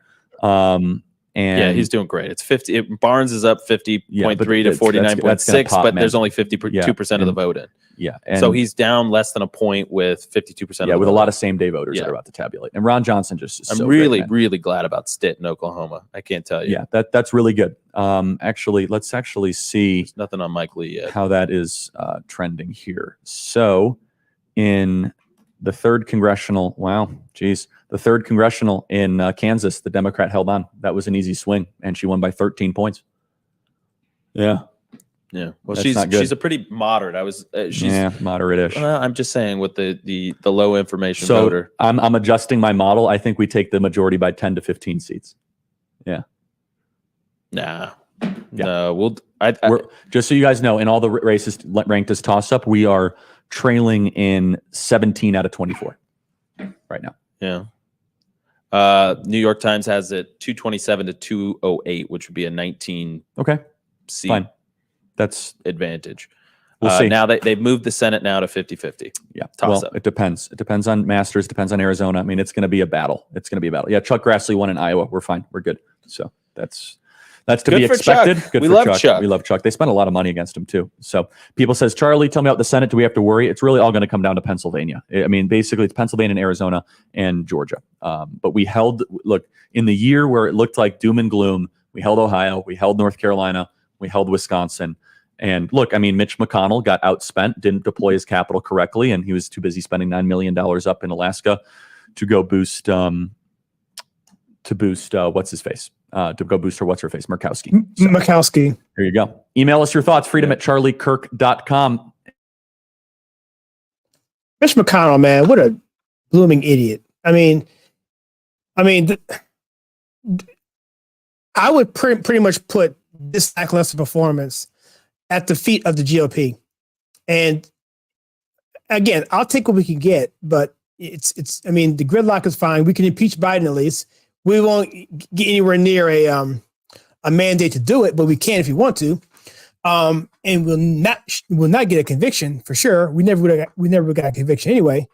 But so that probably won't ever happen because why even do it if you're not gonna get a conviction? But however, the chair of the GOP is horrible. She did a horrible job in 2020. And even though I think we were okay in 2020, as you know, I can't say here on YouTube. But the leadership of the party outside of Trump is horrendous. Mitch McConnell is a joke. I mean, Murkowski is not someone worth saving.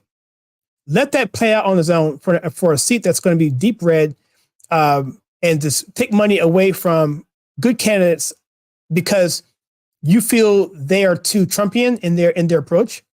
Well, I'm sorry, that's where the country's going. That's where we need to go to bring this country back to where it is. If you don't see the divisiveness in this country, if you don't see the brooding sectionalism in this country, the classism going on in this country, and not only that, but we see at the core institutional centers of the big tech, the media, education, and Hollywood, and for that matter, entertainment, it's all controlled by the left. And the only way we can combat that is through staunch, biblical, conservative leanings in terms of we are unapologetic about our conservative base. And when I mean conservatism, most people don't understand what that means. And I'll say it, I'll take some time to say it right here. What conservatism means in this country is to conserve the values that this country was founded on. And the reason why conservatism in this country is different than any other conservatism around the world, because a conservative over in Europe could be a leftist, okay? Because they're trying to conserve what the Queen set up 1,000 years ago, or what the Archduke set up, or what the church set up, or what the oligarchy set up back in the day. That's conserving their values and principles. Here in America, we're conserving the founding principles of this country, which of its time was the first of its kind to base a country on the individual rights given by God to its people. That's what we are conserving. And that, if Mitch McConnell and those guys in the leadership of the GOP can't get with that, when we say make America great again, what Reagan said, heck, even what Clinton said, make America great again is talking about those principles. And to have it swung in the other way and say somehow MAGA is bad is absolutely ridiculous and asinine. Pirro, the only issue he talked about the entire election was abortion. The only issue. And in some ways it worked. Ron Johnson just took the lead in Wisconsin. That's great. So That look, is very good. Everything has its limits, right? And so some of these races, though, man, some of these House races, we got to start to see some wins to take the majority. We got to start to post some wins. Anna Paulina's wins looking better and better, man. Better and better, yeah. Mills I is know, looking right? These flips are actually looking like well, it's interesting. rather consequential. Look at this. My though. goodness. I mean, there's a map here that I'm looking at. But it is regional. I mean, it's sort of like you're seeing red wave and blue wave. Yeah, I'm seeing based on turnout that's surpassing previous cycles. I mean, it's almost like skipping states and going around. I mean, I mean, this is very, very spotty. It's I think that's what's confusing everybody about the way the evening's going. It's like, you're like playing hopscotch across like counties and state lines, and you're seeing red here, blue here, red here. And again, these are measurements of how they're overperforming or underperforming based on on previous Republicans totals. are going to take the House. Let me just kind of give you guys some peace of mind, right? Republicans right now lead in the House so far with 188 seats. The Democrats 126 seats. So Democrats right now are defending a ton of like basically turf, a lot. So, and basically to get that majority, what's the number? You got to get 201, right? 202, Jack. What's the number you got to get for a House majority? Right? I thought it was 205. 205, yeah. So basically we're 17 seats out, and like with California and all these other places that have just closed. Yeah, I mean, we're going to get a lot of those race calls soon. And the Senate, it's a toss-up. Like the Senate has now become a toss-up. Well, 218 for control. Sorry. 218 for total control. Yeah, sorry. Okay. So we got another 30. Yeah, but there's a lot more races that are about to be called. Someone says Charlie, is Lauren Boebert at risk? She is. Yeah, she's at risk. That's right. She's at risk. And it was kind of one of those things where I just kept on getting text messages from people being like, I'm at risk. I'm at risk. I was like, okay, I just tune it all out because everyone says that. And you're like, oh, wow. Like actually some of these races actually do crack. I don't think they're going to be able to beat her because if they count same day votes, but man, there's a lot of people in the media that hate Lauren Boebert a lot. So that's that's very true. Yeah, that's very true. I mean, they're just like itching to make her the next Madison Cawthorn. Yep, that's right. Love that. That's right. Yeah. So, all right, keep on emailing us your thoughts. freedom@charliekirk.com. The House majority looks like it's going to be coming, and Tyler Boyer is coming into studio soon for some reinforcements, which is great. That'll be good. And all right, let's go to how are we doing in Georgia here? Georgia, he's still up 30,000 votes. So feeling pretty good. So I mean, I think that's to your point, though. Again, you made it earlier. I think it bears repeating. The quality of the candidate really, really matters. Quality candidate matters. How you spend money matters. And look, it's a good night. It's not a great night. Could be better, but we're looking at this. And so, look, I'm telling you right now, some of Wisconsin, finally, Ron Johnson takes the lead. Good job. Good job. That's really heartwarming. Which is going to be good to see. Kemp just keeps on running up the score, and Stacey Abrams. He's up 12 points, man. 12 points. Very wild. Yeah, look, Georgia, they like moderate Republicans, man. And so Herschel Herschel's up 30,000 votes on Raphael Warnock. I really hope he can get over that 50% threshold, man. They've got to get rid of that. It's just terrible. Glad. All right. So, interestingly enough, New York Times points the needle back in our direction on the Senate. Good. So that's we're looking for wins like that. You know what I mean? I still think 53 is probably where we end up, but well, I mean, to get to 53, you got to win Pennsylvania, you got to flip Georgia, you got to flip Arizona, you got to flip Nevada, which is doable. Yeah, which is totally doable. And you got to hold Wisconsin, which I think we're going to do, but looks that way. But anything's possible. Yeah, that's right. People said, Charlie, what are people thinking? Like, look, people are not thinking clearly when they're voting Democrat. I mean, it's just the way it is. And I'm telling you, we warned about it. The Dobbs warned thing, about it. Right? We did. And people say, I don't see it in polling. I said, well, it's called hidden for a reason. Okay. Well, it was also those younger voters, young female voters, yes, that were registering at a higher clip than any other demographic. Yep. They were specifically targeted with paid outreach, which, by the way, is something that I would love to see the right do as a party more than, obviously, look, Turning Point Action does a ton of this, but you've got an entire industry on the left that's going out and registering voters, targeting voters. We don't do that on the right. Well, I mean, Turning Point Action does it, and they do a great job. Yeah. But I mean, beyond Turning Point Action, show me one. Yeah. Someone says, Charlie, give it to us straight. Do you think we're going to take the Senate? Coin toss. It's that simple. It's 50-50 right now. I need to see more. I can't make that prediction right now. So, which is why the New York Times has it going our way by one, which is.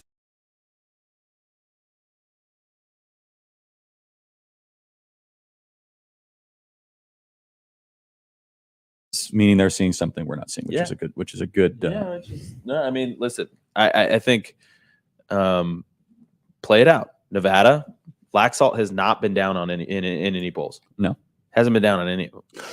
All right, I saw a poll, an article that I was trying to ignore today, but I did read it. It was opposition, a research piece. I'm sorry, opposition. I think it was from. I'm not sure it was from. Anyway, it was a piece about.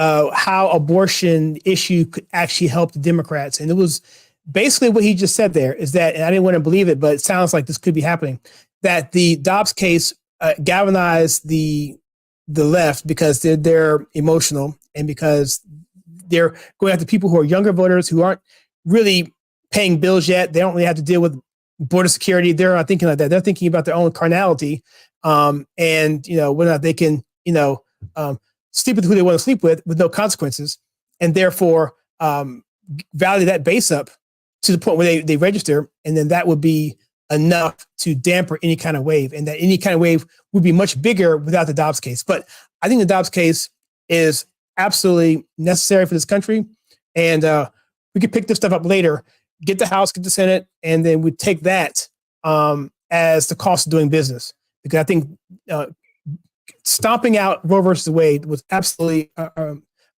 generational, lifetime achievement for this country. So I'll take that any day of the week. If that's the price we pay, a couple of seats in this House and Senate for that, then by all means, I'm on for that. But the fact that the New York Times still has it going our way, the needle, I think it's a good thing. So we'll see. I think Oz is up big in Pennsylvania. But we won't know.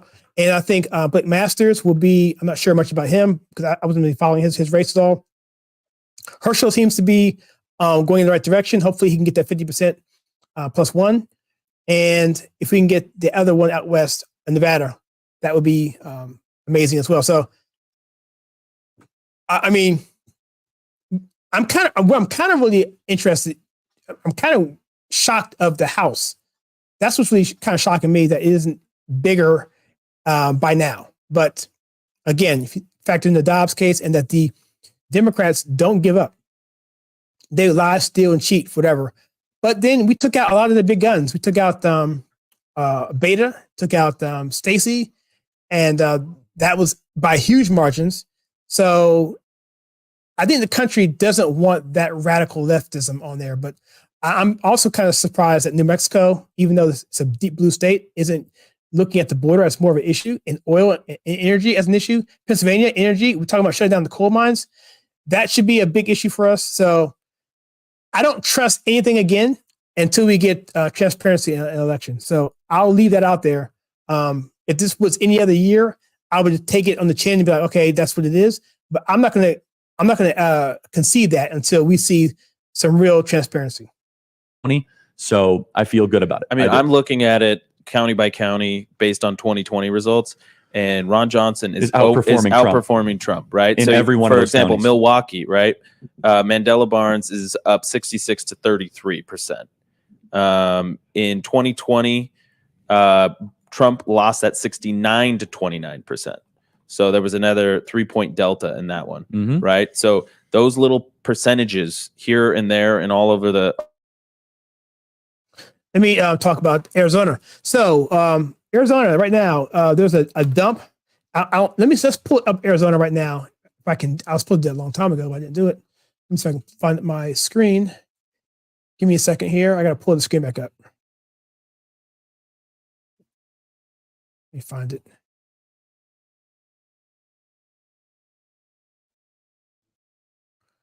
All right, so we had this article here from before. Let me go to.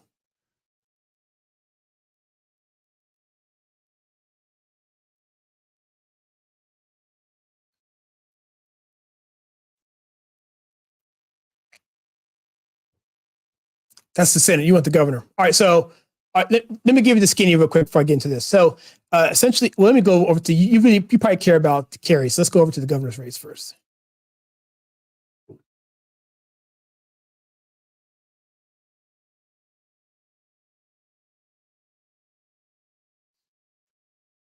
Where is it?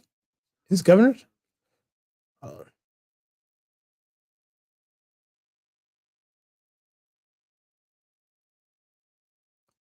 Okay, so 47% of reporting carries down, I don't know, 120,000 roughly.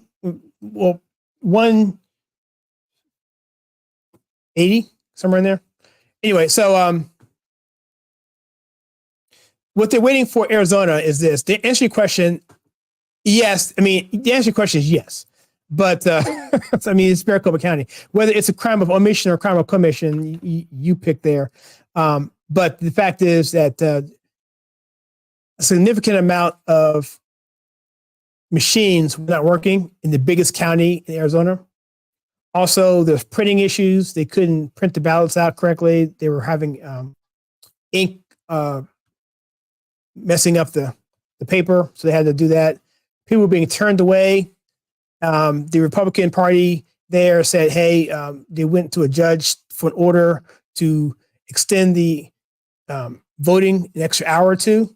That was turned down despite this happened. And so that was an issue. Because I know I said earlier in the night that they were hoping for 250,000 day of voting. And I think they only ended up getting, I think, anywhere from 240 or close to that. So they're 10,000 away from what their goal was.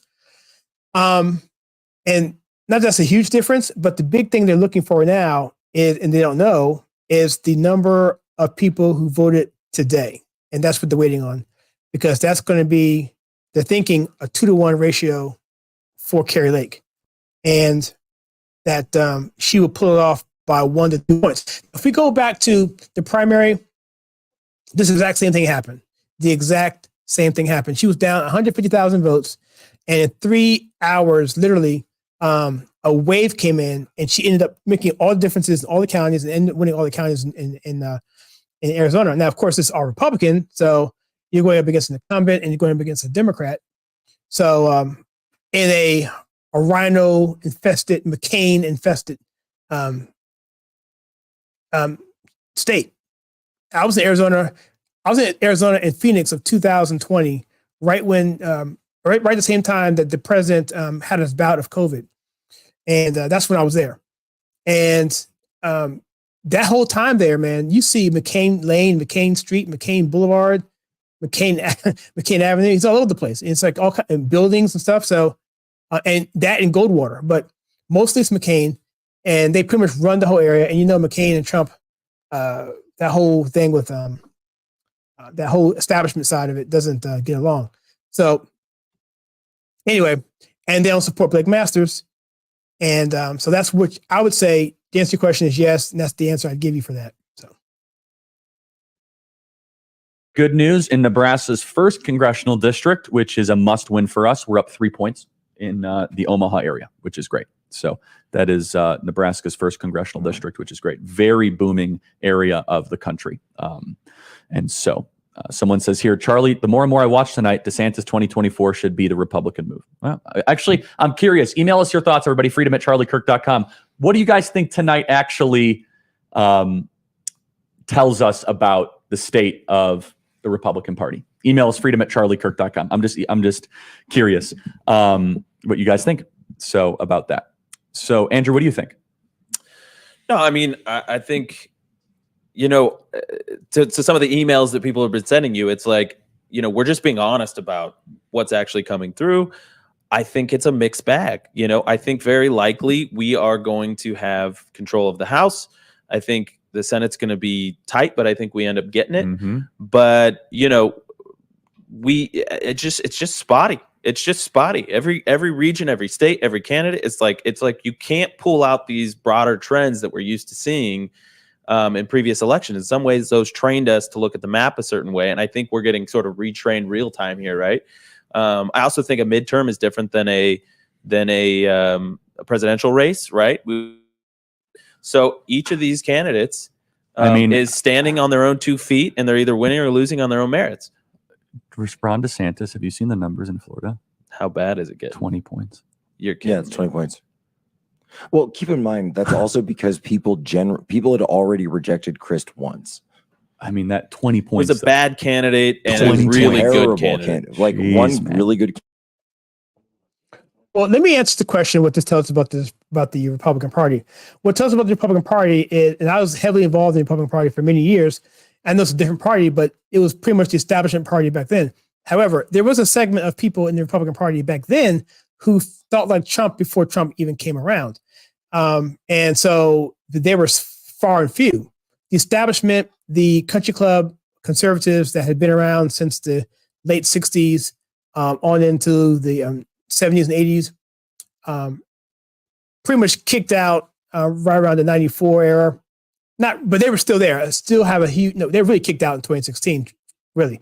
But that establishment piece is still there.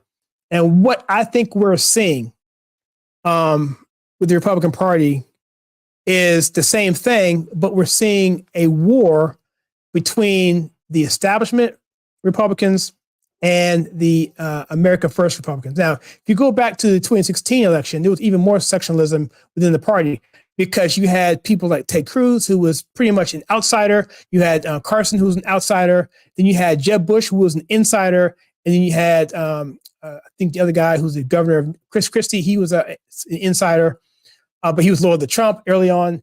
So they were galvanizing around it, but it was really outsiders versus insiders. And so now I think what you're seeing the party having these internal struggles of where it wants to be and where it wants to go. You have Ronna McDaniel. She's the chairman. She's worthless. She is a horrible chairman. And there's no initiative to really push the Trump agenda. There's no real initiative to push the history of the party when it comes to everything they've done for affirmative action. For Black people, Hispanics, in terms of laws and making people independent of themselves and not have to be married to the state. We don't do a good job of that. And so you have to find other areas to get those messages out. And it's coming through people like YouTubers and independent media, people like all over. And I think people are getting different information, and therefore you're getting spotty agendas. No one really wants to be tied to the Republican Party. So when it comes to voting and getting them out to vote, they're hard to find. And when you don't have Trump on the top of the ticket, then you lose people automatically want to come out just for Trump and just come out because they're not really engaged. So what I think you're seeing is a poorly led party with somewhat bad messaging when they were given slam dunks left and right by the Democrats. They may have been undercut a little bit by the Dobbs case. I get it. But that's neither here nor there. And I see another big thing is I see blatant attempts of the establishment to undermine strong conservative candidates. My buddy down in Florida lost in the primary, and I interviewed this guy, a black man. He said that he was basically shut down because he was a strong Trump supporter. He's a pastor, and his name was Willie, by the way, Willie Montague. And he was, and he lost to an establishment rhino because the party thought that they should back him versus the other guy. And so what we're seeing is probably a lot of bad candidates that weren't MAGA strong. They were wavering in the wind in terms of where they want to go. And it's just bad leadership. That's what I said before. I mean, I think if we had a strong, staunch leadership at the top, and from the majority whip, from the minority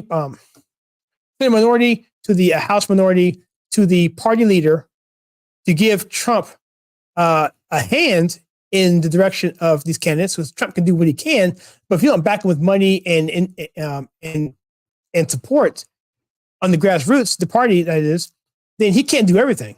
So, and I think that's where it's come down. And so the fact that we're even this far up and you're going to get the House and probably get the Senate is just a testament to how badly the Democrats screwed up.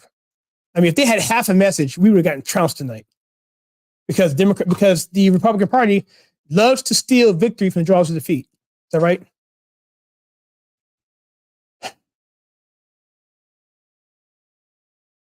They do in the UK or something like that. I mean, it would have just been a slaughter, right? That's if you right. and thinking about Youngkin again, I brought up Youngkin earlier. What was happening? Remember, Youngkin was the height of the parent revolt on school boards. That's right. There was that breaking story of the trans kid that raped a girl in the bathroom in Virginia. So he was at the center of all of that, and he caught that wave. But if you held a snap national election that day, that's a red wave day. Yes, I mean, right. that felt more red wave actually than tonight. But nevertheless, okay. So it looks like we have Glenn Beck getting loaded up. They're calling in now, so just a few moments away. Okay. Hang tight for Glenn. We're looking forward to it. So yeah, we're looking at a lot of these races here, these House races. A lot of ones have yet to be called. Oregon 6, Pennsylvania 7, Pennsylvania 8. Indiana 1 does not look good. Connecticut 5. And then we got California 49, 47, 13. California could actually deliver the House majority, guys. You guys realize that. I mean, that's how important California is. Garcia, we got race. Garcia, we got Steele, Scott Law, we got Orange County, we got Michelle a lot Kim, there. And Calvert. Yep, that's right. And so Kylie. Got a lot there. So you guys can email us your thoughts, freedom@charliekirk.com. People said, what do you think about Kerry? Kerry's going to overcome this deficit right now. It's going to be fine. It's going to take, unfortunately, longer than we would like. I would have loved to have been able to say, definitively it's over and it's won. But it's, it's about, almost a 200,000 vote delta without any same day election day votes that have counted. So, and yeah, I mean, look, you got a lot that's going to come out of Pinal, a lot that's going to come out of Maricopa, a lot that's going to come out of Coconino. So we got a lot there. Hey, a race call. Harriet Hageman has won the race for Wyoming's at-large district. So that's good. Well, good. Hageman. We all have to remember she delivered Liz Cheney on a silver platter. That was a bad night for Liz. So that's right. So there's a lot of dynamics that have yet to unfold here, guys, in more ways than one. And so, Jack, what are you seeing and looking at? Yeah, I'm trying to kind of contextualize this, I guess, because you are right when you talk about these headwinds that they faced. So they faced, and let's give a shout out though to the point of the fact that it is still early in the night for a lot of these states, particularly when it comes to the West. In the East, Democrats did better than I think people thought they were going to do. I'm just going to say it. Yeah, I think they did. It's true. And and you got to give credit where that's due. That being said, there's still places like New York that have a lot to come in. There's still parts of New Hampshire for some insane reason that have not come in yet, which I want to go up to Manchester and just start like throttling people there. Like, just tell me the numbers. Just give me the numbers. Right. And so they won't give it to us. That being said, I think when we get out here western, that's where you're going to see more of that Hispanic swing. And it was that Hispanic swing, by the way, that delivered Ron DeSantis his 20-point victory. Played a huge part of that because we took a key demographic and then shifted it over. Boom, locked in Florida. Florida's, as you know, if any was here, he'd be saying it, Red Kingdom.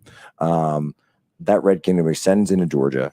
We're going to see it in Arizona, and we very well may see it in Nevada as well. So yeah, the New York governor's race is going to be tight. It's going to be tight. Yeah, it is. But I don't. So I'm told we have Glenn on the line. Studio, do we have Glenn? Already built through ESG and everything else. They've built this infrastructure to fall into. So you're seeing the weaponization of the DOJ. You're seeing these things now start to be used as weapons. They're not going to let it fall apart. And to Chad's point, Hold on. We've got him. Hey, Glenn, how you doing? Can you hear me? Okay, so hang on just a sec. We have a hard appointment here with Turning Point. Charlie Kirk. Hey, Glenn, can you hear me? We're working on the crossover with them, I guess. They're doing their own thing tonight, but Charlie Kirk has been in Arizona, and they have really been working hard on this. You want to find out what's happening in Arizona? We will find out with Charlie Kirk from Turning Point. Even the Washington Post was forced to admit Turning Point spent the last election season campaigning to replace all of the old rhino Republicans with candidates who actually want to stop the left in their tracks. Turning Point's founder and president, Charlie Kirk, is going to be joining us here in just a minute. Let's pick up our conversation. To your point, Chad, you said you were split down the middle.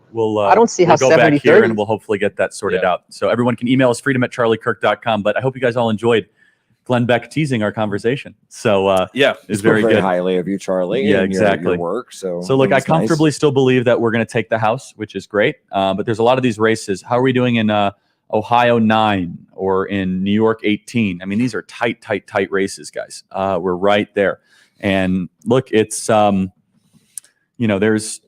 a lot there. People says, hey, Charlie, I'm so happy you're covering these elections. You were right about Ohio. Thanks so much. We really appreciate it. Thank you, Troy. We appreciate that very much. Wow. So, In the New York 17, that was Melonia. Lawler is running away with it. So the head of the DCCC is currently on. how many has it been reported? We've got 65% in. Wow. What's We've the got margin? 11 points, about a 20,000 vote delta. With 65% in. 65% in. That would be a big. And that's a big that is the flip. head. Yeah, that is the head of the DCCC. Yeah. Blue states might deliver us Picked the off. majority, guys. Wow. So with 69% of the votes counted, Lauren Boebert is down 9,000 votes. Wait, Charlie, walk us through that, though. Unpack what you just said. Blue states may deliver the Blue margin. states might deliver the margin. I mean, I don't think we're seeing what we're seeing out of Rio Grande Valley. Are we, Andrew? I mean, we haven't seen it yet. These It's races are literally still just pulling it tabulating, up. right? Yeah, But I mean, California has so many seats. California Yeah. has so many seats. De La Cruz is up 12 with 74%, What and that's district House is that? 15, right on the border, House 15. Okay, that's good. Flores Well, we needed is to win that. still down 10,000 votes in House 34 with 63% in. That's a merged seat. She's down how much? She is down. That's a toughie, man. She's down 9.6. That's a toughie. That's a toughie. How about Texas 28? Texas 28. Texas 28. Looks like Garcia is still down 9 points with 60% in. Okay. Well, unless there's a major same day push. That's it. That's also the other thing, guys, is you could see a massive push, massive drop, I'm sorry, in a very significant way. How about this? How about California and New York are going to determine the majority, guys, in more ways than one. So how about Ohio 9? How are we looking in there? Ohio what? Ohio 9. I just had it up. Give me a second. Me too. Ohio 9 is Majewski's not doing what he needs to do. No, not seeing it. Well, that's one of those races where the RNC left him out to dry. That's Yep. I mean, the bottom line is. How about New York 18? That's the one that we were talking about with, what's his face? No, that's 17. Oh, is that 17 is Maloney. 18 is just the one north. That's Pat Ryan and Colin Schmidt. Okay. Looks like Colin Schmidt isn't. No, he's not doing what he needs to do. Pat Ryan's. Which one is that? New York 18? 18. Okay. How about so 18D? Nevada 1? We're talking about a 10 or 15 seat majority with this. Yeah. But the good news is the Democrats aren't advancing to any of our seats. I haven't seen them flip one of ours, not one. If they Boebert being the extent, and there's that one in Pennsylvania, 2 in Pennsylvania that they might flip. Yeah, too early in Nevada. Too early in Nevada to see anything. Yeah. Let me go to the PA House on that. So, Scott Perry, the incumbent in Pennsylvania 10, is up by 1 point. He was actually down until this last tranche, so he's up by 1 point. And then Bucks. Yeah, Bucks still has the Democrat up over Brian Fitzpatrick. So if Brian Fitzpatrick goes down, and he's currently down by about three-ish points, that would be a flip for the Democrats. But for some reason, it's still only giving me 38% in, and that shouldn't be right when the others are at 70, 80, 90. And then Scott Perry is just ahead by a little bit in the 10th district. That's Harrisburg. That's the central part of the state. Someone says, show Savannah some love. What's up, Savannah? Say hi. Hey. What's up, guys? Sorry, I've just been sitting over here monitoring all of this, and it's been really interesting to hear all of your guys' perspective on it. Again, straight reporting has been more of my strength in this, and talking to Americans on the ground, and so kind of seeing the reflection in the polls of going out on the ground and then seeing how people have been voting has been really interesting. Regarding Texas, I'm actually a little bit disappointed as of now with District 28 and 34 with Flores and Cassie Garcia, just because they are down, looking at the Rio Grande Valley and what is going on at the border. I was hoping for a little bit more, you know what I mean? Energy behind them. It's still, I think there's still a lot of vote outstanding. It's still day of vote. So I'm still holding out hope. I agree with you. I'd like to see it closer, but we'll see it. Let's try Glenn again here. It's up by 1 right now. So an 8-point split between those two candidates. That's good. We'll see where that winds up. If they can get Walker, and Nevada is right there as well for the taking, that would get you to 52. That's the 53rd would be Arizona. Right now, the New York Times projects the Democrat to win there by 2.6 points. The reason why I think that's important, though, is the split between Masters and Lake has been about 4 points all night. If that were to hold and their projection were correct for the Senate, and the 4-point lead for Lake over the performance of Masters were to hold, then Lake would be the slight favorite to be governor in Arizona. We'll see how this plays out. The New York Times is far from perfect. How do you explain poll after poll after poll? All right, being 8 points plus. Just got it. Sorry, guys. We keep on. We keep trying. Get a miscommunication Ships in here. the night there. Email us freedom@charliekirk.com. MSNBC just called North Carolina. Congratulations, guys. There you Big go. win. There you go. There you go. All right. So look, we got a lot of these House races that need to be called soon. What we're seeing though is our Senate candidates actually outperforming. Look, I live in North Carolina, man. That was never going to happen. I can tell you that right now. I mean, we're looking at, it's going to be a battle to control the House. I'm going to be honest. Like, this is going to be a battle. No, we got the House. Where? show me the races, man. I mean, it's, listen, we had a whole, I will never forget how much of a problem we had with our viewers when we were talking about, do you want a slim majority? You want a big majority? I'm just looking at the results. I'm just saying. I just had that conversation going back in my head though. That do you want the slim majority or do you want? We're not going through that right now, right? What we're trying to get at is this. I mean, look, here's the good news. Well, I think in the Illinois 17th congressional, Eric Sorensen is barely up on Esther Joy King in the 17th. That's a Democrat one. Hopefully we'll get there.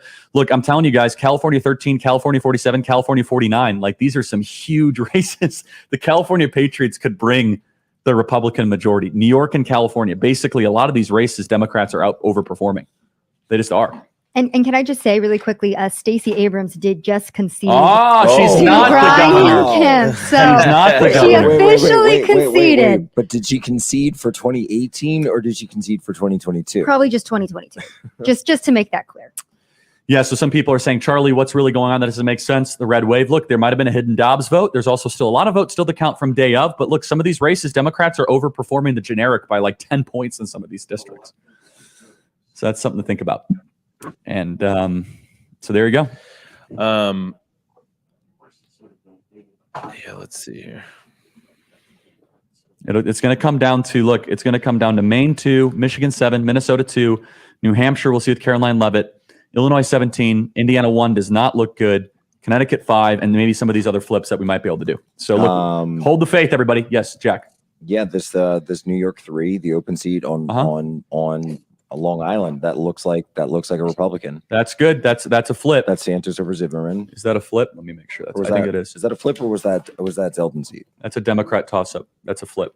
That's New York 3. That's a win. There you go. 3. Yeah. So look, we have tonight 3 flips already, which is the 2 in Florida, and then we have more than that, right?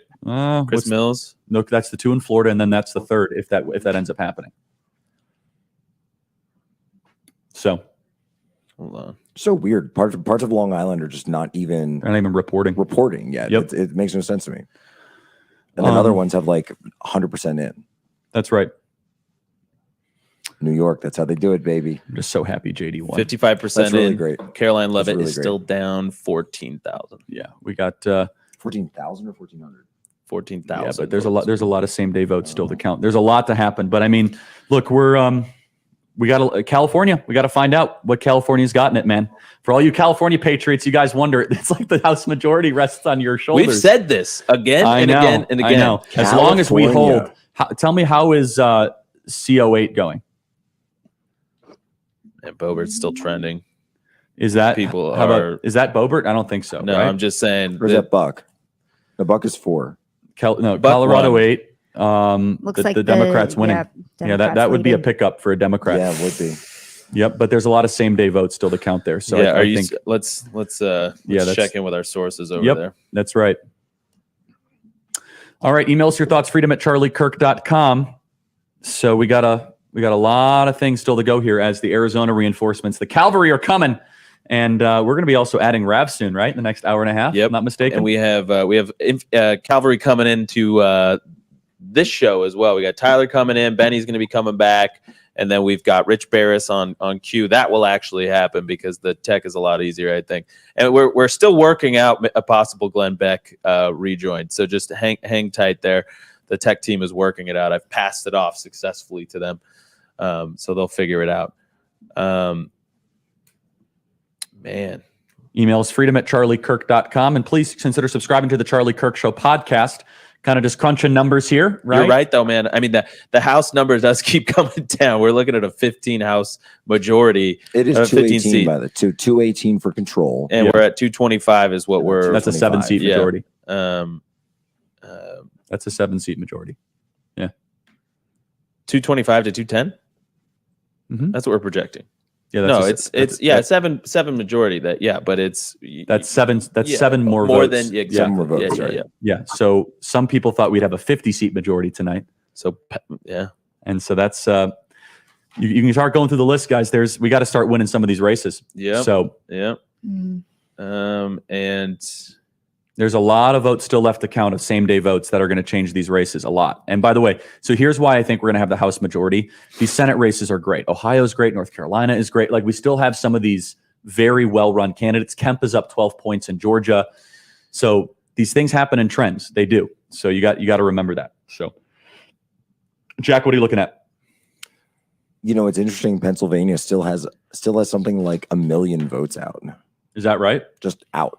Just no one knows what they are. Yeah, exactly. So because remember, Pennsylvania can't canvass those early votes. So the early vote came in, then they're going through the game day vote. And it's amazing to me looking at this. So you look at Fetterman and Oz, they're within a point right now. Oz is down 48.3, Fetterman 49.2. It's about a 40,000-ish vote delta, but with a ton of votes out. Mm-hmm. And the vast majority of this is going to be same day. Yeah. That's the blue mirage you were talking about before. However, and I'm gonna say it. It looks like the Democrats did better, at least in Pennsylvania. We don't know for Arizona yet, so I want to be very clear that I'm talking about Pennsylvania when I say this thing that I'm going to say next. That in Pennsylvania, Democrats outperformed with their game day vote. They did. They've gone and Charlie, you remember earlier when I talked about how early voting is not part of Pennsylvania's tradition, that's just not something Pennsylvania's done, that we're not used to. So it looks like they did during COVID. Now they've gone back more to that traditional, we're going to show up at the polls, we're going to vote. And so like in Arizona, you can really assume, you can basically bet that the Republican vote is going to get that more, 2-to-1, 3-to-1 break for the game day vote. In Pennsylvania, no, it's going back to that more traditional voting trend of Democrats and Republicans both coming out to vote on election day.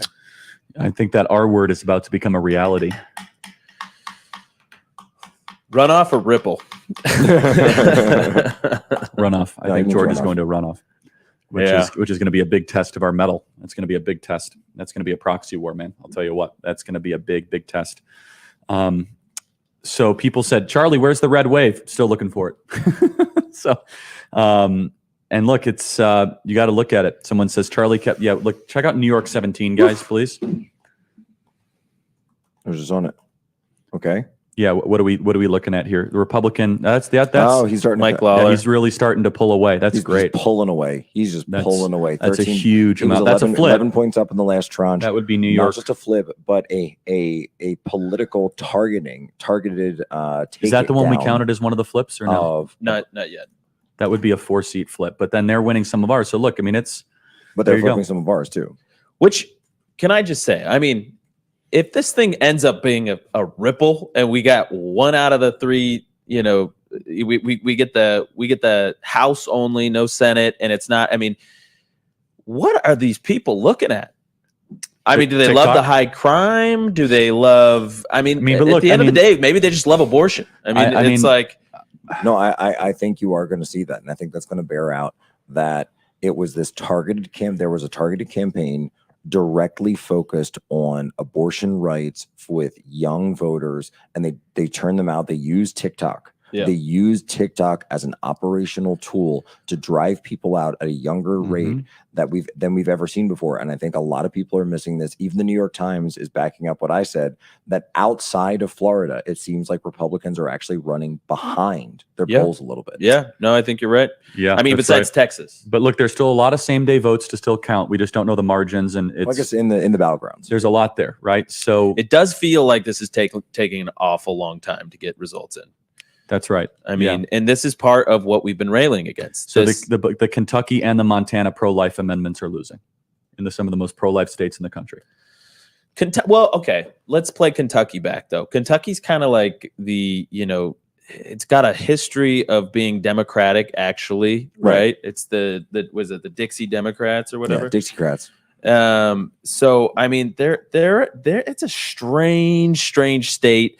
I think obviously it leans conservative, but there is a Dixiecrat vein in that state that is still alive and well.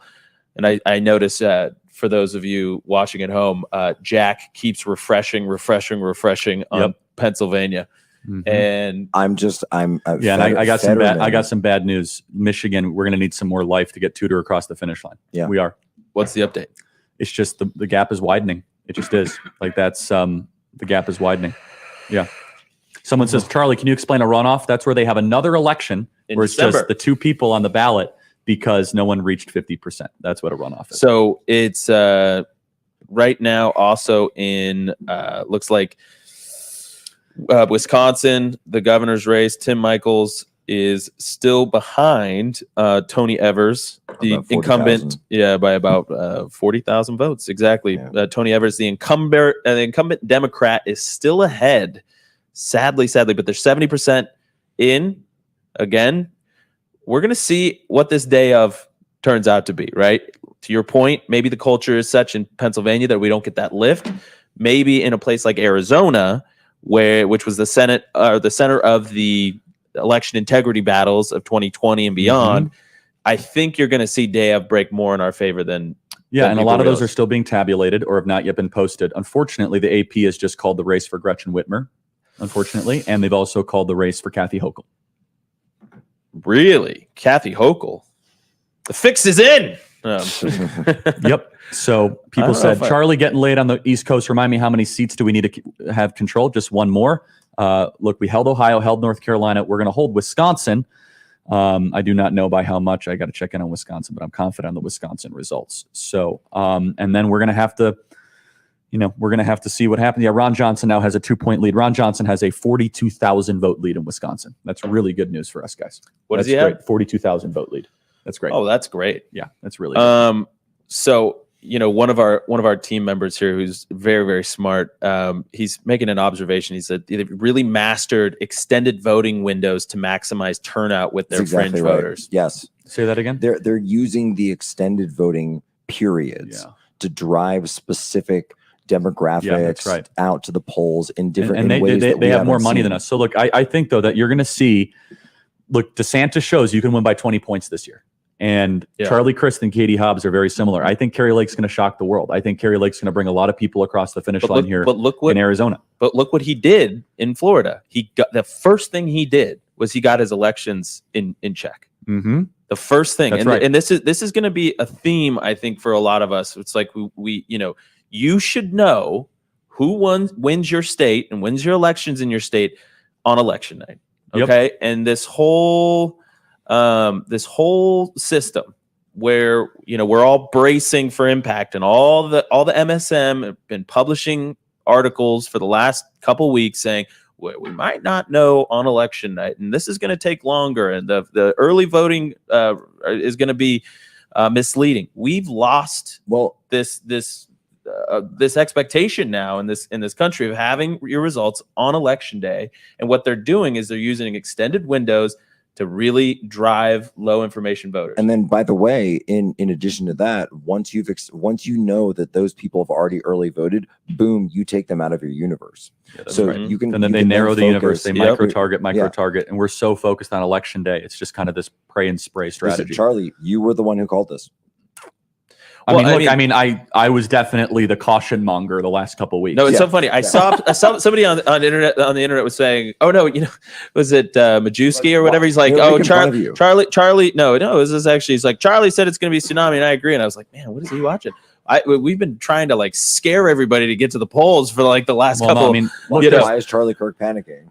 Yeah, exactly. That was actually the truth, because to your point, it's like, we're putting all our eggs in this one basket. It sort of reminds me of the thing that happened there's two routes here, basically, right? The two routes are either we get our election day voting the way it should be, and we get back to the way things were, or we two can play at that game, right? In California, basically the GOP's given up the ballot harvesting fight, and they're starting to deploy tactics to ballot harvest, right?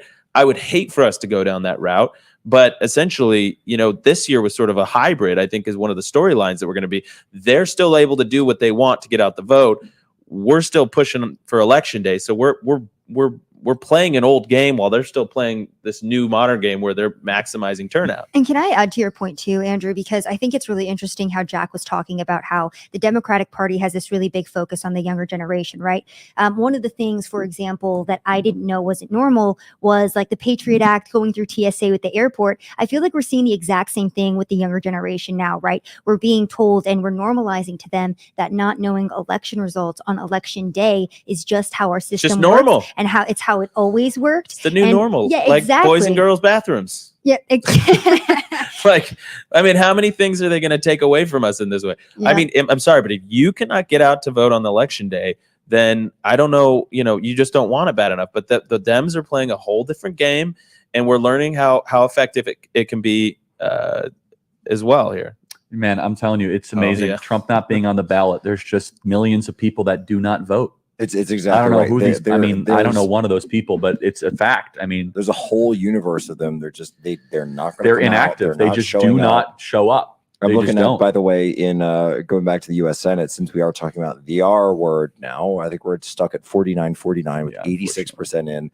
And just a shout out to Chase Oliver, the Libertarian, 72,000 votes. Pal. Can you guys throw that up on the 72,000 votes? Throw that graphic up on the screen, guys, if you've got it. Yep.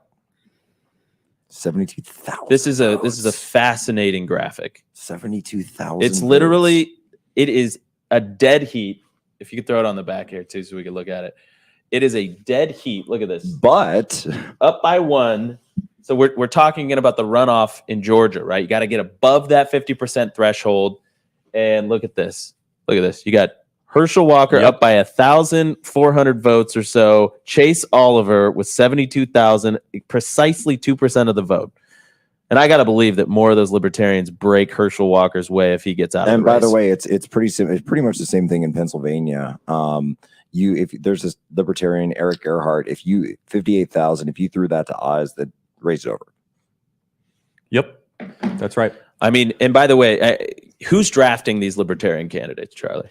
Who's drafting them? Yeah, who's convincing these people to win? Why don't we? Where's our Green Party this year? Where's our Green Party? Like, what do you mean our Green Party? Yeah, exactly. By the way, it looks like we won every single Iowa congressional seat. That's a great sign. Any of those flips? That is good. No, none of them were flips. All right. I don't think we. I was trending more conservative. I mean, They said actually first time since 1877. So let me see this actually. Hold on. That actually should be a net flip. That should help a lot. The Midwest delivering. So what? That Bucks County seat that I was looking at in Pennsylvania. Finally. What's the district? Dropped. That's District 1. So Pennsylvania 1. Brian Fitzpatrick. Boom. Republican. Huge tranche of Republican early voting came in. Slammed him. He's now up 9 points. 19,000 votes. Yeah. He's now Plus, up 9. So almost he was 20. down 4 points. He's now up 9 points. The Republicans up 9 points. Republicans That's a up. flip. That's a good Which one is that? No. He's No, the incumbent. but you were worried. This You was were one of the ones the Democrats were trying to flip. Yeah. You and by the way, there's still votes out. Oh, I mean, still votes out. That's not even on the deck. I mean, okay. Yeah, but that was one that was freaking jack out. It made no sense to me. I mean, he was there. His brother was the incumbent before him. Just really didn't make any sense. So finally, now we're definitely now getting into the election day voting. Yep, that's right. All right. So, Andrew? No, so I mean, we've got a mixed bag, right? Jen Kiggins, Republican, wins U.S. House seat to represent Virginia's 2nd, right? We won the 2nd. Yep. Are you sure? I'm just getting it right now. 11 minutes ago. That's a pickup, man. Virginia 2. Jen Kiggins. Wait, hold on. What? Represent Virginia's so 2nd we congressional. Flipped Luria. Yep, that's what it's looking like. All right, that's the 4th flip of the night. That's great. If Mahoney holds, that's great. Yep.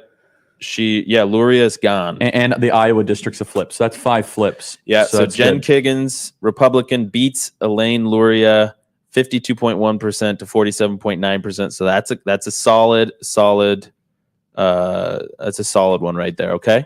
And then JD Vance, R+7 is what it's looking like. JD Vance JD Vance. I'm just going through a big win, right? So one of the things you're saying, what do I have? I'm thinking about, okay, not a red wave, but a fighter like JD Vance is going to fundamentally transform the Senate. I truly believe that. I mean, JD Vance is a guy that we've had on this show a lot, and he is truly representative of the new right, of a fighting right already. I mean, I think that's just such a big boost for the Republican caucus in the Senate. Absolutely. Totally. So look, I think we might end up getting 12 to 15 flips when everything's said and done, because there's so many ballots left there's so many races that have not even begun to close, right? Like New Jersey 3 and Nevada 4, Nevada 1, Nevada 3. If Nevada goes our way, those are great, right? And Arizona has some flips too. We have O'Halloran is a dead man walking, I'm told. So that's a really good one for us in Arizona. It's Arizona 2, Arizona 6. Those are all flips. 6 flips so far. So that's good. And I don't think they flipped one of ours yet. So okay, so they still have Michigan too early to call on NBC. I guess we have a victory speech from JD Vance if we want to take it. Well, let's hold on one second. Email us, everybody, freedom@charliekirk.com. Andrew, tell the audience about AmericaFest, amfest.com, and play the trailer. Call for it. AmFest. You guys got to check out AmFest. I mean, AmFest is the biggest celebration of America. All right, so let me jump in here a little bit, plugs here. So it looks like this night is going really interesting. Different than anything I'm used to, but with just the point of history we're in right now, it just appears that we're absolutely at a crossroads of this country transitioning or realigning, fundamentally in this country. And I think with the media the way it is, the dishonest media the way it is, and some things that were said before the live stream even started, which had me kind of freaking out. This was Chuck Lindell and Steve Bannon. I can't say here. I may jump off before I close the stream out. I may go over to Rumble first and talk about that and just talk about it there. And I didn't want to believe it, but I think some of what they were saying is coming into play here in terms of the Democrats' plan B. But not to take anything away from anything they've done, even though it's pretty much, the ballot harvesting, and it's the fact that they fight and they never give up. They play hardball. And the fact that the Democrats are benefiting from a weak leadership in the Republican Party, infighting amongst themselves, not supporting GOP candidates that Trump has endorsed. And that's being a problem when good candidates are what we need the most. Is we found out what would happen if you get a bunch of Republican candidates who weren't good candidates and who won, like the Tea Party. Many of them were really just bad candidates, and they didn't get reelected, and then they used it against us, saying that they were extreme and so forth, and that became a talking point on the left to bludgeon us with their narratives. However, now we have candidates like Carrie Lake and people like Mastriano, people like Blake Masters, people like DeSantis. There's many, many more that I can name. Herschel Walker, another, that are good candidates, but because the establishment is still fighting because they want to keep it a certain way. People like your Carl Rose, people like Mitch McConnell, and just the whole. I even dare say Tim Scott. I mean, I know some people like Tim Scott, but he's campaigning for Murkowski out in Alaska. He's still very much establishment. I don't trust him at all. But there's still a bunch of these people, because if they were in place the way they should be, we wouldn't have had the situation we had in 2020. And now we're suffering from the bad leadership and the lack of action when it comes to election integrity. So all of this is coming together in a perfect storm of a landmark generational decision with the Dobbs versus Jackson case, with striking down Roe versus Wade. And of course, the Democrats using it as a single issue tactic to go after young people who are just beginning their careers, have no idea how to pay taxes, or no idea about the downsides of an inflated budget, or dealing with an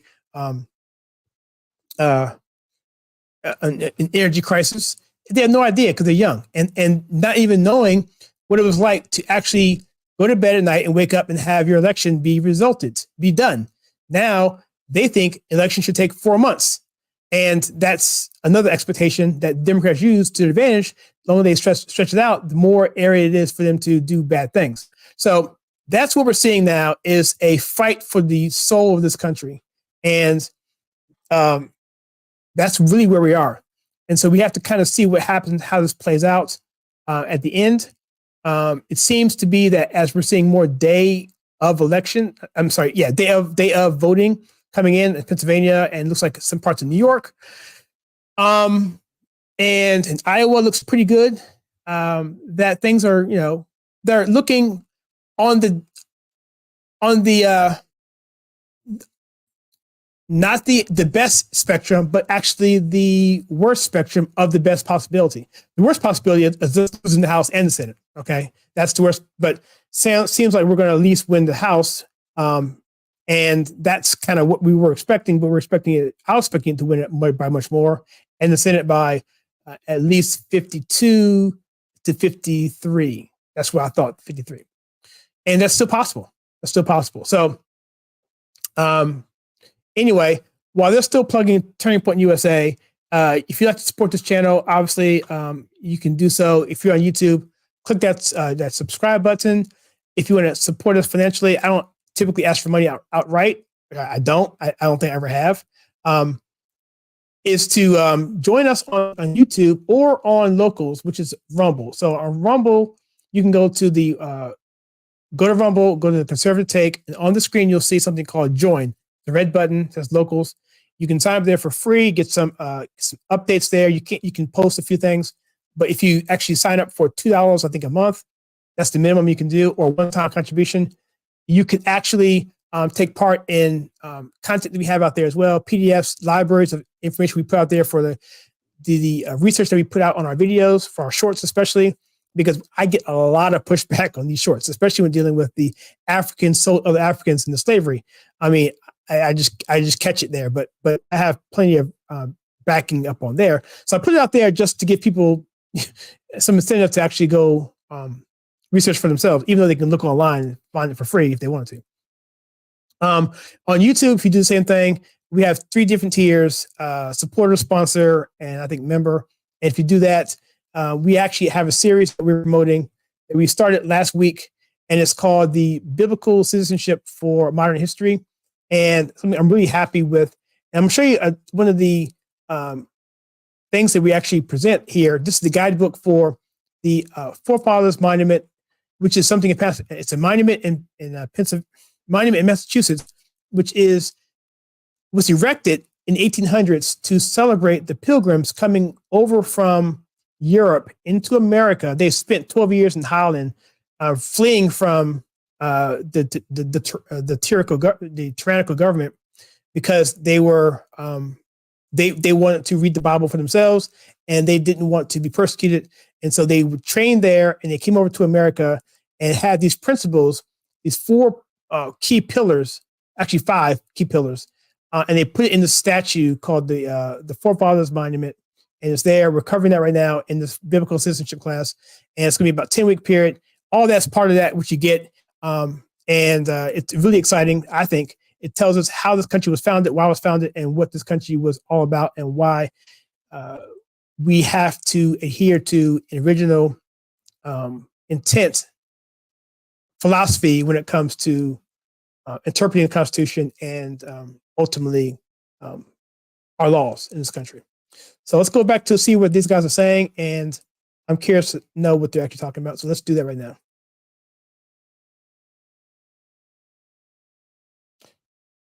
Just have to find it.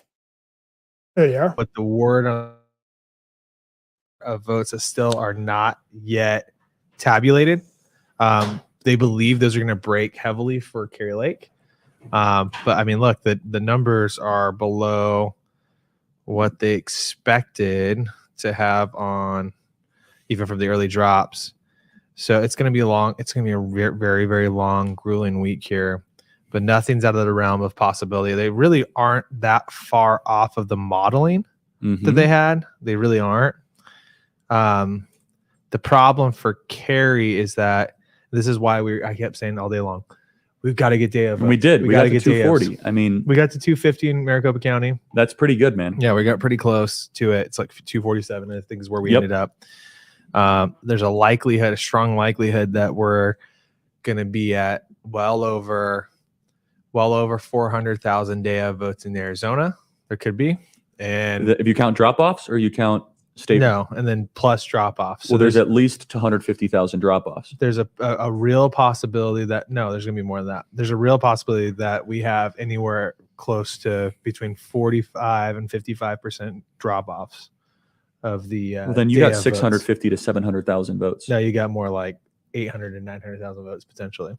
So we're a long way all away. of a sudden get bad for Republicans if it hits that Richter scale? No, where we're at right now, we need it. We need that. So you need the volume of votes. Yeah. So like if there's 900,000 votes out there to just, let's just say between today and Carrie Lake wins 65% of it, that's 585,000 votes. Let's just say 60,000 votes. Let's say there's 900,000 votes. She wins 60% of those. That's 540,000 votes. 900,000 votes for Katie Hobbs. I mean, that's the margin, man. Yeah, that's beyond the margin. Yeah, I mean, so I feel good that Carrie's going to win. She has a real shot. It's Katie's only up 178,000 votes right now. And the very conservative projections just in Republican votes alone on day of was nearing about 100,000 votes. So, I mean, Carrie's just really got to win those independents. And that's why I was harping throughout this entire election cycle. Focus on the independents, focus on the former CD9, which is Ahwatukee, Chandler, Phoenix, Scottsdale, South Scottsdale, all the way up. Paradise Valley. Those are the votes that we have to win back where Kerry struggled. Do you think she still wins 2-1 on election day? That's what she's gonna have to win like 3-1 close to. Yeah, she's going to have to. Statewide 3-1. Yeah, she's gonna have to win at least like whatever the original estimation was like 2.55 to 1. Yeah. So how do you feel about that overall? Yeah, I mean, look, I mean, I'll be honest. The numbers are really tough for Mark Fincham and Blake Masters. They're tough. It's just, you've got to. Abe Hamadeh is looking better, but Abe and Kerry have a real shot. They're going to be the first ones with the shot here, and their job has to be to. I mean, they've got to keep in there. They've got to keep on the message right now, and keep going after keeping all of our conservatives just like keeping the faith this week, because it's going to be maybe 2 weeks worth of literally counting ballots, fighting and counting. But I mean, if you were to put the odds based on that drop was less than desirable. So you got a 178,000 vote deficit. Where are we at? Yeah, I mean, we're gonna look at every single one here. So we're gonna look at every single drop throughout the night. There's going to be a lot that really begin somewhere after the 10 o'clock hour. I would expect. They were saying that it could be after midnight, all throughout the early morning here through 2 a.m. So, I mean, tonight is going to give us a good indication, first off, how winnable this is. If these early drops come back and showing Kerry winning, close to 3-1 in election day votes, then I'm feeling good. I'm feeling really good. Yeah, I mean, look, for example, Mojave County says Kerry Lake is winning 87-12 just out of Mojave County out of 5,938 election day votes. So that's insane.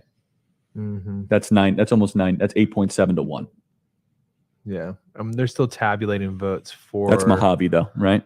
Yeah. And La Paz, same thing. So look, if you take that's better than a poll, right? So that's La Paz, yeah. Yeah, that's 6,600 votes, and she's winning about 85-15. Yeah, those margins are stupid. Yeah, there you go. That's how you win. Yeah, there's your like 5-1 margin, right? So yeah, that's 4.5 to 1. Yeah.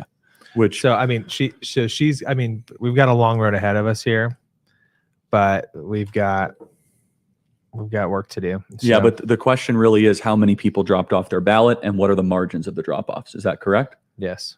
But we are about to find out the in-person election day voting totals out of Maricopa soon. Is that right? Yeah.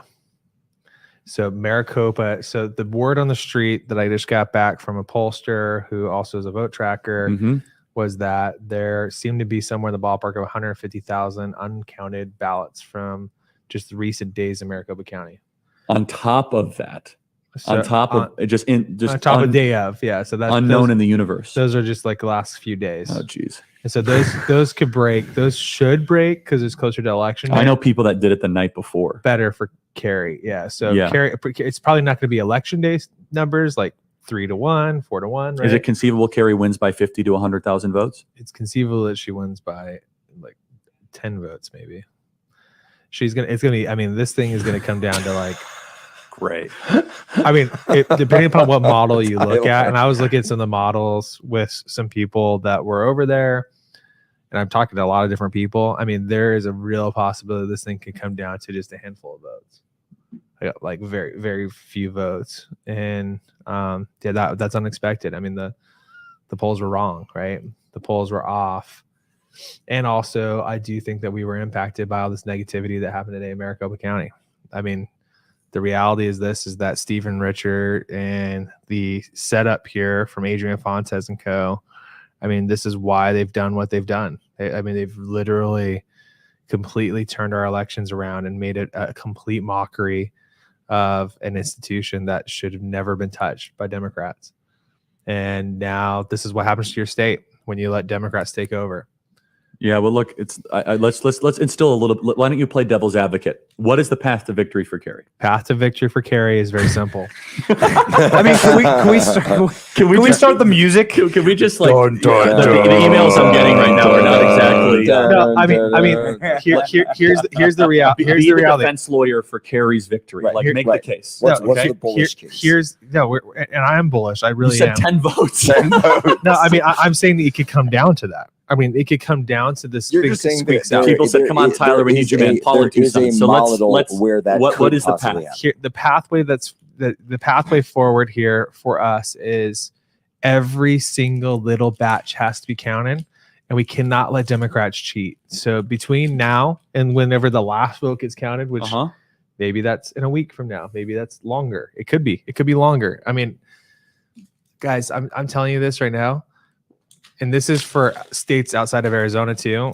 Many of you who have been dealing with Democrats for a lot longer than us, we could not let them mess around here and try to sue their way to allowing all these extra votes to be counted in the state of Arizona, because they're looking at this the same way that we're looking, and they're going, Kari Lake's going to win this thing on the last day of counting, which might be 13 days from now or 10 days from now or whenever they're going to. Because we're going to be right here with eyes on these cockroaches. Remember, Charlie, remember this in 2020? Well, I mean, I 2020, remember, it was like it was like we'll be here. Stephen Richer counted like a few thousand votes one day, and then he just like shut down the shop. He just shut down shop, and then he counted a few more votes the next day and shut down shop. And so, like, I'm going to tell you right now that every single day we're going to go through that. So everyone's going to buckle up, and they've got to get their head in the game. And who is this guy? If you guys let me know who this guy is. I was talking on the live stream.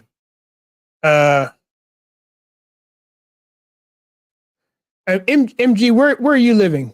MG, Kelly? I think my stream went away. Let me see if I can fix it.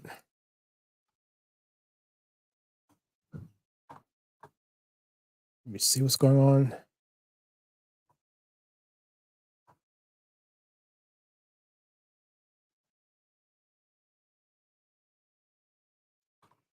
Okay, that wasn't good. All right, let me see if I can get this fixed. Here we go. Hold on. And look, all right, well then we're good. Let's just calm down. People are blowing us up, man. Yeah. People are like, I mean, the sense that we gotta be. No, I mean, and look, I know there's a bunch of people that are like, oh my gosh, I mean, I'm telling you the truth here. That's right. I know, but we gotta build out the matrix here, right? So you need to understand the data that's here, and this is almost exactly what happened. I'm gonna start calling you the Grim Reaper. Well, I mean, no. Here's the deal. Like the room gets 20 degrees colder. This is exactly what happened in 2020, guys. This is exactly what happened in 2020, which is and this is what the Democrats like to do. They want to be able to know how many votes they need to win. Yeah, of right? course. And they want to drag this out. So it's days, if not weeks, of counting the votes after the election. And this is everything that we're screaming about, where we're saying this isn't how elections should be. We should be able to win on election day. We should know who's elected on election day. That's what we want. And so can you tell, for somebody who is a novice to this, and I assume many viewers who are watching this are not as expert as you and Charlie, can you explain to me, why are you counting so many days from now? Why are you saying 13 days from now they'll still be counting? In what universe, what law allows you to do that? What kind of an upside down clown show is run in this state? Can you name the culprit? This is because of drop-offs, because of ballot drop-offs. And this is why we were saying, guys, we have to vote on the day of. If you drop off your ballot, that is what drags this thing out. And then Democrats point at us like it's our fault because everybody dropped off ballots on election day. All right, but okay, 13 days, 12 days, we're not going to let them cheat. We got eyeballs on them. Let's be optimistic, right? Yes. Okay, so let's say there's 800,000 votes out there. Yes. Okay? Yeah. So she's 178,000 votes down. Let's do all the math on air for everybody, okay? Because we're going to need to get some clarity, okay? So there's 178,000 there, 800,000. If she wins those 2-1, what does that mean? She wins 75% of them? Is that right? Let's do the math real quick. Right? So, yes. Yeah, she wins by 100,000 votes, if you're right. That's a decisive win. Yeah, it's pretty close. I mean, it could be, yeah. Yeah, it could be close to that. Yeah, but I mean, obviously, she needs to win by 1 vote. I think she wins by 100,000 votes. I'm telling you, man, she is the most exciting candidate I've ever seen. There were people coming out of the woodwork for her. We saw it in the polling, we saw it in the numbers, saw it in the data. I'm just telling you, like, this is going to happen. It's going to take a process. Yeah. But you're telling me that if 900,000 people voted today, that gets our threshold to 2.4 million people votes cast, right? Mm-hmm. We win that 2-1. No, we're good. Now Fincham has that's a totally different but we have operation. We have to go on offense though with this whole thing. I'm telling you right now, we have to go on offense hardcore because the Democrats are going to try to find every single possible way to take votes away from Kerry. They just are. I mean, that's just the reality. They just are. So like, this is the fight. This is the battle. Everyone's going to strap up because they're going to, I'm just telling you, this is like going to be like the biggest drag out that you've ever seen. So what? We're going to be here for all of it. Look, we got to get Kerry Lake to win. Okay, there's a lot of fronts we did not do well today, right? Tudor Dixon, Lee Zeldin, there's all this. We got to buckle up. We have to hold the line, right? But you're telling me that the brass numbers are there. Is that right? The brass tacks? The numbers are there. The numbers are there. The numbers are there. So we got it. A lot of people right now are on edge because they were expecting a big red wave tonight. This is similar to primary night for Arizona. I mean, it really is. Like, this is almost identical to primary night. Yeah. Primary night, Kerry was down almost exactly these numbers. Yep. And she ended up coming back that same night in 3 hours. Yep. Or Karen Taylor Robeson. Yep. And she won pretty decisively. She ended up winning by about 5 points. Yep. I don't think we're going to end up winning by 5 points. But 100,000 votes. But I do think that we're going to keep eyes on this. Every data drop that drops into this, I think we're going to see we're winning. And it's not just Kerry, it's also Blake. Blake's going to have a lot of votes that he's going to be carrying here, like 3-1 on election day.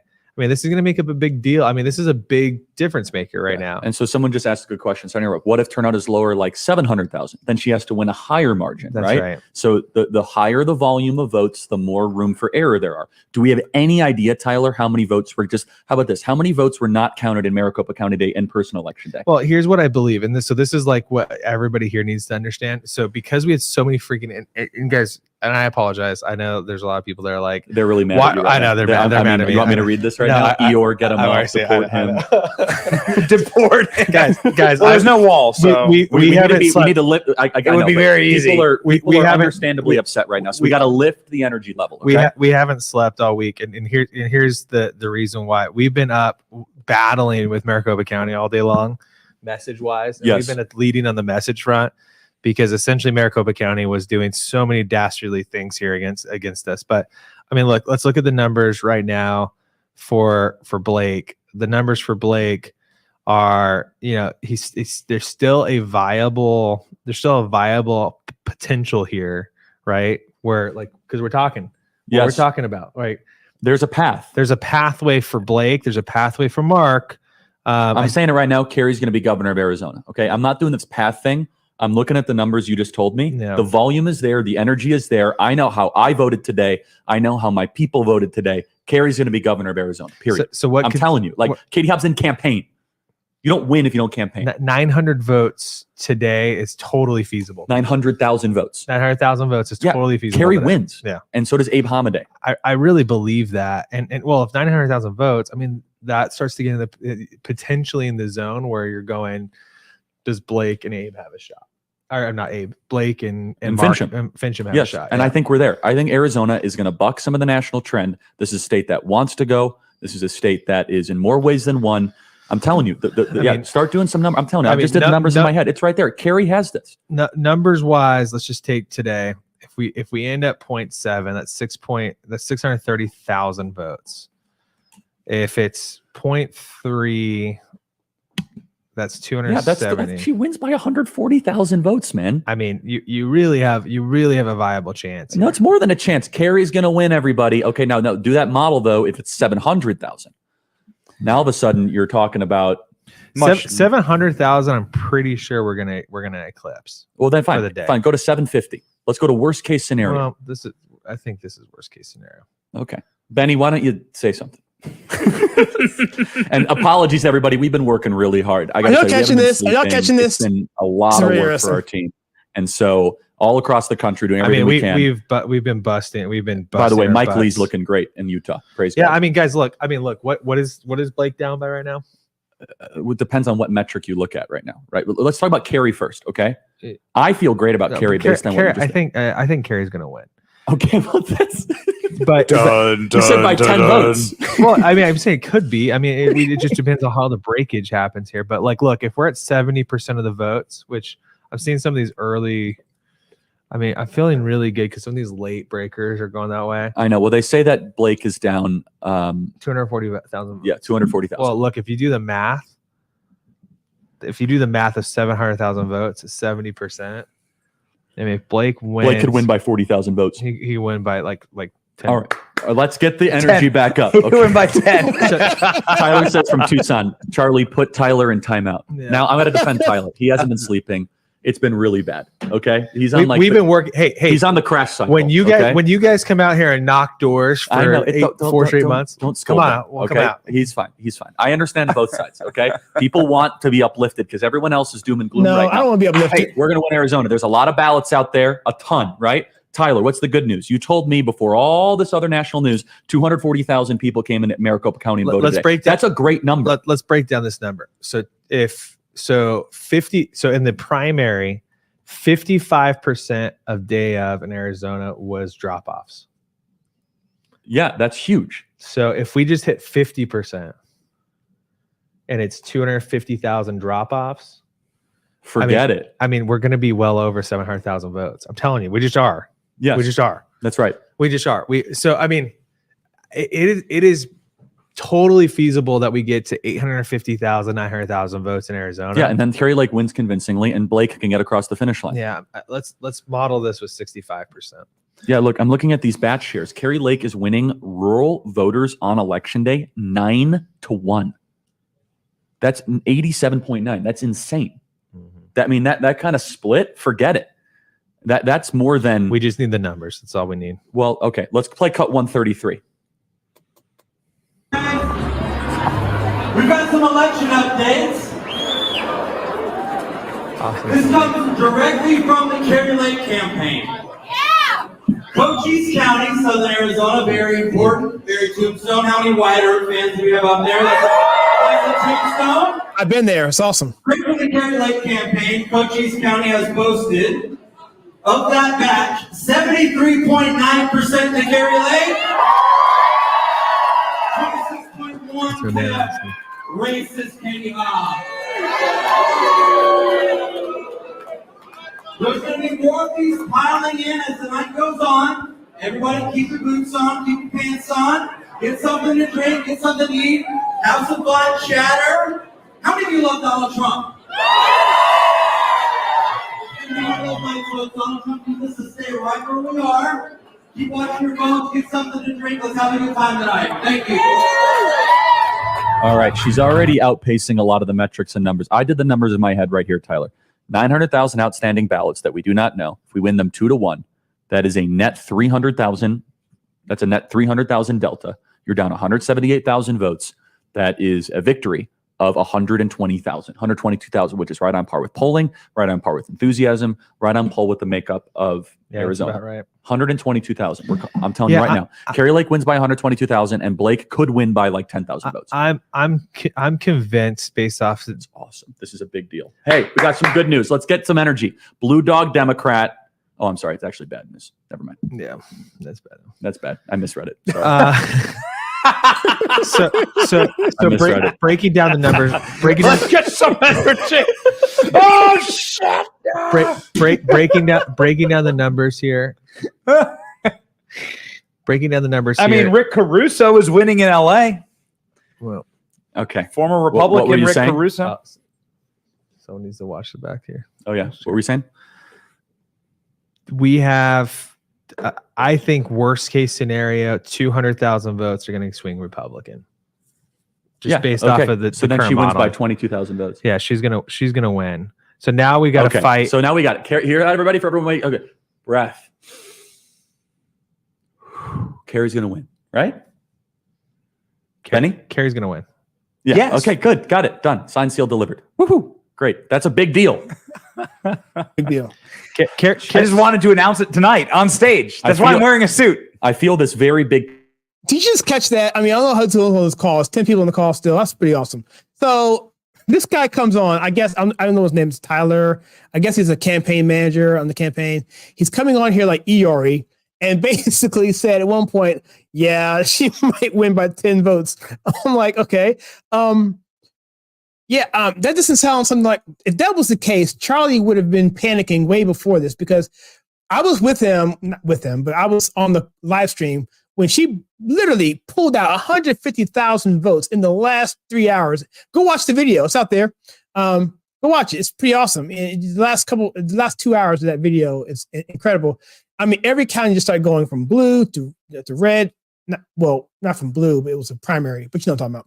Anyway, so and so what Charlie was basically saying is that, look, what's the model? And to the big question mark for Arizona is this. It's like, how many people dropped off ballots the day of the election? The bigger the number, the better, because she's down 178,000 votes. And so being down 178,000 votes means you have to have a bigger margin because she has to pull 2 to 1. He's saying 2.55 to 1, basically 3 to 1 of that quantity to make up the difference of it 178,000. So Charlie's saying, look, are we going to get at least 700,000 day of? He said, yeah, we'll definitely get that based on the primary modeling, whatever. He says we'll probably get somewhere between 750, 800,000. Bam. That means Charlie said, okay, well then instead of her winning by 150,000, she'll win by 70,000. Big deal. She's going to win. And so essentially right now, based on math, Kari Lake is going to win the governorship of Arizona. It's just what he said. We have to prevent them from cheating. If we do that, then we're good. The only problem is, can those coattails entail a Blake Masters? Can he get over the finish line? And, when you run close to Kari, the better off you are, but I'm not sure how his difference is from her. They had those figures. I don't in front of me. So he could get across the line if it's anywhere in the range of 800,000 to 850,000 people who are who voted day of.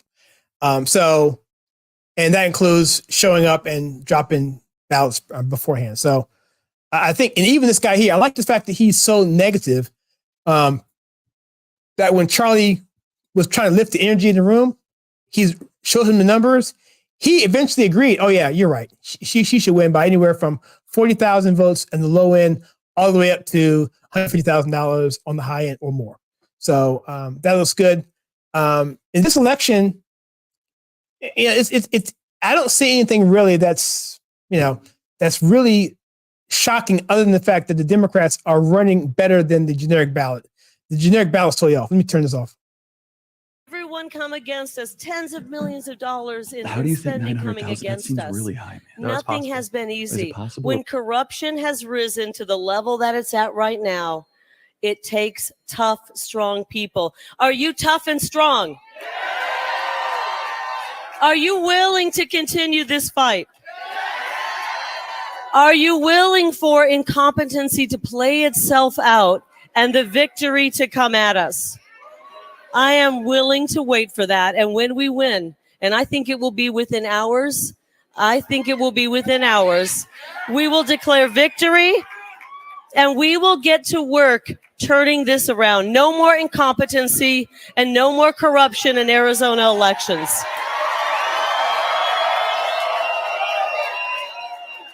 Now, I love you. I love you.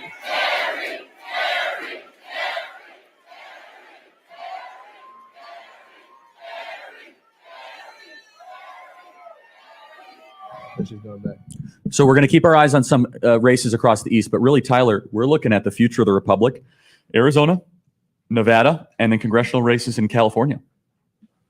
I mean, look, guys, we've got to buckle up here for this next week. We got to fight.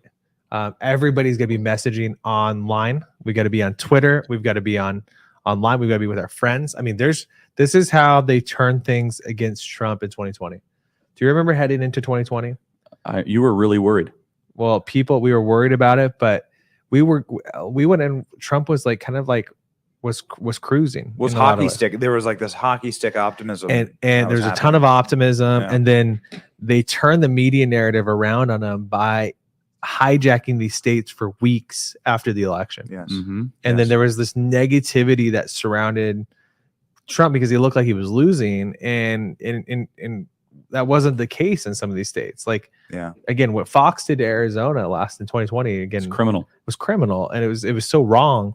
And so we're prepared this time. We're going and good for Kari for coming out. I was just texting with her guys, and I just came from there because I was running the show there, and a bunch of our friends are helping run the backstage there. we are not going to allow it to do it. Kerry coming out and setting the standard and saying, you know what, I'm gonna provide optimism for what we're gonna do, and we're gonna keep our eye on the ball. Yes, that's what we needed. We have to do moving forward with every election until we get our elections fixed in most of these states. So Fetterman is going to declare victory soon, and I don't think that's right. I think that's very preemptive. There's a ton left in Pennsylvania, a ton left. But basically, there's a lot of different things happening right now where we're looking at, the trajectory of the Senate is going to come down to just a couple votes in a couple states. Is that right? Yep. That's basically where we're at. Yep. So, boy, this is becoming really tight, man. It's and Katie Hobbs says, we know my opponent and her allies have been sowing doubt and confusion about throughout this campaign. It's unacceptable that they were spreading misinformation today. You stupid. I can't wait to beat you. I can't wait till it's over. And it's going to be over in just a couple. How did Arizona vote for a racist? It's weird. They didn't. It's not going to happen yet. I'm telling you right now, the VAT shares in these counties are really good. The next drop is coming momentarily. And again, I'm telling you, the same way in the primary. We're going to have drops right now. Yeah. We're going to have drops momentarily. Can we big ones. What is this new NBC News thing there? I don't want to play this on air. Look, there's a lot of different people that, look, keep the faith up, everybody. We are right here in Arizona. I am confident, based on all these numbers Tyler shared, that Kari Lake is going to be the next governor. Okay, I am confident. I see the numbers, I see the path, and so it's very good. We're going to be fine. Yeah, I mean, look, this is the breakdown for everybody. We have to win 65-35 in Arizona, and we have to get probably 750,000 votes or more. And then we have real shots at coming completely back from this thing. But we got to hold on. We got to buckle up.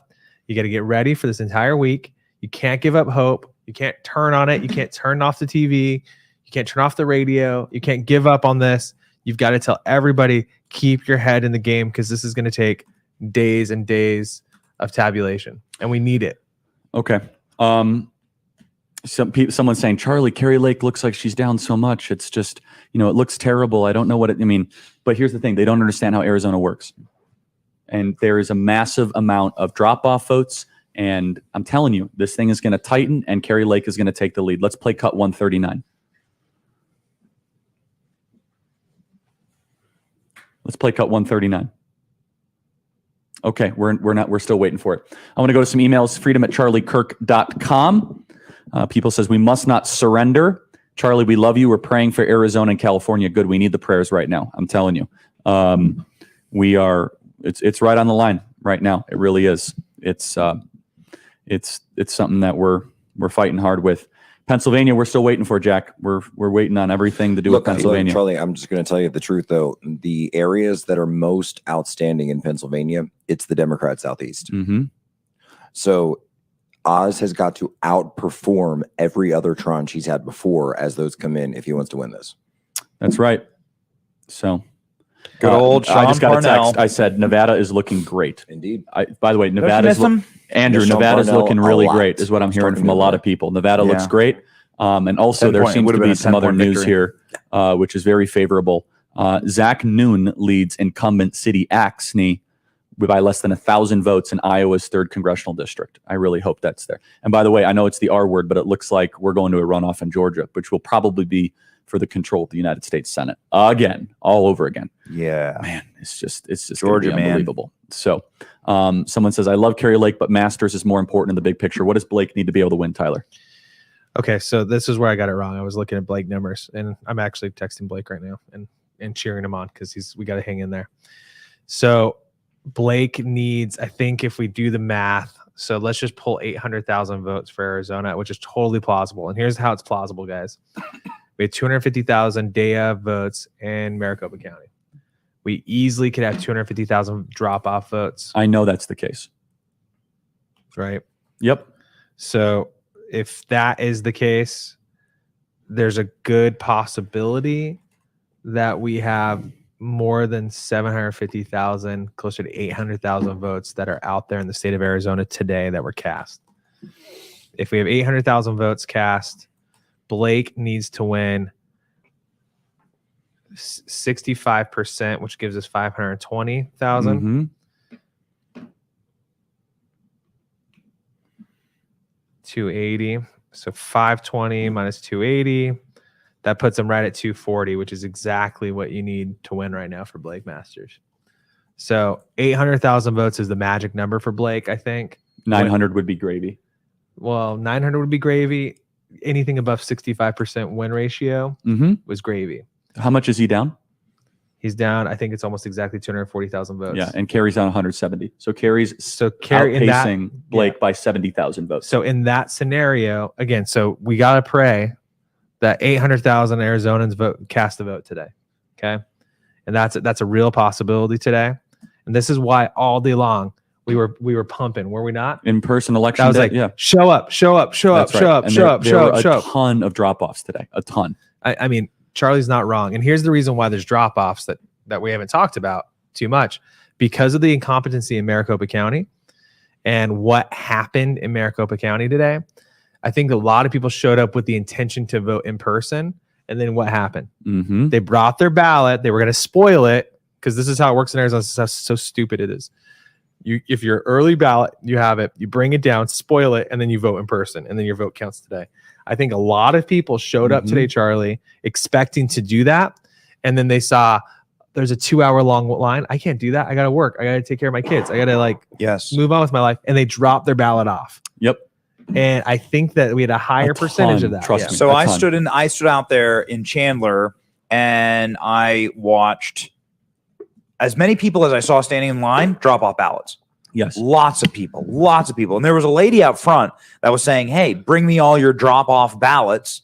Not like put it into the trunk of my car or anything, but there was actually a special line, a separate line for the drop off ballots because there were so many of them. They had a separate door and everything because there was such a high population of drop off ballots. Now, this is anecdotal. This was just me standing out there for an hour and observing and talking with people, but there was a stunning amount of drop off ballots. I'm glad there's a ton. I saw it in my precinct. I saw it right there. I still have my I voted sticker. Okay, this is the NBC News projection. Let's go to cut 139. Decision Desk's model that they've just released within the last minute is that the Republicans will end up with 219 seats. But look, plus this is important. Or minus 13. So this is essentially landing in our model as a tie at the moment, as close as you could get to a tie for House control in our model at midnight on election night.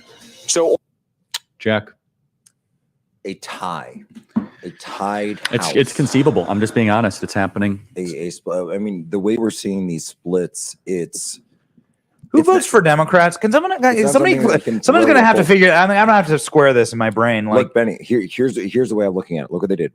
They expanded the voting window, right? Then what did they do? They went to TikTok and they launched targeted get out the vote operations and registration operations for young females, young Gen Z males. Said come out to vote, and all doing so predicated on the line of abortion rights. We need our rights. They're taking away our rights. And then by extending the voting window, and in many of these cases, making it easier to vote early, vote universally, vote by mail, etc. It made it so much easier for them to be able to do that. I think a lot of this stuff was flying under the radar for Republicans. I really do. Mm-hmm. It looks like we're going to a runoff in Georgia almost assuredly. So there you go. So the polling overcounted for Republican enthusiasm, or it just didn't register. Yeah, it just didn't register. The prediction markets show that it's Republicans will have like a 2 or 3 seat majority in the House. Yeah, some people were thinking 50 to 60 seats. Goodness gracious. Yeah. Who votes for Democrat? I just don't listen, man. I'm not trying to just bang the partisan hammer on the table. I like Republican. Look, what I'm saying is, who votes for this? That's what I'm trying to figure out. Who votes for the last 2 years? Who takes the last 2 years and legitimately goes in and votes for that and says, yeah, more, please. So in New Mexico, Democrat governor won. Minnesota, Democrat governor won. New Jersey, Illinois, Sean Casten projected winner. Illinois, Lauren Underwood projected winner. Yeah, look, I'm just going through the House list. It's like one after the other. It's like one by one by one. Right. But the exit polling showed such heavy dissatisfaction doesn't with matter. the way things are going. Exit polling means nothing compared to the votes, right? Right. I mean, but and so this is what I can't square. So Yep. why? So everyone's really upset, and they're going to the polls, and they're telling you that they're very upset with the direction of the country, so they vote for Democrats. or they split their votes. They go like Kemp and they go with a Democrat, right? I mean, Right. a lot of Republican statewide are doing fine. Ron Johnson is crushing it in Wisconsin. I mean, it comes down to candidate quality. It does. We got outspent significantly in a lot of these districts. I just hope we have the House majority, man. I hope we have a chamber. That's where we're at right now. Wow. We're at the point of like Anna Paulina and being like the deciding vote. Savior. Yeah, Anna Paulina we and saw flipping that Guam, district. and we saw Anna Yeah. Paulina, and we thought that was going to be the rest Where of the we night. are at right now And is no. a triage of Trump not being on the ballot. Dobbs obviously was this huge unexpected deal. And yeah, I mean it's at this. Well, unexpected on our side. I would say the left has been talking about this since the day it happened. That this is going to spark a backlash. It's going to be a backlash, but it was a different kind of backlash than I think people accounted for. I really do. Yeah, I mean, look, someone says here, this is so depressing, blah, blah, blah. Look, we're going to go back to work tomorrow. So you guys can, give up on America. But I mean, okay. I have good news. What's the good news? I just got off the phone with Carrie Lake's War Room. Uh-huh. Okay. What do you got? The Carrie Lake War Room. It's the Tyler redemption arc. Right. Here we go. Dun dun dun. Look, I like to be honest with people. Okay, so Carrie Lake War Room, we just got off the phone with them.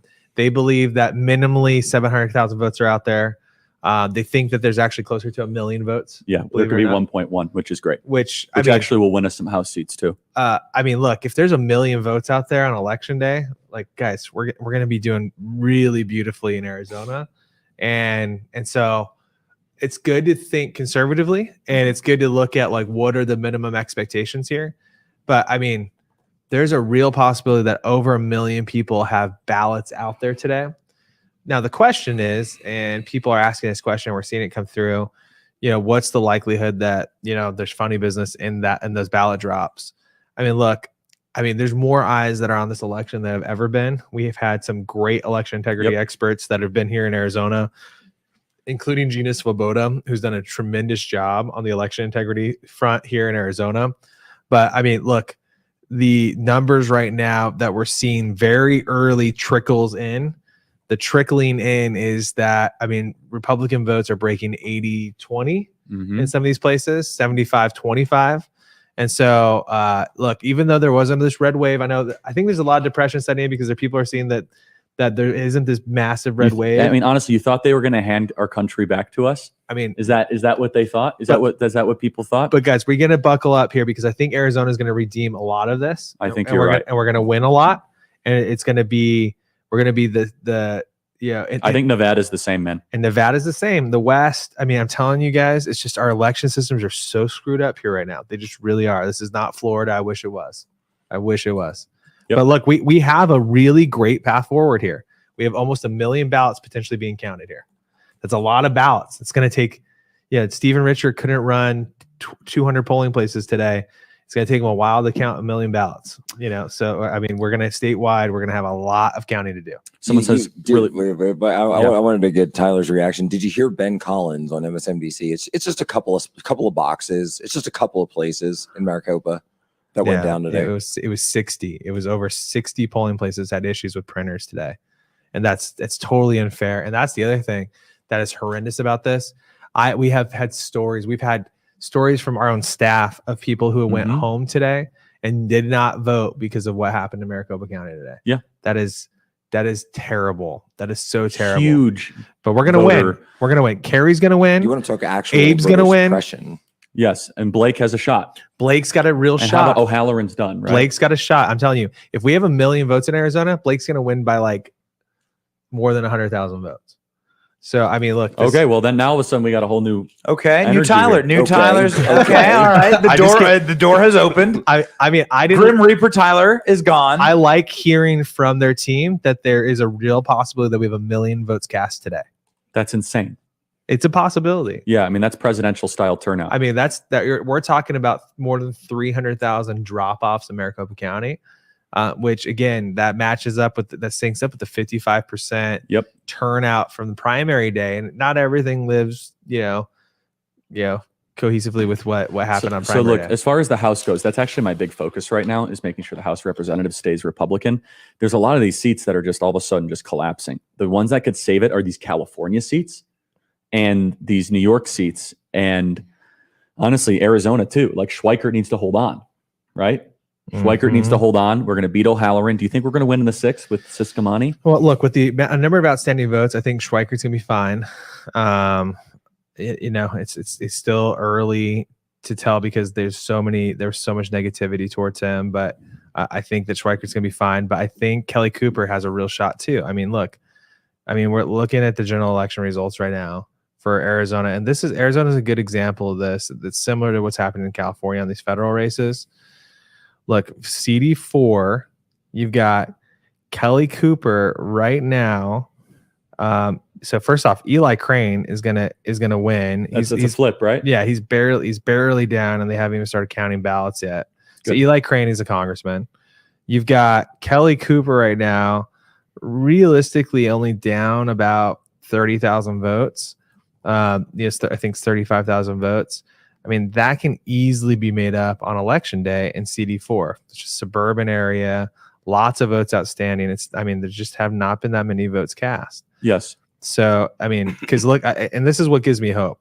Andy Biggs is only leading. So his district is like a plus 20 R district. In the early votes, he's only leading by 3,000 votes. Well, that means, he's about to explode. He's about to explode, right? Which means that Kelly Cooper is going to also explode with a bunch of Mesa votes, which is really, really good. Really good. So we got Apache County. Forget Apache County. It's a waste of time. Sorry, keep Apache? going. We just got blown. Obviously, it's 8,000 votes. Yeah. Early votes. Yeah. Well, Apache has like little dips and weaves, like depending upon where it came from. Yeah, because we have a lot of Indian reservation that's up there. Yep, I know it's a very Democrat district. Well, there's parts of Apache that are super conservative. So here's what I think is going to happen. All right, thanks a lot for that. I'm going to say something at the end of this, but I want to hear Charlie what he's got to say here real quick. They said if you count all this, Arizona could be the redemption arc, man. There's a chance Arizona, Florida have this like Sun Belt like renaissance. I'm telling you, there's a chance. Blake's numbers, it looks bad to the untrained eye from like far away. It's not bad though. I'm telling you right now, Mark Kelly cannot feel comfortable with a 240,000 vote lead with 1 million outstanding ballots. He just can't. If there's 1 million ballots that are out there, 240,000 ballots is nothing. It's a drop in the bucket. It's a fraction of what's left, and Blake wins a lot of that, big chunk of that, right? So Mike Lee won. Yeah, Mike. Of course he won because what a loser Evan McMullen is. Can we talk about the biggest win of the night? Ron DeSantis. No. The biggest win. This Evan McMullen guy that was running against Andy Biggs. Yes. Only got like 9,000 votes. So the Democrat blew him out of the water, and good for Javier Ramos, who had a really great showing. Democrats really showed up for him against Andy Biggs, and he's gonna wipe the floor with him after we go with this. But if you look at the numbers, this guy was such a dishonest guy. Went out there, said lies about us, big time, and he's like Evan McMullen's mini me, and I'm so happy to see these guys lose that are so dishonest with the voters. Yeah, Wisconsin looks good, but there's still a bunch of ballots out in Milwaukee County, so hold your breath for some of that, man. That's just some of it's just super sketchy. Super sketchy. Milwaukee's holding back ballots again, but still, there's still votes outside in Washington. There's still votes outside in Waukesha. Still outstanding votes in Racine and Kenosha. And Ron Johnson has a very healthy lead right now. Ron Johnson has a 70,000 vote lead, so there's some pad in that right now, which is great. So, wow. That was really aggressive. And it's also important to mention U.S. House District 3, Derek Van Orden. How's that looking? That's a flip, right? Yeah, it's a big deal. He's won in a district that was won. It looks. You need more. I don't think they haven't called it yet. Is it Wisconsin 3? They haven't called it Wisconsin 3, but he's up like 4% right now. Wisconsin 3 is a big deal. Yeah, it's not an easy. All right, everybody, I'm going to close the session out for the last 25 minutes of this. I'll set us down to 1 o'clock. Obviously, we knew this wasn't going to be fulfilled. obviously a fairly disappointing night so far. I mean, no, it's just disappointing. There's just no other way to look. There's no other way to phrase it. It is, but there's reasons for this which we can talk about, and there's ways to salvage it. And what I want to talk about for those of you still on this call, thank you for staying live stream.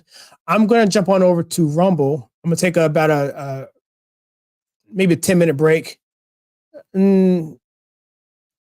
Yeah, a 10-minute break. So let's just call it. Let's round it up to 12:40. Let's say at 12:50, I'm gonna be on Rumble.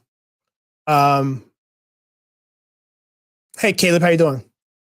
So I'm gonna jump off here and kind of give the last my last take on Rumble, because I got some things I gotta say that I can't say here on YouTube.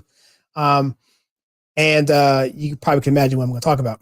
So what I'm gonna do, I'm gonna let these guys keep talking. I'm gonna put a banner on the screen of where I'm gonna be, and I'll give you the website of where the channel is on Rumble. It's playing right now. At least it should be. Let me verify that it's still playing. Let me check that real quick. It'd be embarrassing if it shut down. Looks like it's still running. Let me see. Yep, it's still running. Cool. So I just checked the stream. Rumble's still going. So I'm gonna let this go play, and then at 12:50 on the nose, I'm gonna cut the feed and go over to Rumble exclusively. So chatting on here won't help. You have to chat exactly in Rumble itself because it's not connected with StreamYard. So with that, it's been an interesting night. I learned a lot. Not too enthusiastic, but this is kind of what we expected. This is kind of what I expected 2 years ago after we saw what we saw. I mean, we can't expect Democrats to continue to lay down and say, "Yeah, just take the mantle," whatever. No, they're gonna fight every way they can, and that's why people need to get off their butts and do the work that needs to be done. So anyway, that being said, I'm going to jump off here, and I'll leave a graphic, and I'll see you guys on Rumble at about 12:50.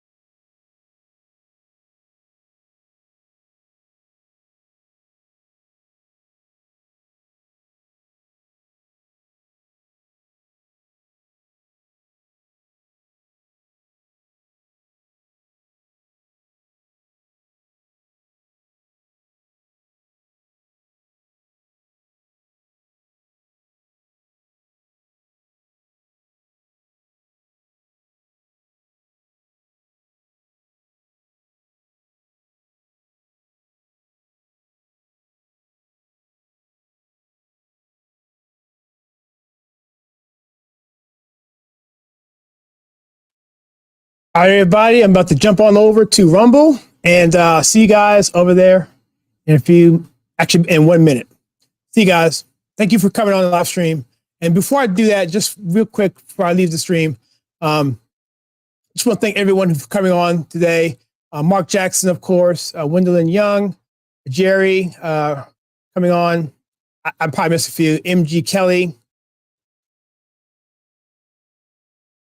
Who else we have? Anne Marie Hoffman, Sargon D, Zachariah N. Apollonia Magellan. Magnus was on here as well earlier. I remember him as well being on here early on. Fabian Dubord and Caleb and Mark again. So anyway, I'll take the L if that's it. Tell my nephews you learn, and that's better winning any day. Okay. Anyway, see you guys over. I'm in the feed right now.